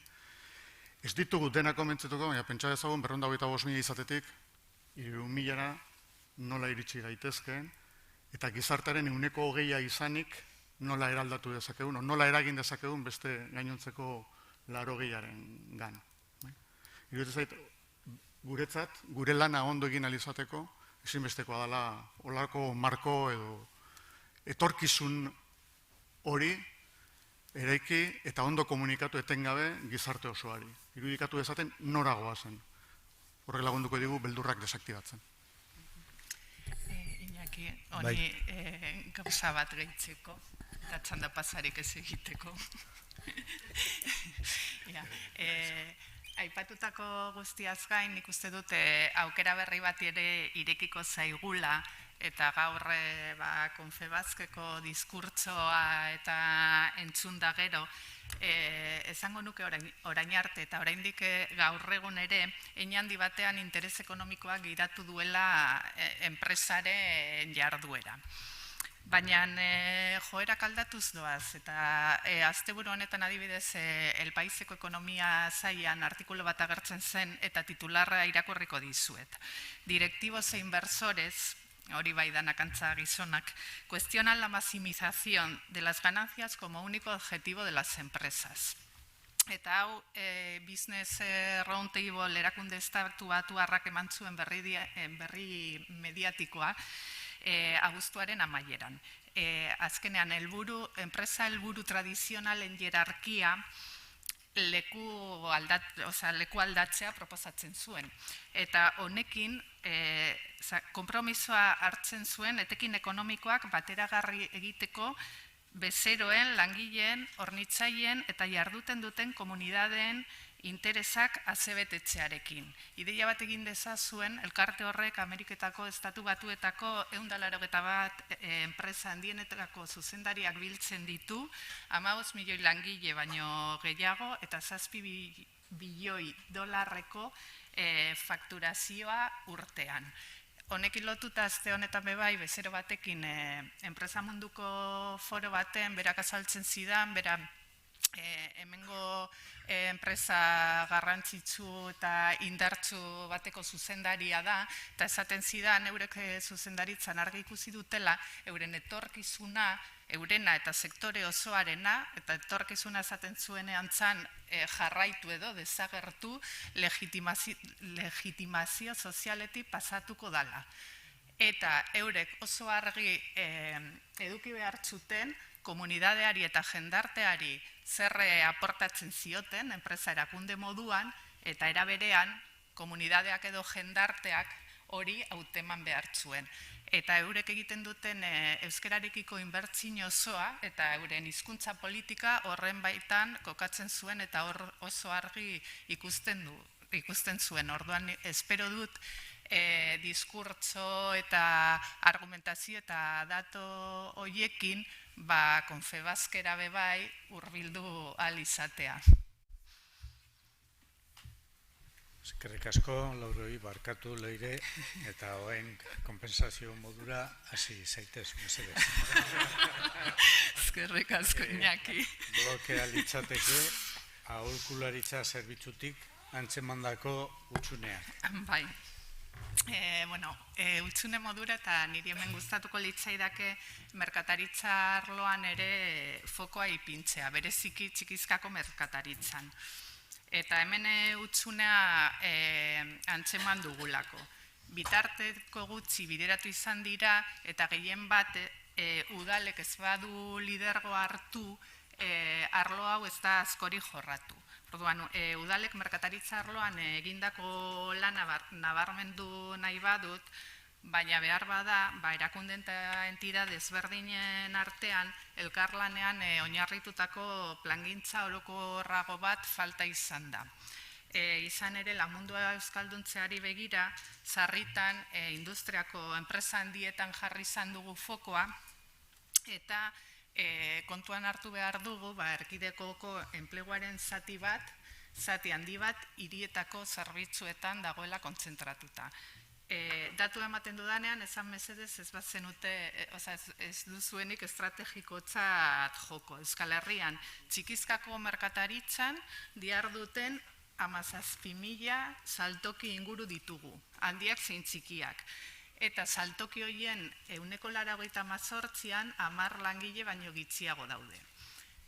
Gaur egun, Bizkaian lanpostu gehiago daude merkataritzan eta zerbitzuetan industrian baino. Orduan, kontutan izan da kontsumitzaileen harreman gehienak hor kokatzen direla, eta gaur ere, gaur goizean askotan entzun dugu, ez da, kontsumitzaile bezala ere exigitu eta eskatu behar dugula, estrategikotzat jotzen dugu hor eragitea. Merkataritzan bezerokiko harremanak garrantzi handia du gainera. Eta hartzen dituzten erabaki horiek eragin handia dute herriko bai hizkuntza paisaian eta baita erabileran ere. Datuetan ikusteko, arloa indarrez jorratzen izan lehenengo herrietako bat Gernika Lumo izan zen. Gernika Lumon esate baterako, hasierako egoeratik gaur egun gora, 83an 58 merkatari genituen proiektuan, eta 2018an 315 merkatari, ostalari elkarte eta enpresa txiki dauz proiektuan. Eta horren eragina izan da, herriko kaletako hizkuntza paisaian eta euskararen erabileran. Gasteizen esaterako, ere adibidez 1.200 errotulo baino gehiago jarri genituen elebietan. Eta horre ere, konprobatu ahal izan dugu euskararen presentzia eta erabilera handiagoak direla jarraipena egiten denean, egiten ez denean baino. Orduan hor badaukagu lana eta badaukagu eragiteko esparru potente bat. Eskerrik asko, Leire. Mikel, mesedez. Bai, Leirek esan duena ideian sakonduz, nahi buru etorri zaituen esaten aizenala, komertzio txikia eta zenbat txikia dira, baina jende asko hori eragiten diola. Burua datorkit Oiartzuneko kasua, Oiartzunen gutxien identifikatuta daude 500 enpresa 50 langiletik berakoak. herrian dagoen herri txiki horretan, txikia, zein txikia, 500 enpresa daude, 50 langiletik, berakoak kalkulatzen dugu, 3.000 langile egongo ditezkela enpresa horietan. Oain arte, ez da sustapen lanik egin, ez da eskaintzarik izan. Eta oso kopuru txikiekin, oso diru kopuru txikiekin iritsi daiteke olako lekuetara, azkenean ekintza urtean, 2 urtean behin ekintza bat webgunea aldatu, errotulo batzuk, ez da, behar dana da, berri horiek, lehenkoa, testu inguru bat, eta alegin iraunkorra, denboran iraungo duen alegin bat, ez momentu batean agertzen den kanpaina bat, gero ez agertzen dena. Referentzia argiak behar dituzte, enpresek, beharra dutenean bertara joteko. Ze askotan ez da gu juten garelako gauzak egite dituztera, ez da beharra duten momentu horretan agertzen garelako. Azkenean hor dinamika bat garatu behar da. Orduan, horretaz gain esango nukena da hori, baliabideak behar direla, erabaki ausartak behar direla, eta helduko diotzuk leheno bota duzun gai bati, elkargoko eta galdetu diozu formazio soziolinguistikoaren inguruan, eta ea zenbatean ateratzen da jendea unibertsitatetik prest. Eta nik esango nuke, nire ekarpena gaur bentsatu momentu honetan, gai honetan da hori, formazioa eta ikerketan sakondu egin behar duela, iruditzen zaite iznet, lehenengo iznet, lehenengo urtean egin nuen izneta, ondo, soziolinguistika klusterrak egiten nahi den azkeneko ikerketa, urteetan dara matzan lana oso ondo, baina unibertsitatearen falta somatzen dut, feminismoaren izpiluan begiratzen dut nire burua, eta arlo guztietatik, ekonomiatik, aztertzen da ekonomia feminismoa, antropologiatik, psikologiatik, gauza asko daude unibertsitateak egin ditzakeenak, formazio soziolinguistikoa jasotzeaz gain, hizkuntza kudeaketa eta bakoitzaren arloa uztartuz. Eta hor sekulako ezagutza sor daiteke eta ezagutza hori transmititu. Mikel, esedez? Ni peutxuneak apu bat identifikatzerako orduan ikerketa eta azterlanen aldetik egin nahi neban ekarpena, eta soziolinguistika klusterrak egin izan ditu hainbat ikerketa eta azterlan, Euskaraldiaren oinarriak esango genuke hortik datozela, baina lan dabe, Mikelek esan daben moduan, nik uste dut, oraindik be, batez be unibertsitatetik, 3 unibertsitate garrantzitsu ditugu, EAEN, Nafarroan badaoz, hau da, horietan elkarlana eta apur bat horietan gehiago sakontzea, bai? Eta, egia da soziolinguistika klusterra planteatzen duena ikerketa aplikatua izaten dara normalean, guretzat oso erabilgarria, eta hor be, elkarlanean gabiltza, bai honetako lau erakundeak, beste erakunde batzupe bai, eta, hor buruatzen zaizkit, batez ere, hizkuntza eta generoaren ingurukoak, badagabiltza bideak urratzen eta egingo da, generoak zerbait esan nahi du hizkuntzaren ezagutzan eta erabileran, eta hori aztertu egin behar dugu. Nik uste badauela beste ikerlatzeko beste arlo bat, eta da euskalduntzearekin zer ikusia daukon, eta hor uste badaudela pauso batzuk ematen, eta egunotan aipatu dana, gaur egun nola dauden sarri eta hizkuntza profilak, eta baite be, euskaltegien eskaintza zein dan, modulazioa, zer ikasi nahi dugun, zer ez, nik uste horri buelta bat eman behar diogula, eta ematen ari garela.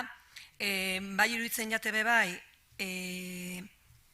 euskararen, eta lehen duz galdetu, euskararen balio ekonomikoa zein da, bai? Hau da, enpresetara heldu nahi badugu, euskarak ze balio erantzi ematen dio enpresari, bai? Eta, bai, hau da, lehen Eliasek aipatu da moduan, memorias finanzieroak, baina urte amaieran, nik zenbakitan ikusi nahi dut, bai? Orban hor, Europa mailako ikerketa batzu badaude, hizkuntza bakarrean jarduteak ekar ditzaken galerak, bai? Hori dago egindagia da inglesaren elebakartasun horretatik, baina, nik uste dut horren arlorretan be sakondu behinkela.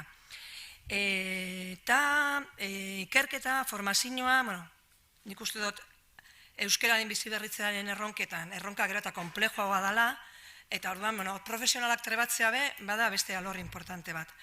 Eta laburrean aipatu nahiko nituzke, eutxunea bakarrik ez aukerak, eta uste dut, hizkuntza teknologiek be, eta adimen artifizialak emango dizkigutela aukera berriak, bai?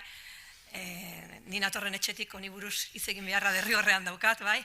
Eta orduan, Hau da, ulermen maila, oinarri guztiok behar dugun ulermen maila horretara du orduko, gaur egun daukagun itzulpen automatikoak ematen digu aukera ulertzeko, bai? Uste dut, tentuz ibili behar dugula itzulpen automatikoa, bai, erantzukizunez erabili behar dela, ez duela edozertarako balio, baina ulermena bermatzen du, hau da, lan zirkuito batean, Mikelek ez badu euskara ulertzen, erabil dezakegun alor bat da. Balio izango digu bebai, ikerketak egiterako orduan, big datan oinarrituta azterketak egiteko. Hau da, ez dakigu benetan erakundetan zein den idatzizko erabilera. Hau da, 6 hizkuntza erabiltzen dituzte enpresetan administrazioa, hori egin daiteke, bai? Eta aukera gehiago egon daitezke, baina horrek gero amaitzen danean. Bai, eskerrik asko. Elias, mesedez. Bai, aurreko nire maikideak esan dagoekin bat, sakatuta dago, ez? Bai? Hori da, ez? Esaten nahi nintzen aurreko, tartetan maikideak esan dagoekin bat egin da, beste utxune batzuk. Askotan, sarritan utxunea bilatzea, zamorro izaten da aukerak eta indargunea bilatzea baino, baina, nik uste dut jardunaldi honetan aipatu diala, ez? Lanbide heziketa, hezkuntza, lan mundua. Hor garatu behar dugu zerbait, hor sakondu behar dugu, ez? Uste dut hor jokuan gauza asko daudela, pixkat hori uztartzen ez badugu, bai? Beste utxune bat, edo esango nuke, aurre iritzien aurre egiteko modu batzuk bilatu behar ditugu. Uste dut, kalte egiten digutela, kalte handia egiten ditugela.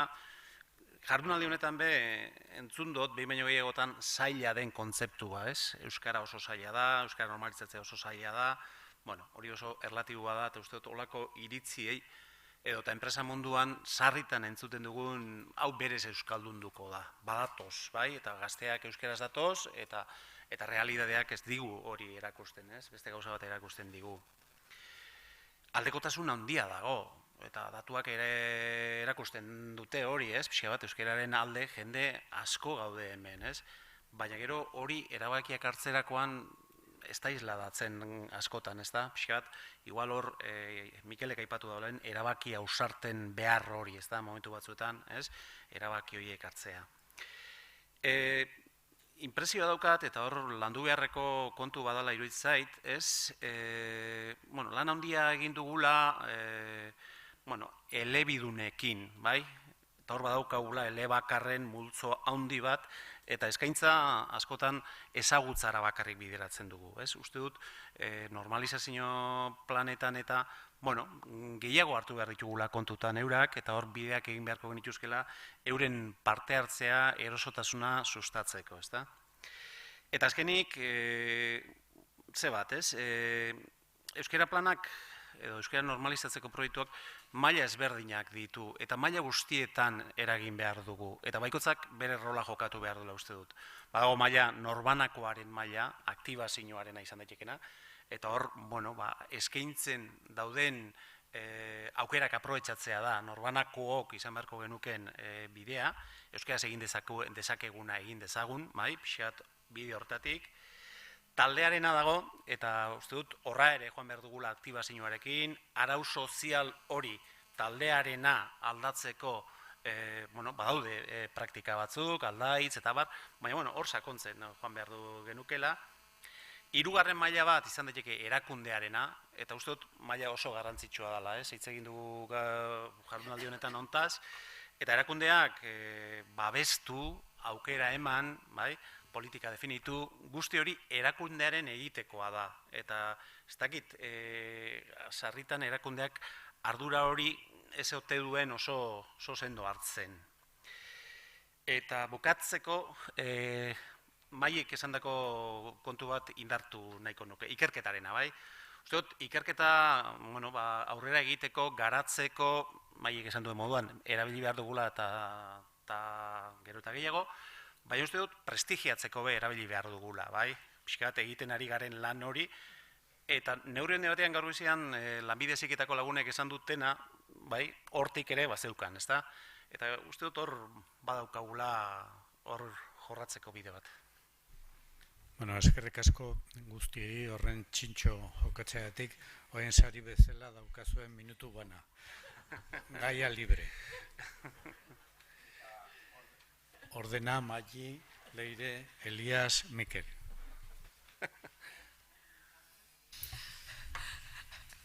Garbin erintzen diot hori, hauteskundeak ematen dutela eta alderdi politiko bakoitza bere momentuarekin dosia egin dit. Nire minutua, bai. Garaio horretan prestatu genuen maingurua eta egertzen da, ezta? Bai, nik Eliasek esan da bene horren aritik horri belduko notzake, bai, eta da prestigioa, diskursoa,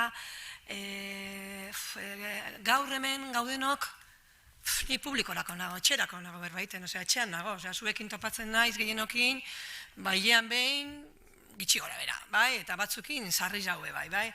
Orduan, hemendik kanpo, nola zabaldu, diskurso hori, prestigio hori, hau da, euskerak eukideiela lekue, oiko ez diren esparru industrialetan, eta industriari buruz, enpresari buruz ari gara, arlo sozioekonomikoa administrazioan behasko plan egiten dugu, baina bueno. Eta uste dut hor, batzutan euskarari buruz berbaitea baino, euskara zeitea dela, bai? Eta, bueno, industriarekin lotuako foro batean, saio bat euskaraz egiteak, nik uste dut, eukileikela indar handia, hor remotoin jakola prestigioa. Eta horretan, bueno, hemen dagozen emeterakundek, lan hori egin dezaketela, bai? Eta gero, prestigio horretan metorko da, hau da, belaunaldi berriek euskaldunduko dute lan mundua, bai. Zu 25 urterekin, sartu enpresa baten, zara azkena, berria, eta zuk esango duzu euskeraz egingo dut. Ez, jarraituko duzu erderaz egiten, bai, edo handagoen egiten. Orduan, horbe, lotu beharko da bide hori zelan egiten dugun, bai? Erabilera hori zelan bermatzen dugun, bestela, aradoanak egingo da, orain arte egindan modure. Eta hor, badekogu bai erronka importante bat. Bai, Maik ondo dion modua, nik, hemendik bai enpresa erakunde, enpresa elkartei gonbitea egin nahiko nieke, azkenean gure esperientzia metatuaz baliatzeko mesedez.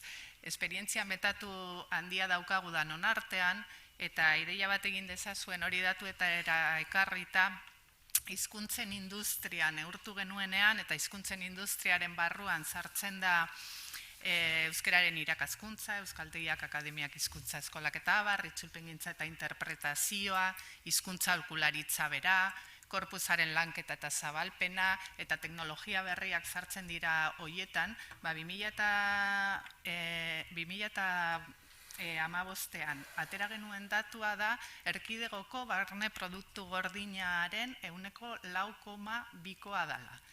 Eta euskerari oso lotuta dago. Orduan nik minutu honetan egin nahi dudan gonbitea eta deia da, mesedez, baliatu gure esperientzia metatuaz. Oso ondo hartuko ditugu enpresak eta erakundeak eta kalidadezko zerbitzua eskainiko diegu. Eskerrik asko. Ez dakit, hemen hain itzan lelo bat asmatzen, baina ez dakit, azkeneko minutu honetan izango dan. Ez, uste dut, gaur hemen mai honetan ez dugula asko aipatu, baina beste kontua badagoela eta da administrazioaren papera, bai? Eta uste dut jardunaldi honetan be azaldu dela, ez? Administrazioak bete behar batzu da dauzka, igual lan munduan ez daudenak edo ezberdinak gutxienez, ez? Eta administrazioak tira gehiago egin behar duela iruditzen zait, ez? Hemendik prozesu guzti honetatik. Eta hortik aurrera, tresnak badauzkagu, artikulazioa lortuko bagenu, eragile guztion artikulazio hobeago bat lortuko bagenu, segurazko emaitza ere txukunagoa izango litzake. Eskerrik asko. Justo, oain Leirek botatu, leheno galdetu induzu ekonomilari zein dan euskararen balioa, enpresarentzat ez dakit, gure gizartearentzat, produktu horreinaren 0,2 eta turismoarekin alderatu ezko guztu turismoa 0,7 zala. Ze trata eramaten zaion bata eta nolakoa besteari, eta euskara gure industria da. Oso zaila da kopiatzea, bai? Hori gure industria da. Besterik gabe, iruditzen zaite askotan aipatzen dela euskara edo gure komunitatea bide gurutzean dagoela. pentsatzen dut, iruditzen zait, eta gaur ikusi dugula, bide gurutze horretatik irtetzen ari garela, norabidea hartzen ari garela, sensazio hori daukat, eta, bueno, lanari utziko dugu. Nik uste dut, hemen mai honetan gaudenok behintzat, behar bagaituzue, zuekin egongo gara. Bueno, eskerrik asko guztiei, barkatu horren formatu estresante planteatzea. Oain, lasaitua hartu entzulegoaren galderak jasotzen ditu bintzartean.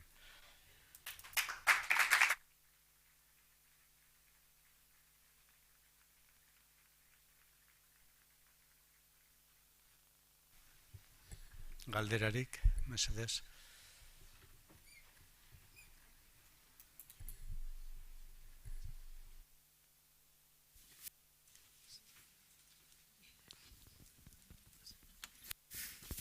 Bueno, ez dakit galdera den edo ekarpena, ezta? Euskeraren balioa ari gara, eta niri zerpentsa ematen dit munduko enpresa handienetariko batek, Googleek, Kalifornian dago, IBEX guztiak baino neurri handiagoa deko, mozkinetan handiagoa da, eta euskeraz eskaintzen ditu bere aplikazio asko. Ez dut uste Kaliforniako tipoiek teknologian oso aurreratuta daudenak tontoak direnik. Atzo ikusi genuen beste multinazional bat, anglosajoia, GKN, eta eurek azaldu zuten nola Inglaterran hasi ziren dokumentuak euskeraz partekatzen. Kapitala anglosajoia da, eta horiek ere ez dut uste. Ordan, nik uste dut badauzela gainditu beharreko diskurtso batzuk, oso epe laburrera begiratzen dutenak, eta ez dutenak beste irizpide batzuk kontuan hartzen, ez? Da, zuk aipatu duzun irizpide berrietan, Leire, El Paisen artikuloa eta, bati irakurri nion, ekologian inbertitzea ez dakit errentagarria dan, baina Volkswageneri 30.000 milioi euro kostatu zaio horretan ez inbertitzeak. Orduen, badauz irizpide berriak, mozkilan nolan neurtu, eta adibideak nazioartean, ez? Eta zentzu horretan, labur ekarpena izango zen, hoien diskurtzoak ere guregana ekartea. Munduko horretakoak ez bakarrik euskalintzan, baizik eta kanpoko enpresa askotako buruak eta ikusi dute beste modu bat dauela mozkina eta ulertzeko, eta hoien diskurtzoak gurera ekartzea.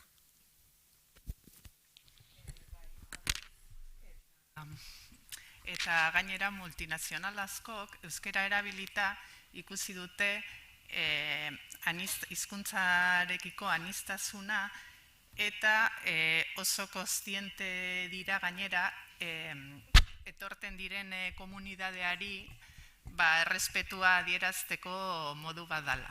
Eta askotan pena multinazionalen ikuspegi zabalago hori bertoko enpresetan edo enpresa elkarteetan ez izatea.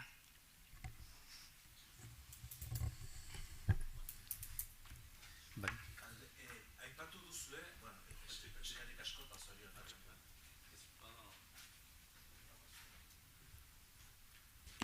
Eskerrik asko eta zorionak eman dituzuen ekarpenengatik. Aipatu duzue hitz bat, bi edo hiru aldiz prestigioa, baliagarritasunarekin batean prestigioa. Tanik lotuaz zuen ekarpena egin duena aitzolekin, aitzolaslak eman du datu bat oso kezkagarria, zirraragarria ere bai, nik ere nozitu izan dudana, da zeinen jende gutxik eskatzen dituen zerbitzu juridikoak euskaraz. Egon da gainera. Eta nik uste dut hor azpian, prestigioaren azpian, bere osagarrietako bat, ez bakarra, dela zalantzarik gabe ziurtasun juridikoa. Eta horren bersio soziala, personak ziurtasuna izatea. Horregatik, hipotekaren eskritura bat egin behar dugunean, denok jotzen dugu ohikoa denera, eta horretara jauzi egiteko ziurtasun juridikoa eta ziurtasun soziala emateko kulturaren, ekonomiaren eta beste hainbeste arlotan ohikoa izan ez den hizkuntza bati behar da baita ere halako alegin berezi bat edo. Hori da, askotan falta duena arlo batzuetan, beste batzuetan irabazi du euskarak. Beste batzuetan irabazi du, ez denetan ordea. Azken galdera bat, baldin badago.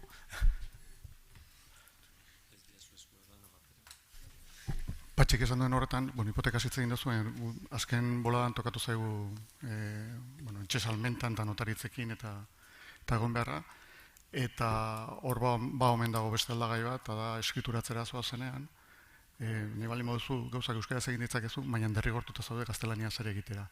Eta orduan aurkezten dituzun paperak tinpratua izan behar du, orduan zuk aurkeztuko duzun dokumentazio horren bikoitza balio du euskaraz egin nahi bali moduzu.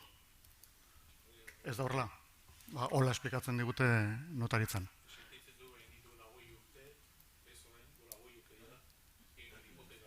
Ez, hipotekaz ez nizari, eskrituratzera juten zarenean, hitz egingo dugu gero.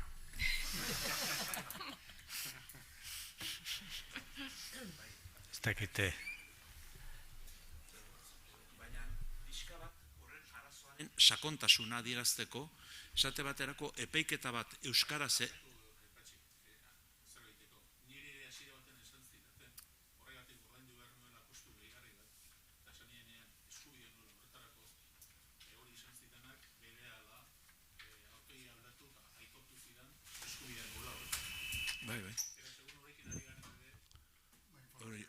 hori egia da. Horretaz gainera esate baterako euskaraz epaiketa bat egitean abantaila asko daude epaituaren zat, jakinda, herri hontan elebidunak erala gehiengo handi bat, eta zerbait itzuli behar denan bi aldiz entzuten duzula, eta denbora gehiago duzula, eta holako gauzak, eta epaiketak badu apustuaren eduki bat, ere. Eta alata guztiz ere, baserritarrik, baserritarrenak, azkenean esaten dizu, egin dezagun lehenbailen erderaz eta goazen hemendik alde egitea. Prestigioaren osagarrietako bat, bai.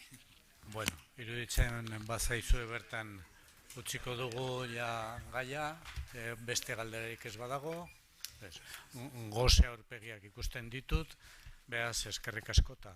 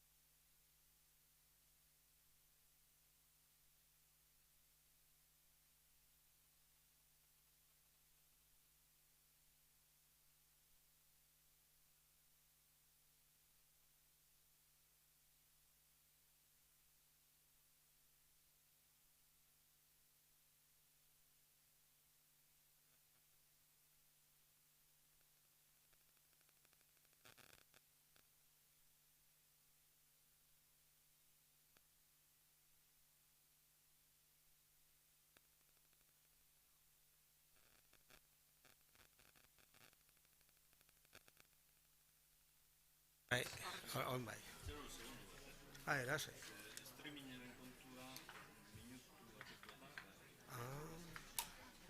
Decalaje, esto.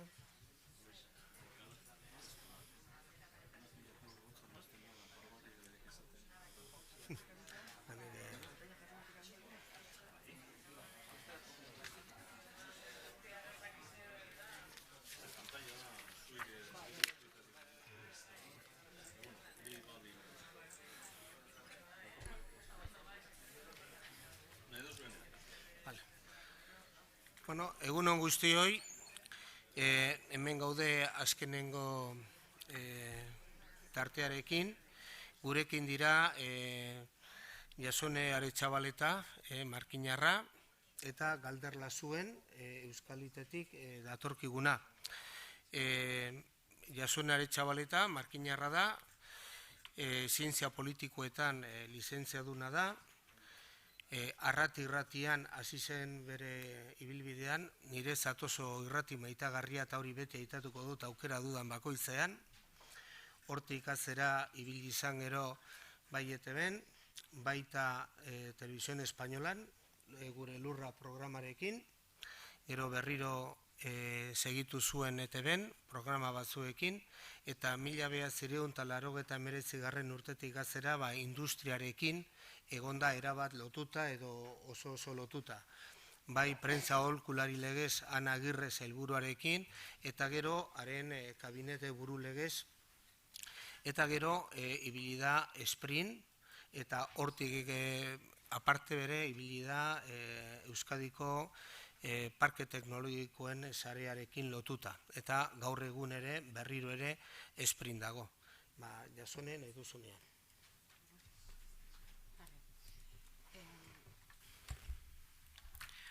Bueno, 21 minutuko aurkezpena neukan prestatuta, baina lasai, ze 5 minututan bentilatuko dut, eta holan danok lasai geldituko zarie ikusten do ze gozea aurpegi daukezuen eta bueno, Esprit suposatzen dut danok ezagutzen dozuela, gaur egun Espriren izena da enpresen garapenerako euskal agentzia, naiz eta bere sorreran izan eraldaketarako eta industria sustapenerako sozietate publikoa, sortu zen 81. urtean krisi ekonomiko larri baten eta industria eraldaketa errekonbertsioa aurrera eramateko. Espriren sorrerako idatzietan ez dago euskera aipatu bez da egiten, orduan gauzarik importanteena zalako enpresak eraldaketa industriala egitea, eta ekonomia aurrera ateratzea, eta gero industria arloa inoiz ez da arlo euskaldun bat izan, Bilbon kokatuta egon da beti, eta langileen artean euskaldun kopurua oso txikia izan da, orain dela urte batzuk arte, orduan ulertuko duzu sozietate honetan ez dela euskeraren premiarik ikusi lanerako.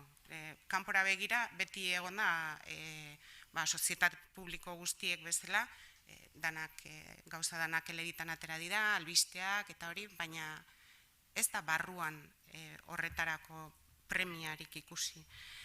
Gauzak aldatu dira, 2013an zuzendari nagusi barria euskalduna da, estreinekoz, langile kopurua gero eta euskaldun gehiago gaude, zorionez, eta enpresak ere hor daude, orain arte gertatu ez dan bezala gauzak euskeraz eskatzen. Gure bezeroak guri zerbitzua euskeraz eskatzen. Eta 3 elementu horiek izan dira, orain aurkeztuko dugun ekimen hau ulertzeko eta jakiteko zergatik dagoen Esprit horren atzean eta hori bultzatzen.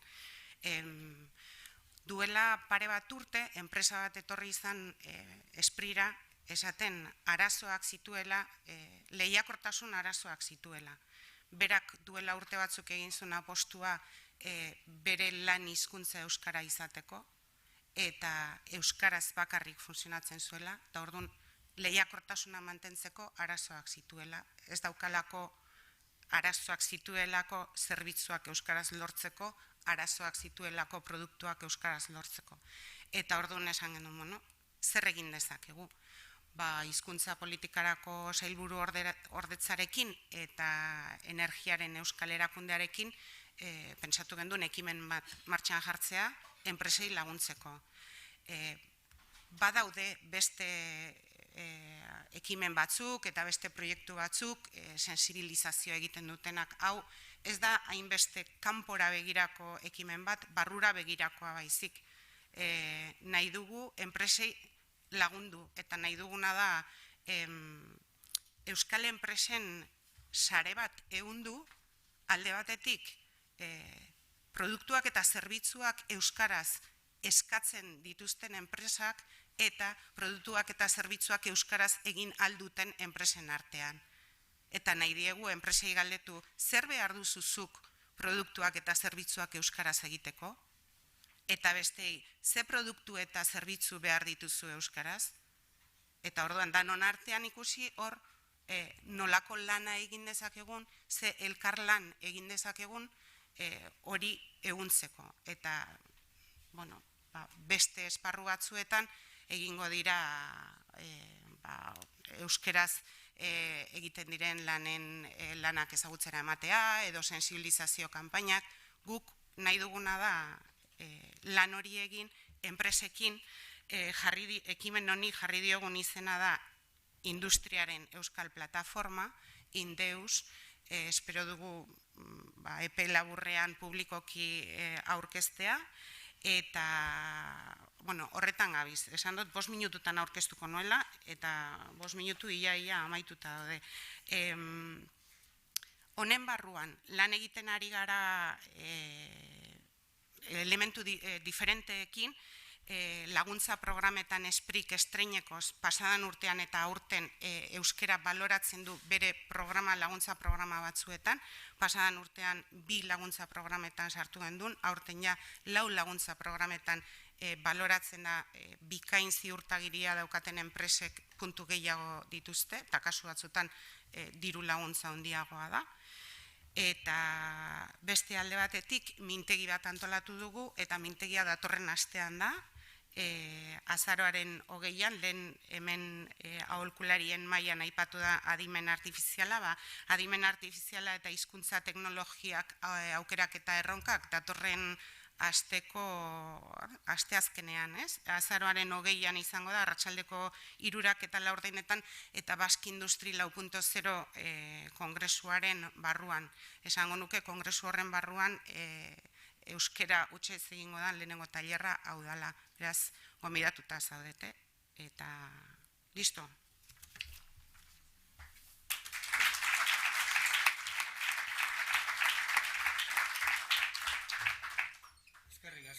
Eskerrik asko, Jasone. Orain, gurekin dago Galder Lasuen soziologiako lizentziaduna da, erabateko kalitatearen arloko aditua da, 2002tik euskaliten dabil, eta arrezkero 1000 pertsona baino gehiago prestatzen lagundu du egundoko lana.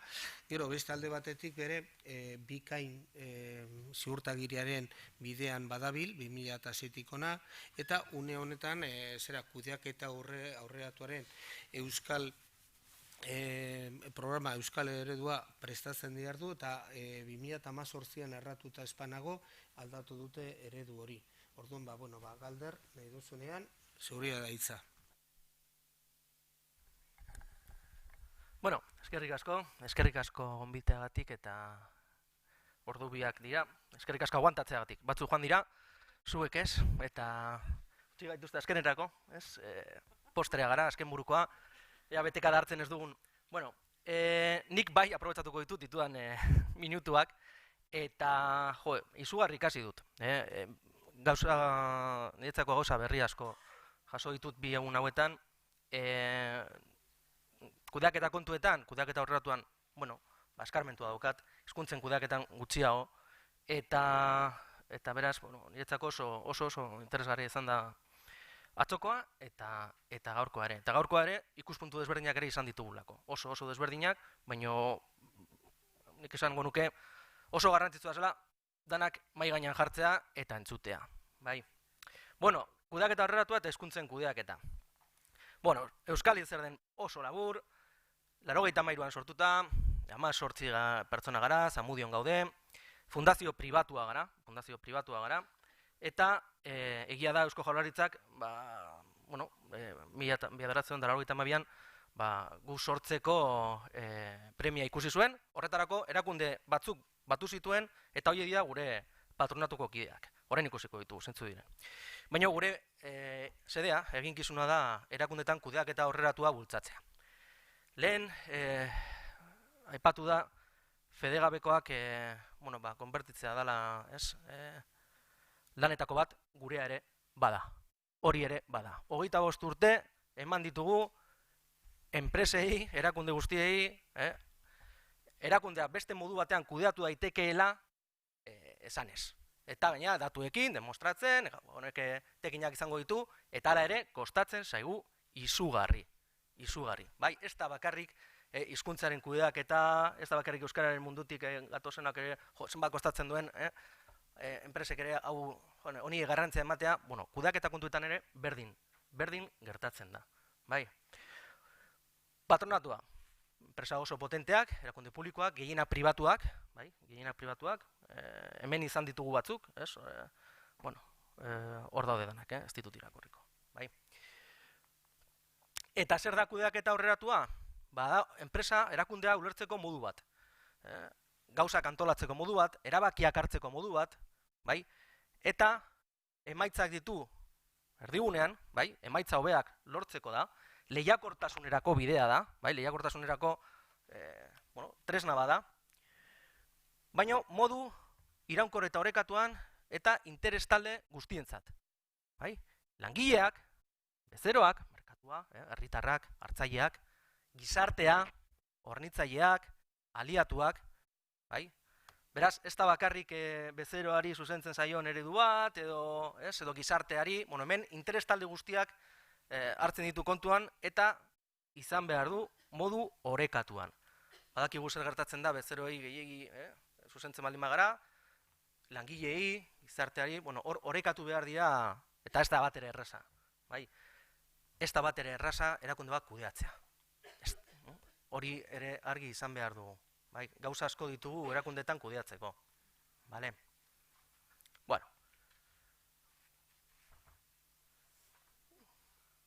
Guzti hori, tresna asko, daude kudeatzeko, eredu asko, FQM aipatu zen atzo, beste eredua da. Guk 2014an bai ikusi genuen, gure erakundek eredu propioa behar zutela, argiagoa, arinagoa, errazagoa ulertzeko, erabilgarriagoa, eta bereziki edozein zuzendaritza taldek ulertzeko gai izan behar zuen tresna. Eta erabiltzeko, hausnarketa egiteko, indarguneak eta zer hobetuak identifikatzeko. Lagungarria izan behar zuen tresna bat. Eta kudeaketa aurreratuaren eredua garatu genuen eta 2018an eguneratu. Hau da egitura, hau da irudia. Atzo ere borobila asko ikusi genituen. Hau beste bada. Estrategia, estrategiaren garrantzia. Gero aipatuko dut. Estrategian ez baldin bada sartzen hizkuntzen kudeaketa, hizkuntzaren alderdia ez baldin bada estrategikotzat hartzen, edo hausnarketa horren barruan ez baldin bada, hor sartzen, erakundak egiten duen oro izango da epe baterako, baino ez da mantenduko. Ez da iraunkorra izango. Orduan, kudeaketa orokorrean eta hizkuntzen kudeaketan estrategia oso garrantzitsua da. Eta oso garrantzitsua da behintzat hizkuntzak lekua izatea estrategian. Bezeroak, pertsonak eta gizartea beste interestalde batzu dira, kudeatu beharrekoak, hor berrikuntza ere asaltzen da, berrikuntza nola kudeatu dezakegun erakundeetan modu iraunkor batean, ez da bakarri momentu batean agertzen dien ideia baizik eta hori nola lortu pertsonek ere, testuinguru bat pertsonek ere ideiak botatzeko, berritzaileak izateko, sormena bultzatzeko, eta erdigunean emaitzak, lehiakortasuna.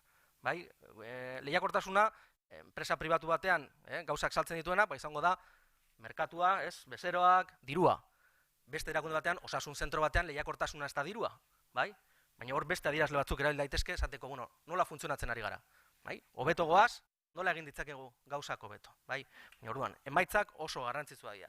Eta hau da, kudeaketa aurreratuaren eredua. Gero egitura, labur-labur, 6 elementu dira, aipatutako horiek, estrategia, bezeroak, pertsonak, berrikuntza, gizartea eta emaitzak. Gero agertzen dira, azpi elementuka, gauzak sakontzeko eta praktika onak dira. Erreferentziazko ideia dira. Ez da arau bat. Ez du esaten zer egin behar den eta zer ez. Ideiak ematen ditu. Hemen erakunde batek esan dezake, niretzako lehentasuna da, eta hau egingo dut, eta beste batek esan dezake, ez, momentu honetan niretzako hau ez da garrantzitsua. Arau batekin ezin duzu hori egin. Agertzen diren guztia bete behar dituzu, bai ala bai. Vale, orduan hemen agertzen dira praktikak, bai? Praktika desberdinak. Hizkuntzen kudeaketa, lekua dauka ereduan? Bai. Kudeaketa horretuan ereduan badauka lekua. Txikia, handia, txikia. Zergatik, eredua arina izan behar da. Berdintasuna, genero berdintasuna agertzen da? Baita ere. Lekua zera, txikia edo handia? Makunderen ikuspegitik txikia. Eta logikoa da. Baina ereduan, gure ikuspegia da, erakundentzako erabilgarria izan behar duela, arina, atzo aipatzen zen, ez? Zailtasunena. Erakundentzako arina izan behar da. Erabiltzeko modu hori. Orduan, aipatzen da. Zer gertatzen da? Hemen, aipatzen diren kontu horiek gero sakontzeko beste tresna batzuk egon daitezkeela. Baina, aurra agertzen da, estrategian, bezeroetan, pertsonetan, hizkuntzarekin lotutako kontu batzuk agertzen dira. Ez naiz horietan sartuko. Beraz, eredu honekin lortzen duguna zer da? Erakundeek beraien egoeraren berri izatea, indarguneak eta zorbetuak identifikatzea, praktika honak ezagutzea. Kudeatzeko tresna bat da ikuspegi orokor bat ematen diolako erakundeari. Zer egiten duen ongi, zertan hobetu dezakeen, eta zer egiten duen eta ze emaitza lortzen dituen. Hau egiten dugu, pertsonetan egiten dugu, hau lantaldeak, ideiak, eta ze emaitza lortzen dituzu pertsonetan. Galdetu diezu, posik daude, duan, egiten duguna, baina lortzen ditugun emaitzak. Malgua da, esan bezala, ez tarau bat, pistak ematen ditu, lehentasunak markatzen ditu erakundeak. Eta, beste kudeaketa esparru batzu bezala, badago, tartea hizkuntzen kudeaketarako, baina da, tarte txikiagoa. Txikia, bale? Hori eredua da, kudeaketa orokorrean sakontzeko. Kudeaketa orokorrean hausnarketa egiteko. Beste marko bat, bi egun hauetan askotan aipatu da, erreferentzi marko estandarra. Euskararen presentzia, erabilera eta kudeaketa baloatzeko erabiltzen dena. 2008tik bikainen erabilizan duguna eta 2017an eguneratu zena. Bere garaian oso garrantzitsua izan zen laugarren ardatza zela hizkuntzen kudeaketa. Orain, 6 elementu dira eta 6. hau da kudeaketa sistema. Kudeaketa sisteman zer esaten dugu? Erakundeak zein punturaino integratuta dituen hizkuntzen kudeaketarako tresnak kudeaketa sisteman. Ez da tresnak izatea, Euskara plana, atzora aipatu ziren, Euskararen plan estrategikoa, Euskararen adierazleak, ondo, baina zen punturaino integratzen dira hori beraien erakundearen dituen tresnetan, alegia, plan estrategikoan, orokorrean, adierazle taulan, edo zer daukagu, adierazle sistema bat euskararentzat bere tresnarekin, arduradunekin eta egiteko moduekin eta gero aparte doa erakundeak dituen beste tresna batzuk. Hor kudeaketa sistema agertzen da, ez? Eta sendotasunean, beste atributu honekin ebaluatzen da ere bikainen, hor agertzen dira, adibidez, kudeaketa sistema orokorrean duen integrazioa, erakundeak dituen planteamendu horiek zen punturaino integratzen diren erakundeak daukan kudeaketa sisteman, ez? Liderren bultzada, aipatu da lidergoaren garrantzia ere, ez? Bi egun hauetan, neurketak jarraipena, hori da kudeatzea azkenean, planifikatzea, egindakoa, planifikatuta daukagun bezala egitea, neurtzea eta hobetzea. Ale batetik orduan, kudeaketa horrelatuaren eredua eta erreferentzi marko estandarra. Zein da gaurko berritasuna? Ari gara lanean hizkuntza politikako sailburuordezatik eskatuta hizkuntzen kudeaketa horrelatuan integratzeko gida bat. Hemengo batzuek badaukazue honen berri, orain ari gara, abendurako amaituko dugu, eta gure asmoa da erakundei laguntza ematea beraien kudeaketa sisteman hizkuntzen kudeaketa integratzeko.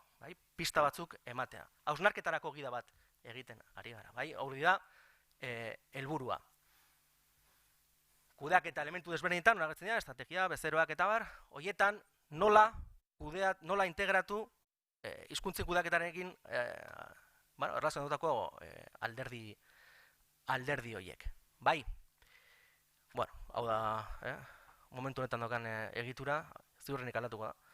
Baina, helburua zein da, guk ondo badakigu, erakunde bat ongi kudeatzen balin bada, horrelako elementuak, edo genero berdintasuna, edo datuen babeserako legea, edo ez dakize, horiek hobeto garatuko dituela.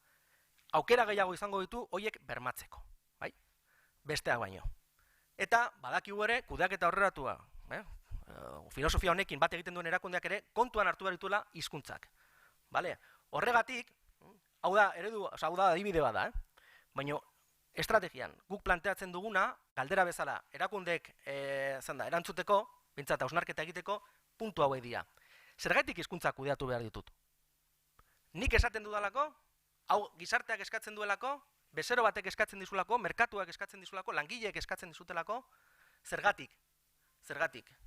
Eta, karo, bihotzaren kontua aipatu da ere, sentimenduak edo militantziaren kontua.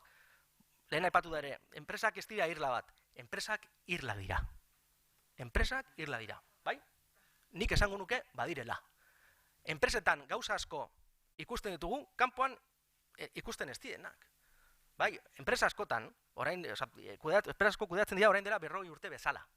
Berdin. Erabakiak hartzen dira modu batean, langileak, recursos humanos, eta holakoak, bai? Orduan, gauza asko, guk esaten ditugu, eta nik sinesten dut honetan, baina heltzen garen eraino. Eta badago mundu bat, hortik kanpo. Beraz, nola heldu hoiei? Beraien hizkuntzan. Eta beraien hizkuntza zein da? Normalan dirua. Bai? Horrega, nola heldu? Ba hori, hori agertzen da, lehenengo bi hiru puntuekin. Interes talde garrantzitsuenen hizkuntza berrak identifikatuta alditugu, nork eskatzen dizu, zein hizkuntzatan kudeatu. Bai? Administrazioak. Garrantzitsua guretzako, ostras, bai, bezeroa da. Badakizu zer egin. Bai? Edo, bezeroek eskatzen digute, merkatuak eskatzen dugu, bai, badakigu zer egin. Bai? Edo legea dago, orduan hemen, bat honetan, estrategia definitzeko beharrezko den hizkuntzen inguruko informazioa, hau klabea da. Hemen ez baldin bada saltzen, erakundak ez du ezer egingo, edo ezer gutxi egingo du. Bai, langile batzuk eskatuta, bai, venga, utziko diegu egiten. Ez da hori. Hori ez, momentu baterako izan daiteke, baina ez da erakundearen erabakia izango. Eta erakundearen erabakia ez baldin bada, pastuktu baliabide nahiko izango, eta ez da mantenduko, ez? Bueno, galdera moduan plantatu ditugu gaineako kontuak, ez? Bezeroekiko harremana nola kudeatzen ditugun, lidergoaren garrantzia, bai, bueno,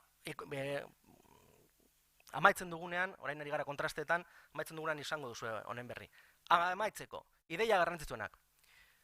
Estrategiaren kontua. Gogo eta serio eta lasai egin behar du erakunde bakoitzak. Bai? Honen inguruan. Eta ea hizkuntzek zenolako pisua izan behar duten. Ez baldin badora saltzen ez dute zer egingo. Bai? Bigarrena, behin erabakita, ostras, hemen zerbait egin behar dugu, martxan jartzeko, adibidez, apatu da, erreferentzia marko estandarra tresna baliagarria da, ekintza planak ere zehazteko. Aipatu daren, norantz joan nahi duen argi utzi behar dugu. Euskararen erabilera areagotu. Horrek ez du, ez du esertarako balio esan behar nuen. Esan da dago. Bai, ikuspegia izan behar da argia. Argia, bestela, nola dakigu heldu garen ala ez garen heldu. Ondo goaz, ez da? Bai, ondo areagotu dugu, bai, baina zenbat. Zein da epeluzeko ikuspegi hori? Eta ikuspegi hori izan daiteke 20 urtetara, edo 30 urtetara. Baina ez badago argi, hor arazo bat izango dugu. Bai. Adostua izan behar da, bai, adostua, baina arrazoiak egon behar dira mai gainean. Eta langileok gauzak ulertzen ditugu argi azaltzen bazaizkigu. Zergatik egin behar dugu hau? Hau egin behar da, bezeroak eskatzen digulako, eta bestela akabo. Listo. Bai, kontran nago. Kontran? Bai. Orduan, gauzak ere, planteatu behar dira, arrazoi argiekin. Ez da izango arrazoi bakarra, gauza batzuk ere, izango dira arrazoi desberdinak egongo dira gauzak egiteko. Bueno, baliabideak eta guzti hori egingo da, baldin eta erabakia aldez aurretik aruta balin badago, eta benetan, honetan, honi garrantzia ematen balin badiegu. Bueno, hori agertzen da, erakundea arloka gudatzen bala, arloka, irizpideak eta bar, ezin dagoen pertsonaren arabera. Bai? Segunetan hor dagoen, galder balin badago, galder zuzendaria balin bada, egingo da. Bestela ez. Hori ezin da izan. Garrantzia dauka lidergoak? Bai noski. Bai. Baina pertsonen arabera erakundetan ezin da funtzionatu. Horregatik erabakiak izan behar dira, irmoak eta gero irizpideak egon behar dira, bai. Hori nik esango nuke ere garrantzitsua dela. Hau, azkenengo diapositiba da. Pertsonen kudeaketarako, pertsonen kontua, ez? Hizkuntza politika garatzeko irizpideak, prozesu guztietan, jarduera guztietan, pertsonen kudeaketarako kontu guztietan, egon behar da integratuta hizkuntzen kudeaketa. Bai, hizkuntzenaren alderdia. Orduan, kontratatzeko orduan, ze irizpide jarraitzen ditugu? Hizkuntza kontutan hartzen da? Bai, batzutan, baina koherentea da hizkuntza politikarekin? Ez, arazo badaukagu. Bai? Garrantzitsua baldin bada zerbait, egon behar da leku guztietan. Eta hemen, egon behar da, hor agertzen diren jarduera guztietan. Bai? Gaitasunen kudeaketan. Euskararen kudeaketa, ez, gaitasun bezala eta gainerako gaitasunak. Ez. Egon behar da, sistema berean. Bi sistema mantentzea ezinezkoa da enpresa batean. Bai? Eta hori gertatu izan da, kalitatearekin, ingurumenarekin, berdintasunarekin, bai? Lau sistema balin baditu, baten bat jauzi egingo da, ziur. Hori egingo da. Bai? Eta ez da izango negozioa, dirua ematen duena, izango dira besteak. Vale? Gero gizartearen kontua, garrantzitsua da ere kanpora begira ere ditugun asmoak eta plazaratzea, eta daukagun hizkuntza politika komunikatzea, bai? Berrikuntza aipatu da, bai? Arazoak izango ditugu erakundeetan, hizkuntza gaitasuna pala baldin bada, egin beharrekoa handiagoa izango da, ea nola egiten diogun horri aurre, bai? Berrikuntzarekin. Emaitzen garrantzia, bai? Hizkuntza politika, balen. Nora goaz, zen moduz goaz, zer egin dugu ongi, zer hobetu behar dugu, hori ere aldiro errebisatu beharko dugu, ekintza berriak, edo irizpide berriak, edo modu berriak martxan jartzeko. Eta azkenengoa, eta hau ere erakundentzateko garrantzitsua izan da aipatzea, hau ez da proiektu bat. Ikusi behar dugu, erakundeek ikusi behar dute, hau betirako dela. Eta horrek esan nahi du, ez dela momentu batean batzorde, pertsona bat, ez, momentu horretan, agian erakunde horrek behar ditu tresna horiek, baina pentsatu behar dugu ere epe luzera. Hau ez da proiektu bat momentu batean, 2 urtetan hau eginda zer? 5 urte barru ez ditugu izango beste eskakizun batzuk, agian, beste tresna batzuk, beste hornitzaile batzuk, bai? Eta orduan, zer gertatzen da horrekin? Orduan, beti, kudeatu behar izango dugun kontu bada, ez? Eta horregatik, garrantzitsua da, hau ere oso argi izatea. Eskerrik asko.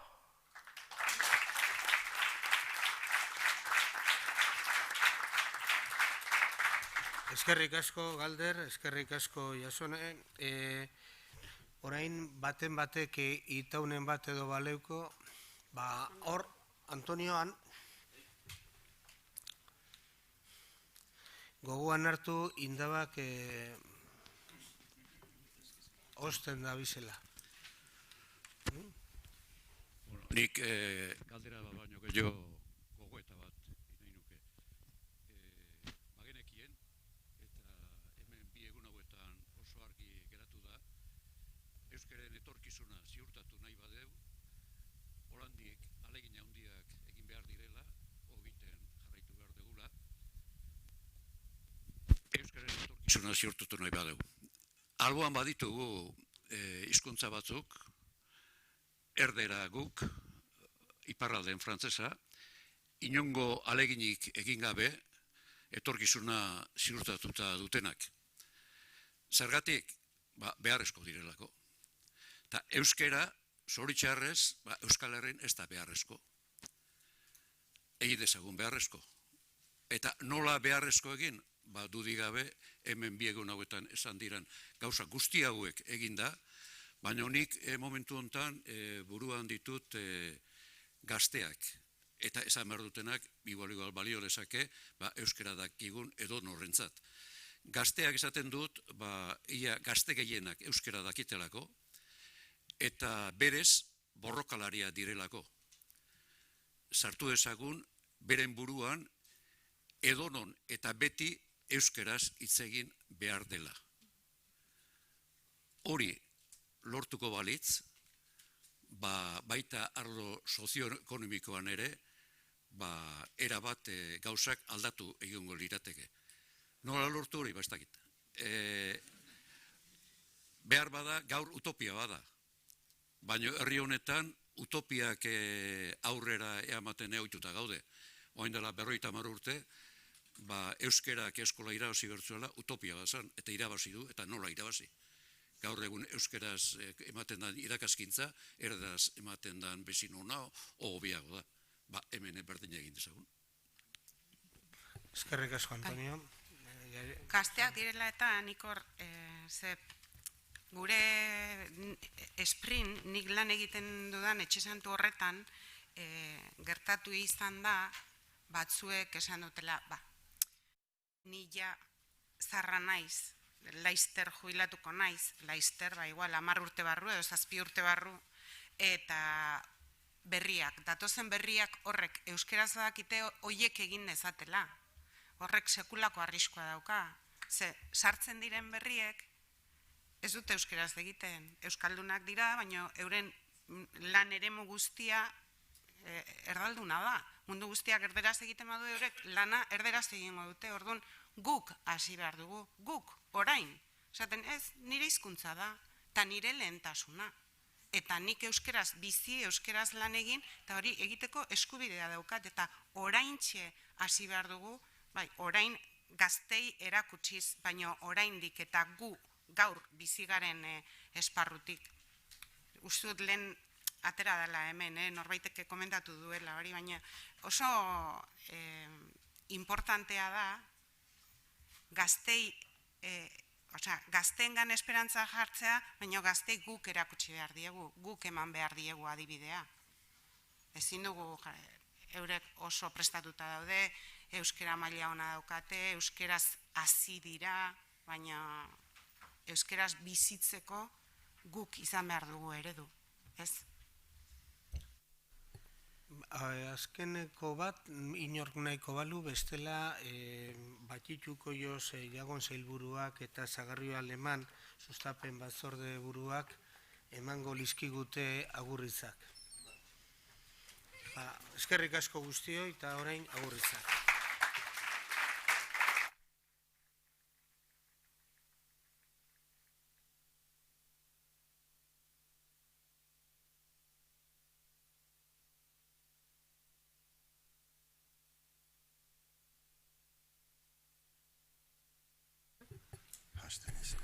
Maratoia bukatzen da, azken metroak egiteko laster eginen ditugu lasai. Nik bakarrik eraiteko eleak egaltatzen direla, eraiten dela. Orduan bai, usatu bezala, beti bezala, jardunaldi honen aktak publikatuko ditugula datoren urtean, orduan badakiten presetan eta guk maite dugu idazten eta hitz bat hautatzen eta denbora gastatzen behar bada zuentzat. Alere, anitzek egin dituzue proiektuak eta hortan iruzkin batzurekin ateratuko duzue testu bat eta irudiak eta publikatuko ditugu. Mil esker. Batituk esan duen bezala, ematen zuen azken momentu honetan ari ginela denak ziztu bizian norabait iritsi nahian, eta iritsi da bukaera. Bukaeran beti dagokigu eskerrak ematea.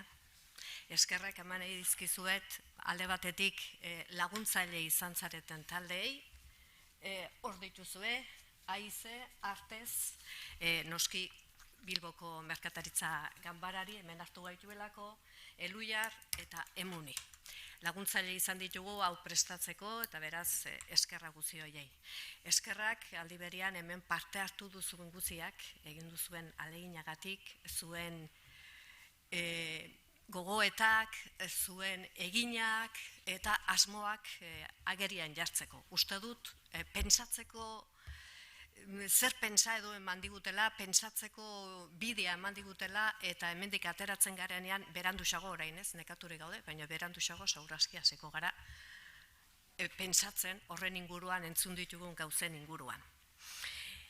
Egitarauan, ohartu zareten bezala, hasieran egin dugu olako ikuspegi, nola esan, ideologikoa edo zergatik da beharrezko arlo sozioekonomikoan euskara sartzea. Gero ikusi ditugu esperientzia batzuk, arrakastatsuak beraien esanetan, oraindik ez dira arrakastatsua bukatu ez dutelako. Eta bestaldetik, arlo honetan protagonistak diren guzien parte hartzea, guziena ez, baino gehienen uste dut izan dugula, eta hoiei guziei eskerrak. Esan nuke nik ateratzen duen ondorio bezala dela, ikusi dut hasi garela bide honetan, nolabait helburua jarri dugu, arlo sozioekonomikoa euskalduntzea importantea da, garrantzitsua da, beharrezkoa da. Ikuspegi diferentetatik hartu dezakegu helburu hori. Euskalgintzatik, euskararen bizi berritzea nahita nahiezkoa delako. Enpresen aldetik behar bada onurak ekartzen aldizkielako. Gizartearen aldetik, ez dakilen uste duzu Maldek esan duela, erantzunkizuna dutelako enpresek. Beraz, alde guztietatik, helburua behar bada, arrazoi diferentegatik, baina helburu hor dugu, arlo sozioekonomikoa euskaldundu dezagun. Eta nik ikusi dut, hasi garela, eta gure amonak esaten zuen, hasiak eginak dirudi, hau da, hasi gara, eta hasi beharra da nolabait iristeko nahi edo amets horretara. Ametsa baino gehiago izan dela espero dut. Eta besterik ez, eskerrik asko zuen hitzaldiengatik, eskerrik asko zuen ekarpenagatik, galderen bidez egin duzuena edo hemen zuen gogoetak denon aurrean jarriz. Eta besterik gabe agurtu entzule izan zaretenak eta hitz egin duzuenak guziak agurtu eta joan gaitezen lehen bailen ikusi behitut esprinian hemen gabiltzala.